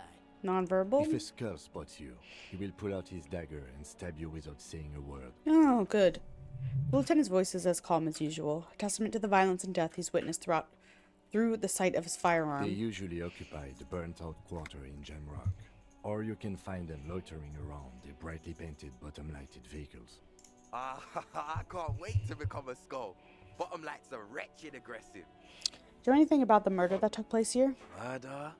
Man was hanged in the backyard of the Whirling in Rags. Yeah, sure. We'll gladly tell you everything we know about it. It was a man. Also, he was hanged. Anything else? He was hanged from a tree. Yeah, I mean, duh. Very These helpful. punks don't know anything. Let's just move along. Hey, stop right there. How does one know anything? This sounds like epistemology. A field so occupied by thought that it begins to question thought itself. I know you don't know shit. Exactly. How can one know shit? For example, how can one be sure that there truly is a body hanging behind a hostel? What if it's art? Or just a mere specter? What is happening right now? Maybe it's true. The hangman is merely a prop in a performance. We are the audience, and the artist is hiding somewhere in the dark. I tried to taste as an eyeball, but do you guys know Cindy the Skull? Oh yeah, Cindy's a right proper skull. The young man's eyes glaze over, his voice filled with longing. Yeah, a true artist of the future, just like Arno van Eyck. By the way, if you see Cindy, give her our regards. Returning from whatever void he was just visiting. For all the nihilistic posturing, these young men are not lacking in youthful idealism. The lieutenant on your left is unusually lenient toward them. So you kids are into hypnotic dance music. Oh man, yeah. We're not fucking kids, man. Be wary of the abyss. His blonde friend adds ominously and points to his temple. Probably because of how non-verbal their mode of operation is going to be. It's a threat. A threat? Don't fuck with me, boys. I'm one of the bad cops. I just want to talk about music and all this conflict all of a sudden. It's too much. That's right. You should back off and let silence rule supreme. This is ridiculous. Boys, do you know why the gang is called Skulls? Yeah. The skull symbolizes the embrace of death and nothingness. No. Present in all of us. The vehicle of our future operations. Death and nothingness. They're called Skulls because when you are shot dead in the middle of the street, the skull is the only part the stray dogs won't eat. Just trust me and follow my lead. So boys want to be the dogs? No reply. The blonde rebel scratches his chin, deliberately not focusing his gaze on anything. Looks very uncomfortable. The other one shuffles uncomfortably, nevertheless continuing to steal glances at the lieutenant's motor carriage. Aren't there more skulls in Multinaise? Your rhetoric is confusing. Are you a part of the skulls or enough? Enough about the scullery then. What's with the jackets? What about them? Why does your jacket have written on it? First off, it's a statement and not necessarily something that characterizes me as a person, even though the statement has character. And I do like piss. What a thing to admit. The word piss epitomizes the struggle taking place in the world. What is with these two? As they seem, why are they so weird? And I guess it's also about communal spirit, the future, and truly appreciating our differences. At least this will make it 9 o'clock faster. You've got to admit, it catches the eye.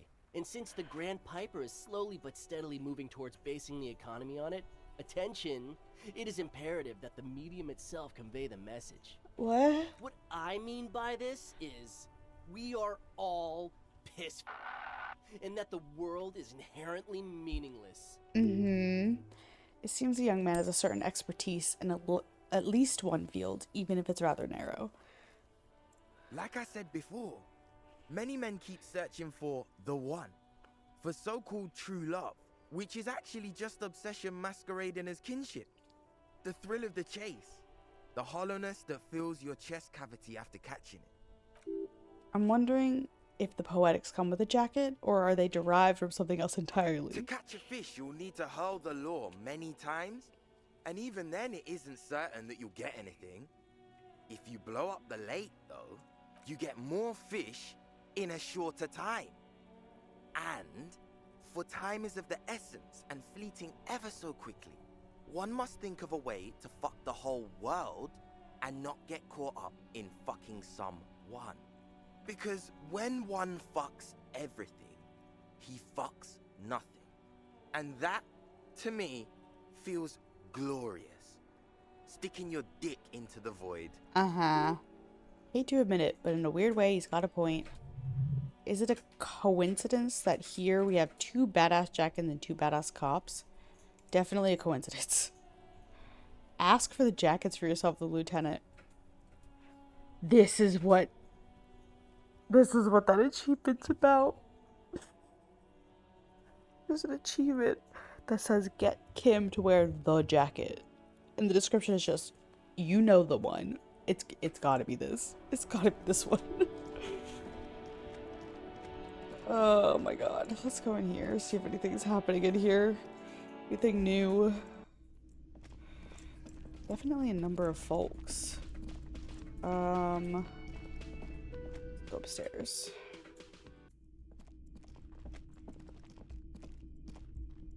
Okay. No. Alright, let me see if I can go open that thingy-mahoojum. What's it?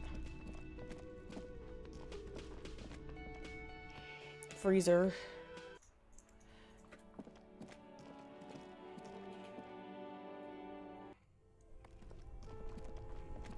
Alright. I need this. Why is it still? Alright. Well.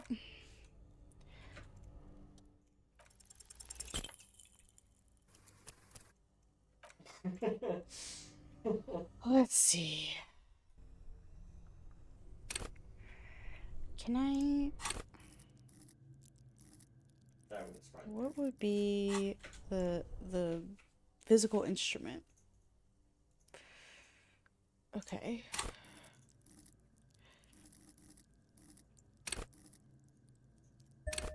Let's do it. Oh, I should have saved it. Whatever. I'm just gonna do this a few times. It's fine.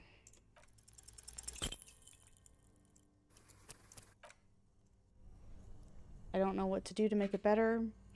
So I don't know why I'm so zoomed in. Oh, my leg just twitched. That was fun.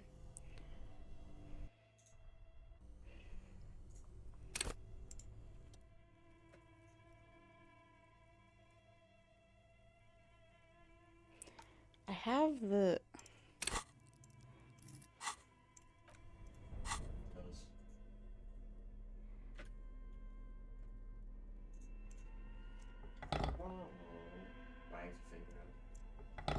What if I have both of them?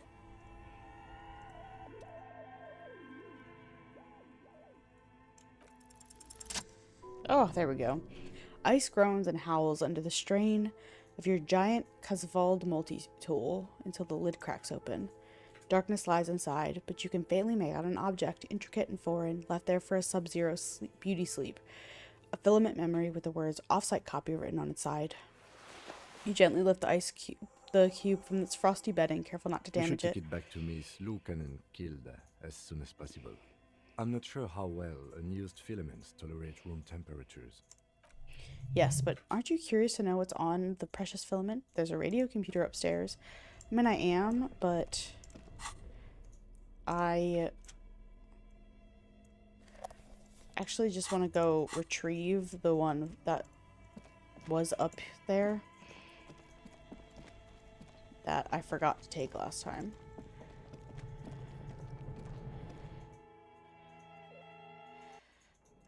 I just want to take it.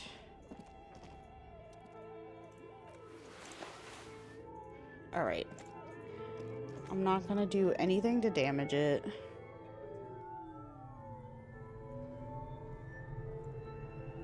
I could save it, and then if something bad happens, I can just reload.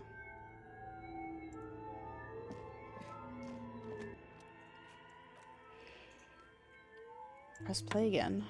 Good morning. Please repeat. Good. No, that's not Oh, okay. After death, life again. good. I've unlocked the offside copy. Fortress accident is thank you. Alright, print it. It's like something cracks before the piece of paper starts filling up with pure black ink. Something's broken. The machines aren't supposed to behave like this.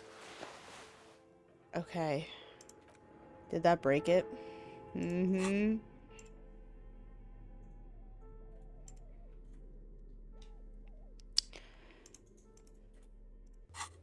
Well, if it did break it, again, I'll just reload it.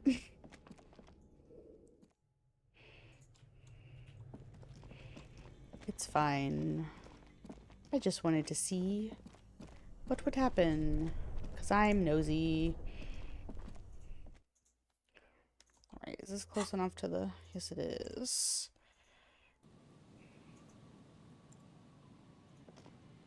That's a little better right there for sheep. Oh, right. I'm not supposed to run in here. Out of respect. Should walk in the church. Yes. What is it? Yes? Here we go. Thanks. Looks like it's the one. What's gonna happen now? I'm going to print it out to see what's left of it. What are you hoping to find? I have a theory. Lintel was able to divine the location of the anomaly from this broken copy. I want to repeat their calculation, only this time with better equipment. Watch. What an intricate display of failure. Paper starts filling out with ink, soaking in a gleaming blackness. Not a single line of data stands out. This is wrong. Machine shouldn't behave like this. Something's very wrong with that filament memory. Suna doesn't reply, her hands running over the printout. She's looking for something, for her morning star, eyes scouring the millimeters. Here. I found it. Where? Hold on. She's behind the keyboard now, typing in some numbers that only she understands. The terminal beeps and the inside light starts pulsing like a glowing heart. Shh. Just give me a second. I'm almost... She clocks up her typing I've speed. never witnessed a programmer work before. Done. I've got it. I found the location of the anomaly. There's joy in her voice as she bumps her fist. You found the coordinates? I found the coordinates. She lets out a celebratory laugh. Oh my god, congratulations. So where is it? Where's your 2mm hole in the world? There. In the swallow. She points to the other end of the church where the group of water bowls form a ritualistic arch. Think you can help me again? Sure. I need you to go move those water bowls for me. I need to double check my calculations. What an interesting proposition. Truly a task for intellectuals, solving the puzzle of water bowls. Right, I'll go figure it out. I'm good at intellectual Figure puzzles. it out? No. I don't need you to figure anything out. I've got a computer for that. Just walk over to the circle and follow my instructions. Move the third bowl 2 centimeters to the left and the fourth bowl 5 centimeters to the right. This should do the trick. Third bowl, 2 centimeters. Fourth bowl, 5 centimeters. No. No. Thanks. I will follow the instructions she has laid out for me. Also, I would like to unequip this. Okay.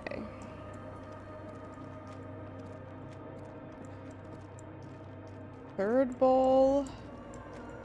And the oh my god. Okay, which bowls are which? It's awfully silent again, as if someone turned off the entire world outside the walls. Water inside the bowl stands still. Measurements have been marked down around the bowls, each chalk-drawn line representing a centimeter of floor. This is going to be good. Move the third bowl from the left 2 centimeters away. Moves like a ghost without creating a single trace of sound. This task is an insult to your mental skills. Move the fourth bowl. Some water spills out, wetting the floor. The lead programmer sends you an encouraging thumbs up across the hall. Okay. Harry, you gotta chill.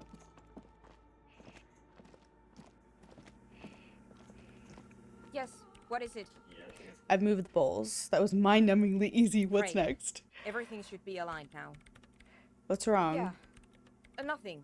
Now the only thing left to do is to unmute the headphones. If we got the location right, we should then be able to hear whatever sound this anomaly makes. Why did you have your headphones on mute in the first place? Honestly, I'm a little scared. Isn't it just going to be silence and nothing else? I don't know. That's what I'm scared of. I don't know. It could be anything. I mean, what sound does the nothing make? How can you even listen to something that doesn't exist? She turns to face you, the mainframe throwing shadows on her chin. What if silence is only what surrounds it, but the swallow itself is... She grows silent, her face very pale in the cold light of electricity. You're overthinking this. Maybe I'm just tired. Let's think about this logically. Why would nothing be terrifying if it's, well, nothing? Why assume that something has no presence, existence, or qualities has to be terrifying? It's scary, but we just have to face it. Because it reminds us of death. And we humans tend to think that death is pretty scary. Just have to face it. You're right. Let's do it. She puts her oversized headphones and readies to press unmute on the keyboard. The lieutenant takes a step back. And then nothing. Nothing happens as soon as Lukanen Kilde presses unmute on her keyboard. Nothing but silence. You hear some small animal cross the floor in the chancel. Quiet in the sanctuary. Say nothing. She doesn't talk. Her eyes closed, brows knitted together in a deep-seated focus, one hand cupping the headphones. Well? Damn it. She lets out a loud sigh before tearing off her headphones, still avoiding your gaze. Did you hear anything? No, of course not. Nothing happened. Let's move on. Despite her fears, she was hoping for something extraordinary to take place. What do you mean nothing happened? Did you find the swallow? No. She rests her face in her hands, massaging the forehead. No. My hypothesis was wrong. According to this, I should have heard something if I got the coordinates right. Like I said, silence is only what surrounds it. But this... Maybe you need to go This is just into it. another failure. Silence sounds like silence. That's all it is. You can try on the headphones. See if you can hear anything. But don't get your hopes up. Okay. I'm almost save. Yes, what is it? No. I want to hear it. I failed the rafter one and I didn't reload. I want to hear it. Sue me. Yes, what is it?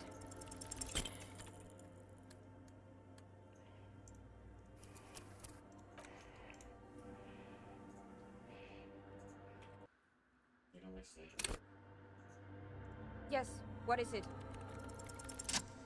Here we go. Everything disappears. You are draped in silence like a drowning man, staring into his puny little headspace. Then the pressure changes. What does it mean? Feels like flying on an aerostatic, or when your ears pop, or like a subtle difference in the atmosphere, a weather change hanging in the air. What if the sound you're looking for is too low for you to hear? Suna, what if we just need a better sound system? Better sound system? A better All sound. right, but where would we get one? Suddenly, a rhythmic beat permeates the walls, causing a small patch of decorative stucco to crumble into the wooden We should floor. really allocate some renovation funds to this place. Murmurs the lieutenant, inspecting the damage done to the arabesques. No. What they really should do is shut down the disco men for disturbing neighborhood peace. Yes, but they could help with the You speakers. mean the speed freaks? She closes her eyes as more dance music invades the holy silence of the sanctuary. Of course. The speed freaks. They have a fantastic sound system. And you think they would help me? They would if you wouldn't mind them moving in with you. I guess I could live through a week or two of peaceful coexistence. Great. I'll go Sure. talk to them. Let me know how it goes. Thanks, officer. Let's go talk to the boys. I know I'm running. It's fine. I don't care. I just wanna go. After I do this, I'm gonna probably end stream. Go to bed.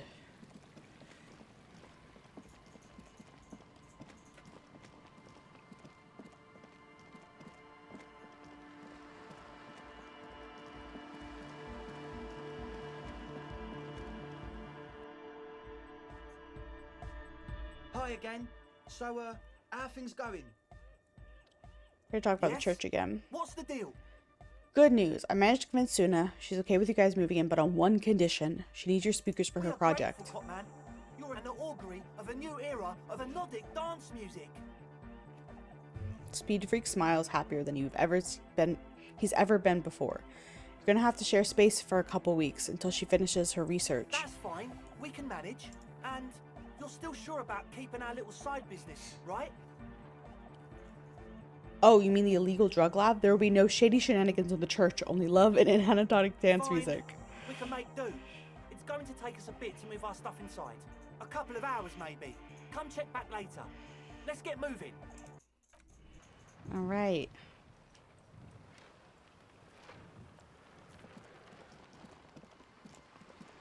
Alright, what else can we do in the meantime? Come back in a bit. I just need to kill 15 minutes so I can call the library.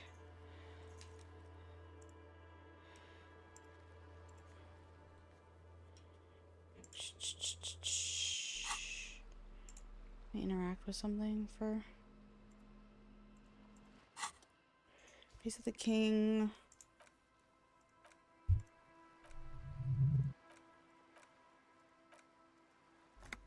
There we go.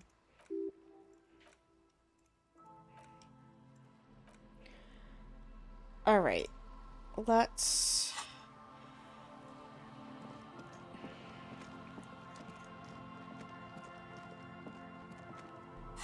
take the free option.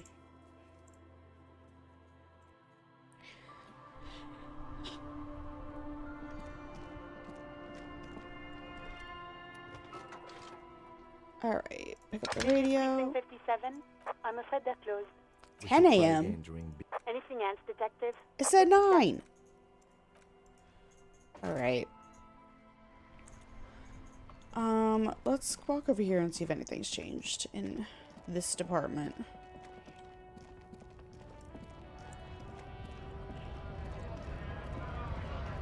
Doesn't seem like it.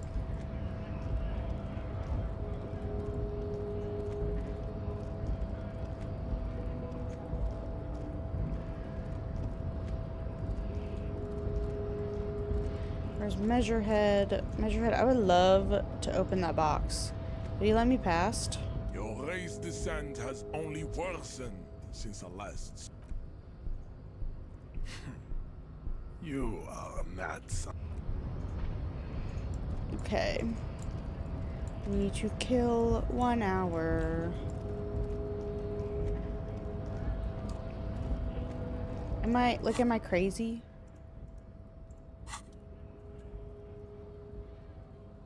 That's not.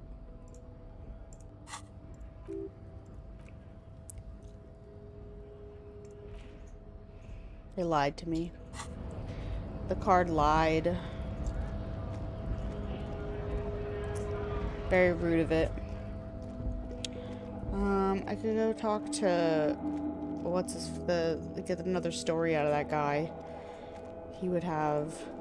Oh, I could go. Actually, I'm rolling in cash now. Talk to my friend. Go buy those cool sunglasses from him. Shine on this, a man who knows his...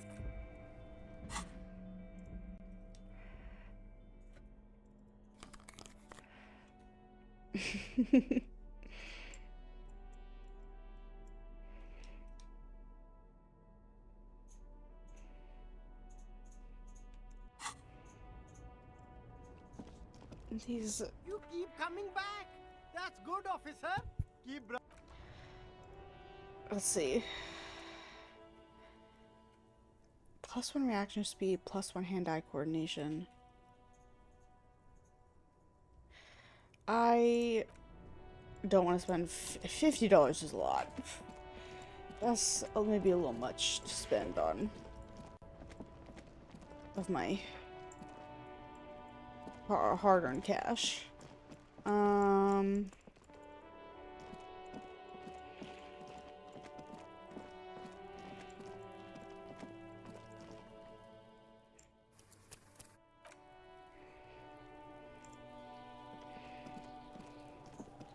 Fuck, does Kuno care? I want to see if I can make this happen. Oh, I should probably maybe save next to him. No. I don't have to walk. No, just click on Kuno. Fuck, does Kuno care?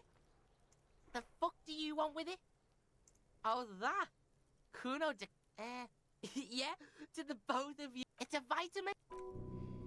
Yeah, it's the... Oh, don't teach him, Coon. You're not getting... Fuck you, pig. Don't do math. Oh, that. Yeah, Kuno plays on Snuff Radio. Fucks pigs. Oh, that. Kuno decapitates... What? Fuck you. Oh, yeah, good All call, right. Pigmeister.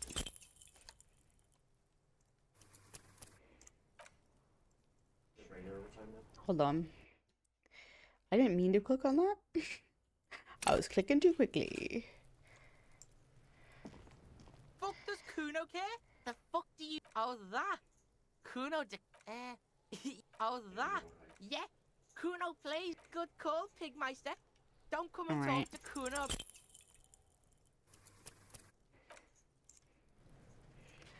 Make Kuno not like me, but to chill out.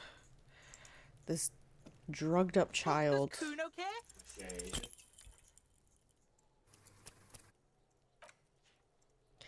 I don't think it's going to work, but a girl can dream. Does Kuno care? Empathy. Okay, hold on. I have some clothes that up my empathy. Let me check my inventory. Empathy.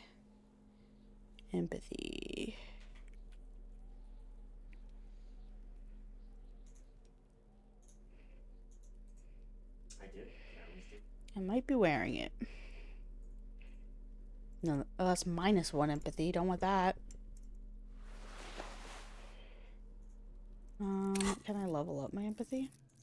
No, it's maxed out. All right, we try a couple more times because Does Kuno care? I'm nothing if not persistent.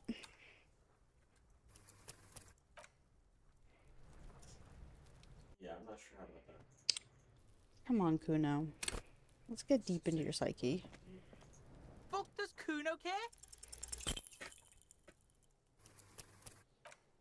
Hey, I opened the machine with an 8% chance. I could do this. I can make him. Fuck does Kuno care? I can make him listen to me. Get through to the psyche of this child. Fuck does Kuno care?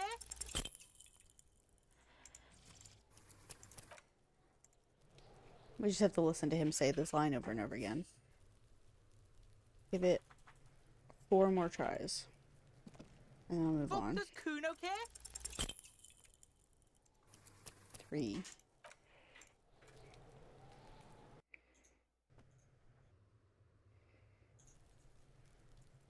No, not Kim. Don't talk to Kim. Fuck does Kuno care?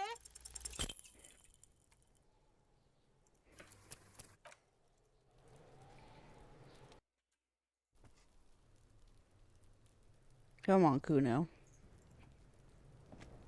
Fuck does Kuno care?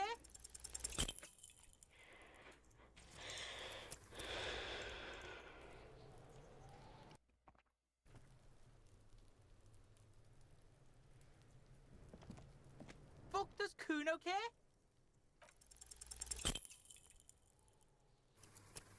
This is annoying.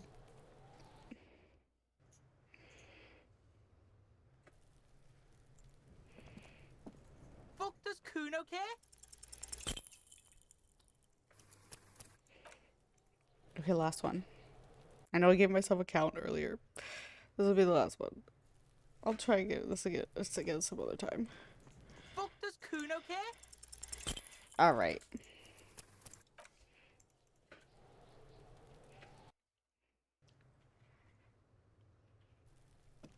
I don't want to talk to you either. I really wish I could get up there. If I could figure it out.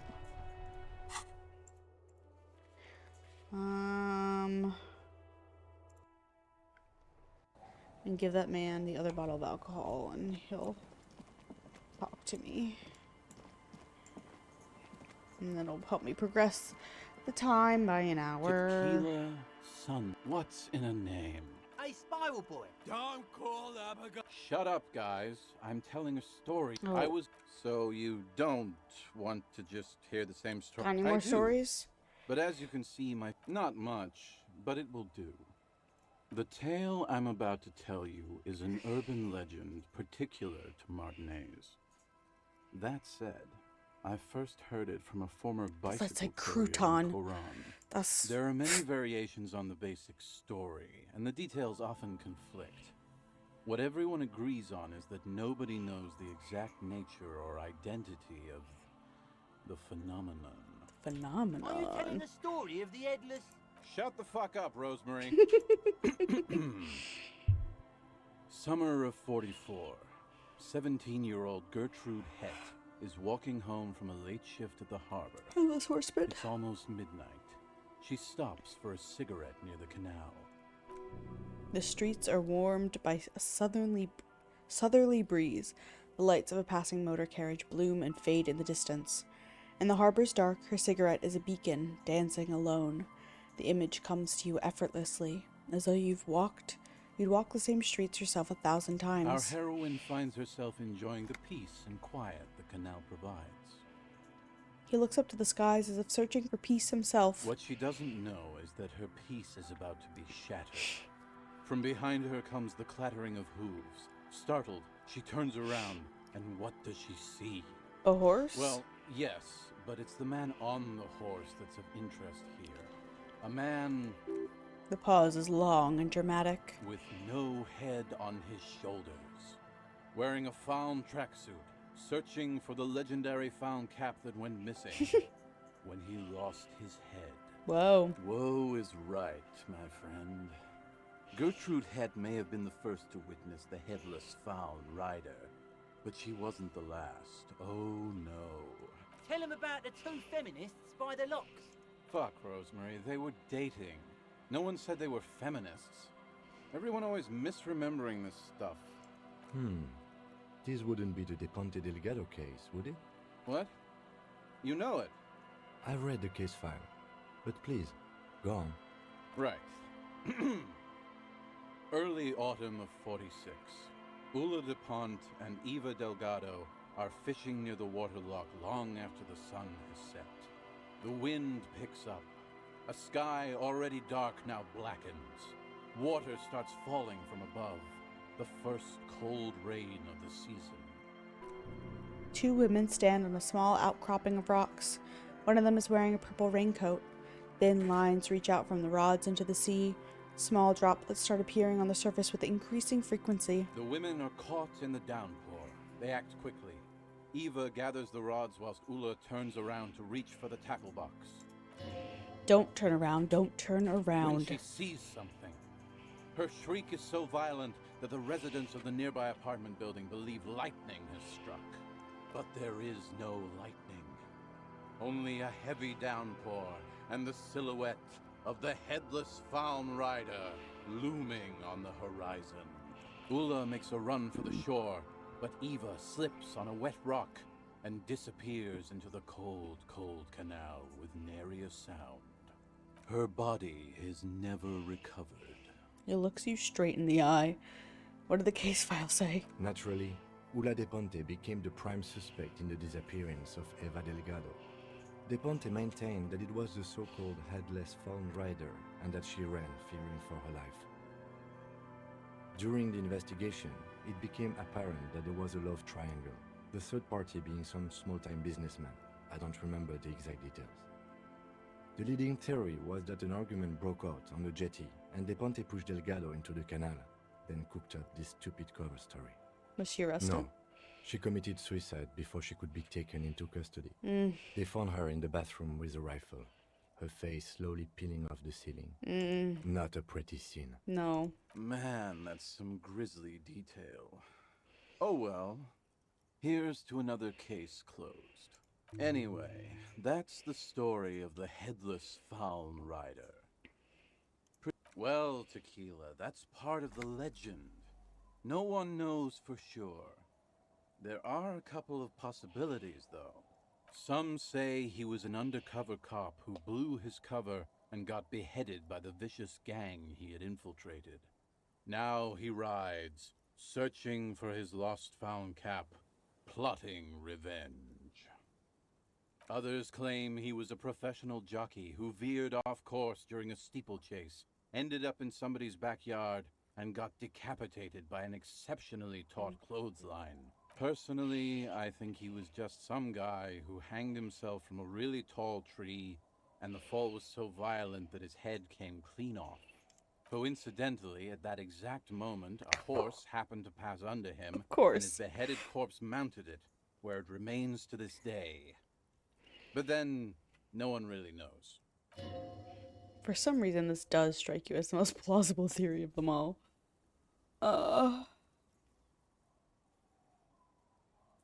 Isn't it? All the pieces fit together perfectly. That's how I know it's right. Anyway, to each his own. You want to hear any other stories? No one knows. Some say he stalks Martinez to this day, and can be seen near the canal when the clock strikes midnight. He makes a spooky gesture with his free hand. He won't, though, because it's just a stupid legend. Aye. I saw him one night when I was right shit-faced. Right.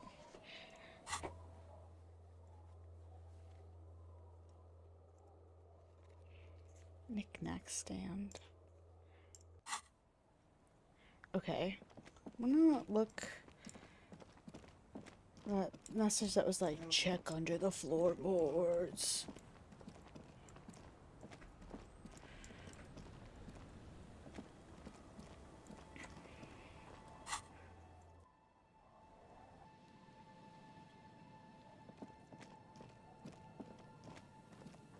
Like these, like over here.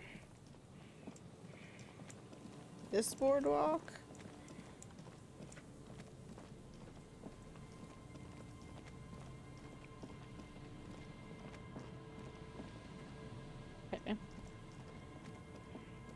At least the body is gone. Hello? Why don't you stop moving? Hello? Did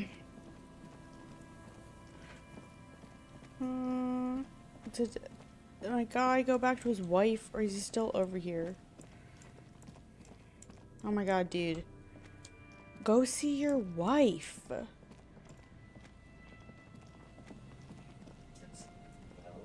Hello. What can I do for you, officer? Lena seems pretty eager for you to return. And I'm eager to return to her, I assure you. But I can't leave before we finish with these traps. My wife understands that just as well as anyone. Look south where Lena would be. Come on, Morel. We've been soaking out here for days. It's time to go back. And leave the traps? Absolutely not. I won't let Lena down. Come on, she wants us back. I'm soaked up to my nuts over here. We'll both catch weed crabs if we don't dry out soon. I didn't know the phasm was so important to Lena. Of course it's important to her. She's seen it. A verified sighting, on record. One of only 4 this century, and it's hers. She's seen it. She didn't tell me that. That's how we first came to know one another, in fact. But that's her story to tell, not mine. Needless to say, you must ask her about the mysterious phasmid. Suffice to say, it's long been our dream to find proof of the Insulindian phasmid together. I can't abandon course now. Maybe you could go back to the whirling, warm up, and come back and check the traps later. No. The traps need to be monitored on a regular schedule. What would we do if the phasmid were to starve while we were sipping tea at the hostel? I could go for some trap setting. Oh, what would they... Well, they may not look impressive, but Lena designed them quite cleverly. So, yes. Okay. Simple. Attracted by the locusts, the phasmid crawls down the funnel and, having eaten its fill, can't get back out. At least, that's the intention. The net isn't a perfect solution, but we didn't want to use anything that might damage the specimen's delicate exoskeleton. Yes. What? What if we I check the didn't expect traps? you to take such an interest in our work here, officer. Yes, indeed. Both require a great deal of research, attention to detail, and, above all, persistence. What if I do if there's one of the Bring traps? it to me at once. Just make sure the trap is closed tight. He's not comfortable with the possibility that you'll claim the find, but he's lying about this even to himself. There are 4 in total. One is to the south, on this little peninsula, by the boathouses there. There's another we set in Land's End, to the northeast.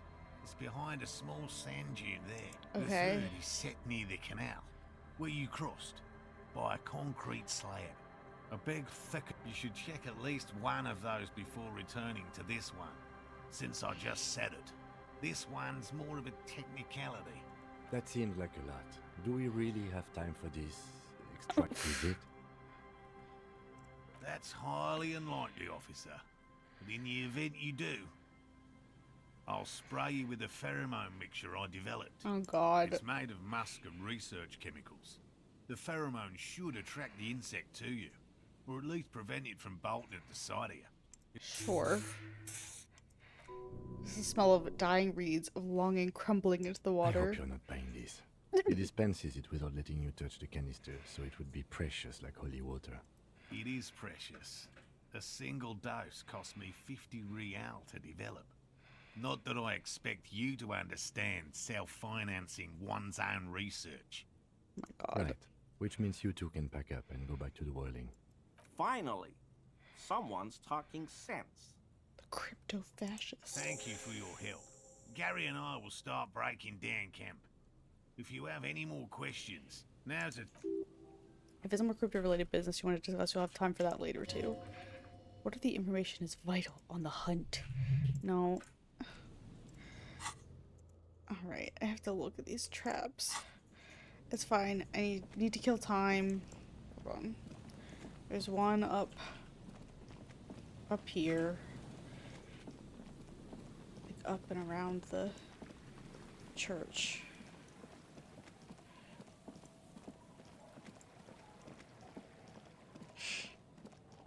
Yeah, it was like over here. Let's just look at it.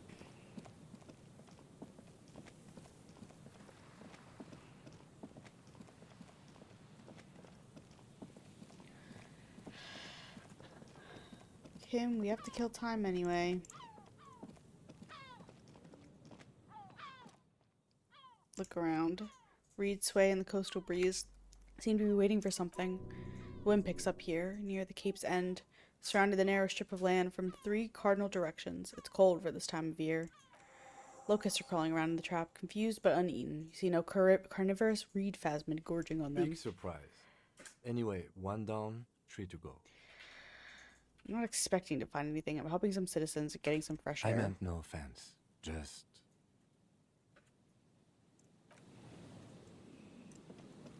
Yeah.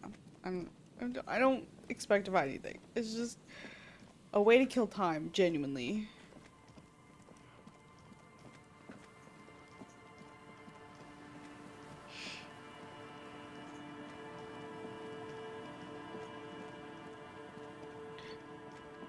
Alright,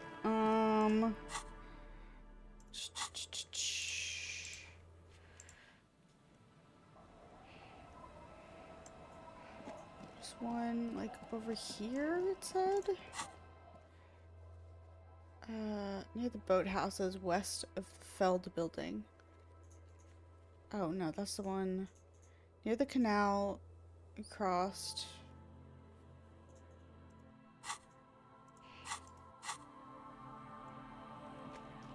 The boathouse is west of the Feld building. Like over here, was it?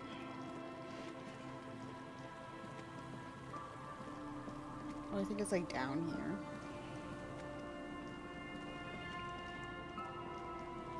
here. Yeah, these things.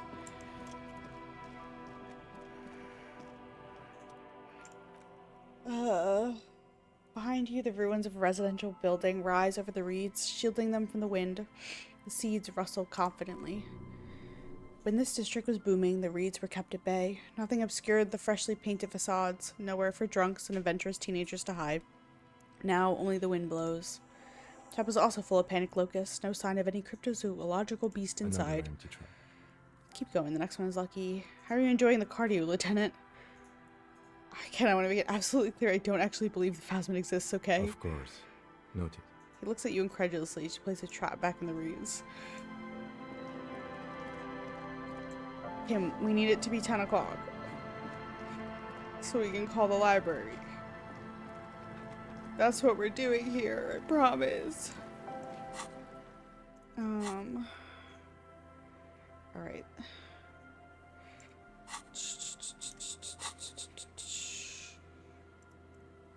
Stop, close.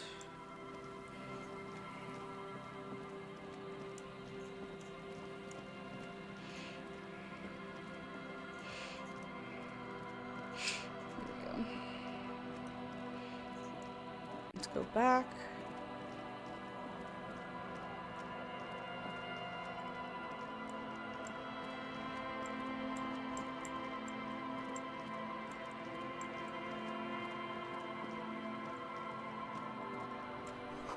Someone has left their music collection behind the tarpaulin.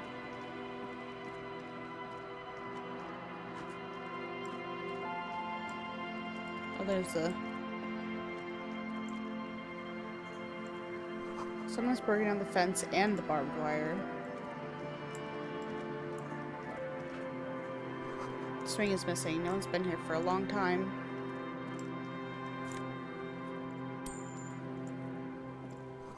The wind is corralled by a 4-story building across the yard, around this yard.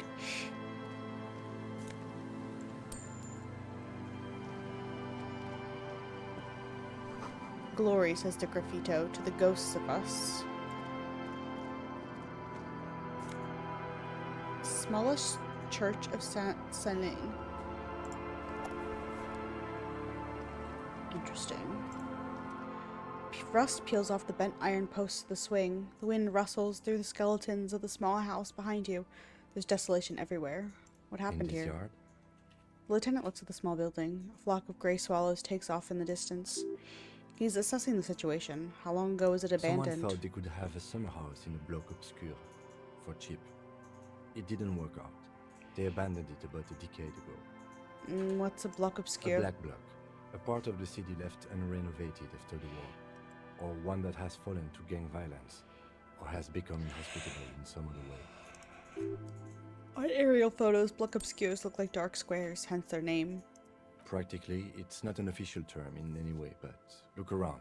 No sewage, broken power lines, crime, drunks. Life is tough in the blocks. It's no place to build a summer house. At least they left some old music behind. Yes, and you picked it up because you're a post-apocalyptic scavenger who collects trash and magnesium blisters. Gives you a weary smile. Not meant as nagging, just an observation. We should move. I don't think we will solve the murder with forays into the urban hinterland, at least in this phase of the investigation. I get it.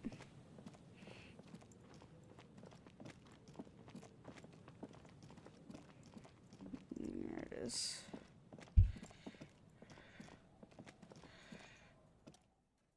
Look around. Not too hard to spot once you know what you're looking for.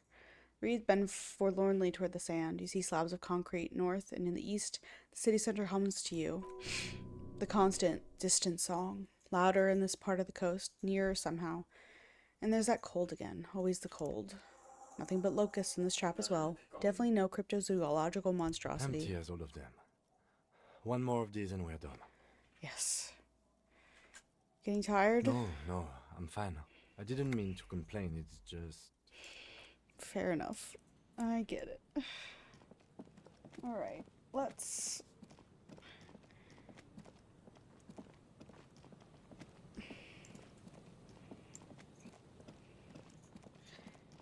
get into the fishing village so I can teleport away. Nope, that's not close enough.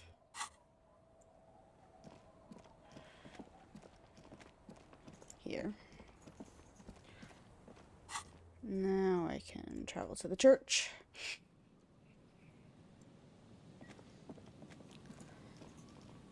I'm sure it does not cut off all that much travel, but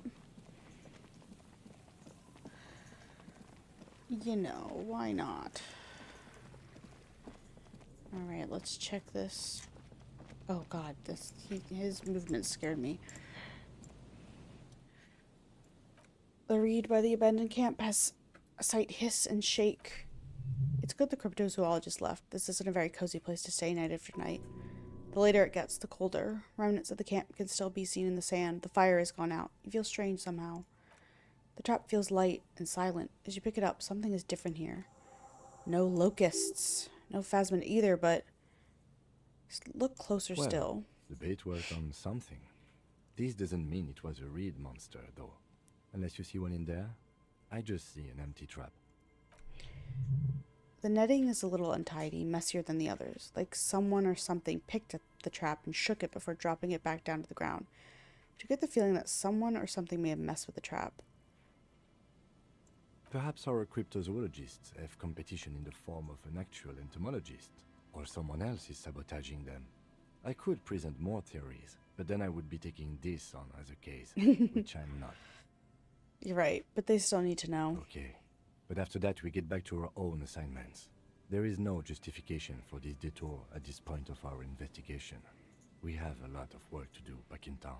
I know, but I need to kill time. There's no way to listen to the tape without a working tape player or porta reel at hand. But even just holding the tape makes you feel a little sad. Pawn shop. A pawn shop would have a tape player.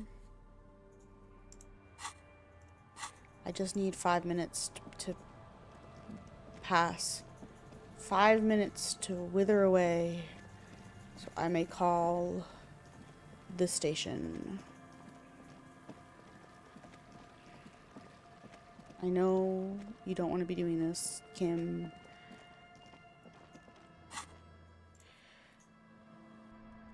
But we have to progress time somehow. And the best way to do that is by yapping with people.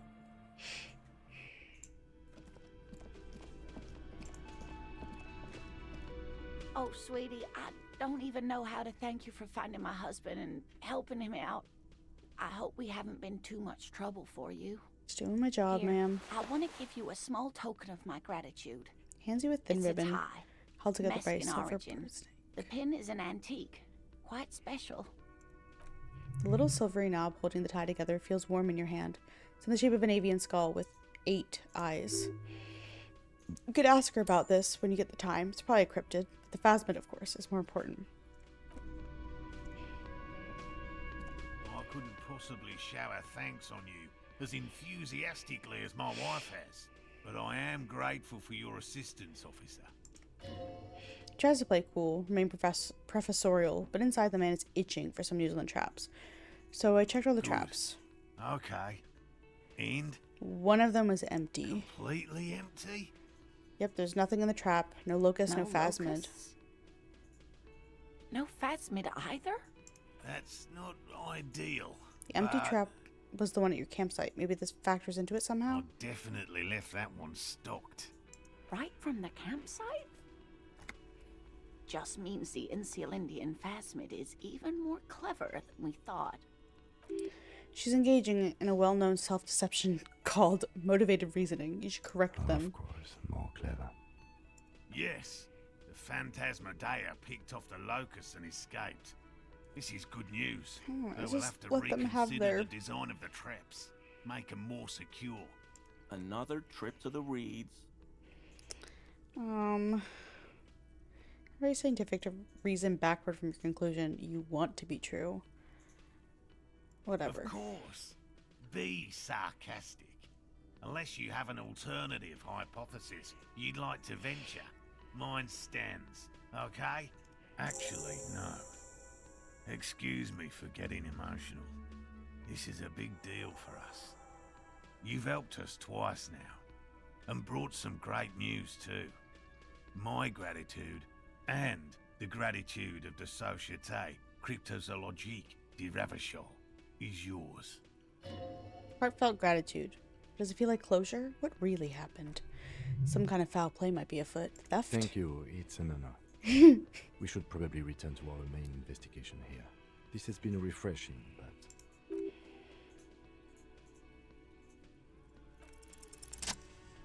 Consider the way the empty trap was disturbed, as though shaken.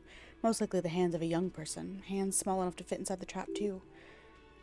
You should ask redheaded boy Kuno. I think a little hooligan called Kuno may have stolen the locusts. A little hooligan? But what would a child want with bugs? Oh, my dear Morel. You've been an old man for too long. Kids love to torment insects almost as much as they love to torment old folks. Keep doing more things. My favorite. Oh, you've been such a dear to us. Please, let us know whatever you turn. Well, I see you've got all the help you need. I'll see you tonight at my place. Let's play Suzerainty, but no more field trips for me. He hasn't been particularly forthcoming before. He may well still be hiding something. After he's left, it's too late. Really, Gary? We're getting somewhere here. I'd love to play Suzerainty, but... Lena, I'm sorry, but you're not getting anywhere. It was some kids. I know the little mutants around here. Leave anything out in the open and then... Morel, it's been fun. Really. But I need a bath. No need. Okay. Which one is he? Who is this? I really owe it you is one. you. Yellow Man. Yellow Man? Something to ask him.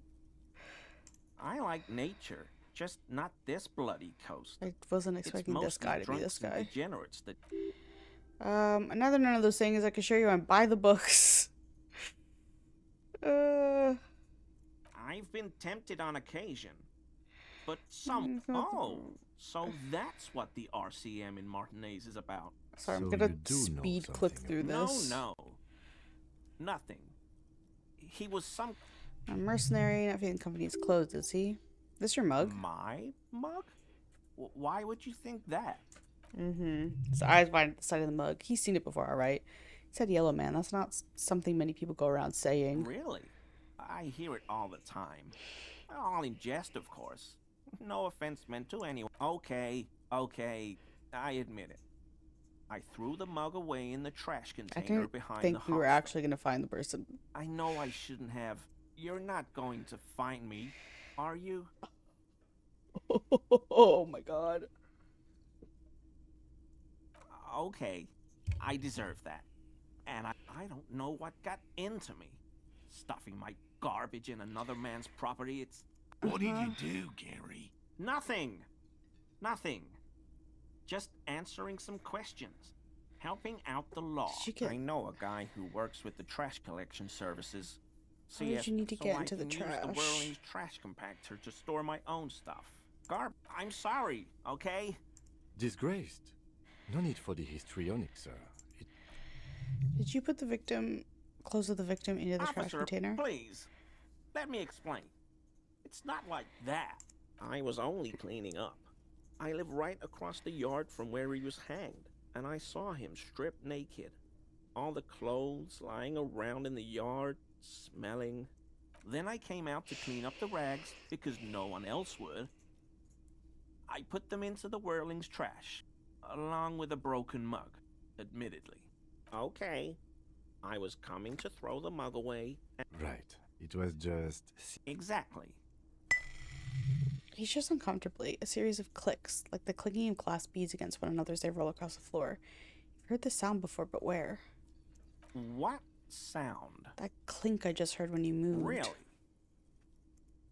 There's lots of weird sounds in a bar like this, though. Uh-huh. Maybe it was pinball. Anything about the victim's missing armor, would you? No. I mean, yes. Of course. Infant could see he's not telling the truth, but he's too scared to admit more wrongdoing. Alright. I hope I could help your investigation. In my small... I keep being like, oh, this will be the last thing I do. This will be the last thing I do. Officers. That sure looks very uncomfortable on him. Is he wearing some of the body armor? Look at the buttons, barely keeping that thing together. Something underneath, yes, like a piece of ceramic armor perhaps. One that makes a clinking sound. The plates meet each other, resembling pearls or marbles. So you're a connoisseur of high-quality combat gear. I knew you'd figure it out, officer. I'm sorry I didn't tell you at once. I was ashamed of what I did. And I didn't want you to know. Thin layer of interlocking plates covers his gaunt torso. We're not detecting falsehoods, sire. He's gearing up to admit the Gary, truth. what's going on? I took the hanged man's cuirass. I didn't mean to. You didn't mean to? Damn it, Gary. I know. Shame on you. Give the cuirass to the officer at once. Gary didn't mean to interfere with your investigation, officers. He's just thick-headed and poor as dirt. But he... Give me that. He sighs again, hangs his head, and unbuttons his shirt carefully. Why did you really put it? Everyone was picking those pieces off him, and I was watching them do it. And they scattered his clothes all over the yard. Everything was smelling. So I went there to take out the trash and started cleaning up. All those rags on the ground, him swinging up there, and I had a lapse of honor, sir. I thought, he's a foreigner. They all say he wasn't from here. Only the cuirass was left. So I stripped it off him. It was early in the morning. No one saw me. I took it with me. It was a mistake. Had I known it'd give you guys trouble, We're detecting sincere contrition here, sire. He's not trying to flatter anyone. It's okay. It was a loose end, and you are tying it up now. I'm so fucking sorry I called you Yellow Man. Sealite officers commanded the suzerain's navy. Most of them sided with the king when... They were thoroughly conservative men, he realizes suddenly. Because I was weak. I should have told you the moment I saw you. But... He's a scaredy cat. Do you know who killed the hangman? I always thought it was the Union. Some Union hardasses lynched him because of the strike. But almost... This is all he knows. Yes, absolutely. I will never do anything like this again. Good. Alright, I'm calling the library and then I'm going to bed.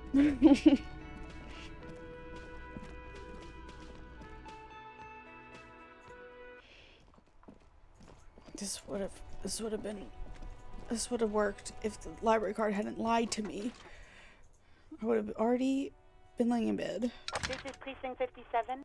Hold on, officer. I've got Central Jamrock Public Library on the line, and I've already introduced you to their librarian. Connecting the call in 2, 1.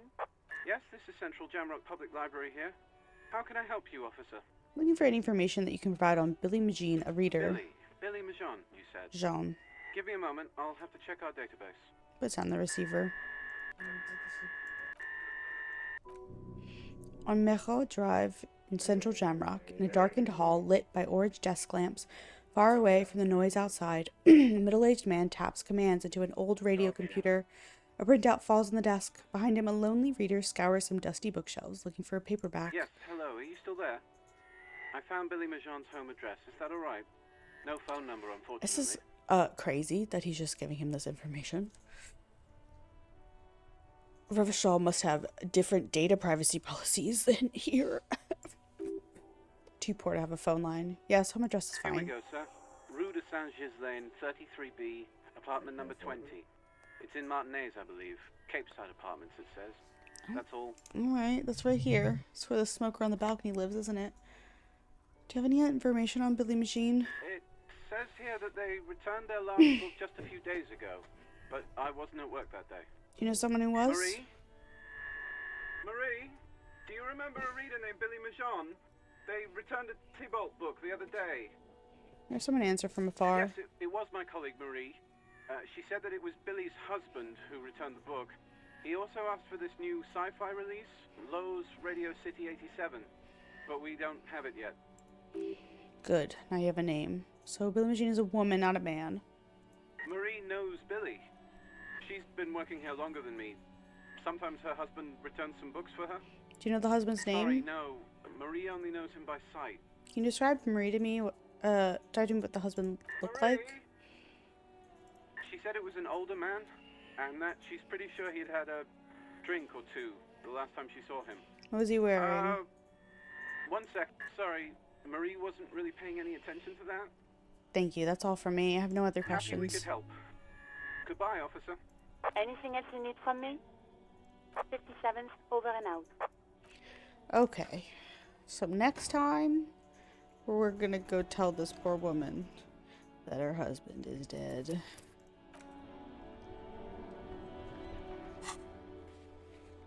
And also talk to Kuno.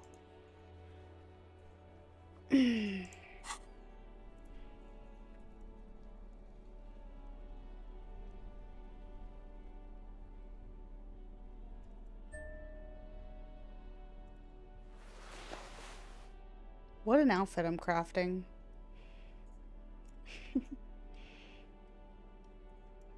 My morale upped. Interesting. Oh, what a terrible hat.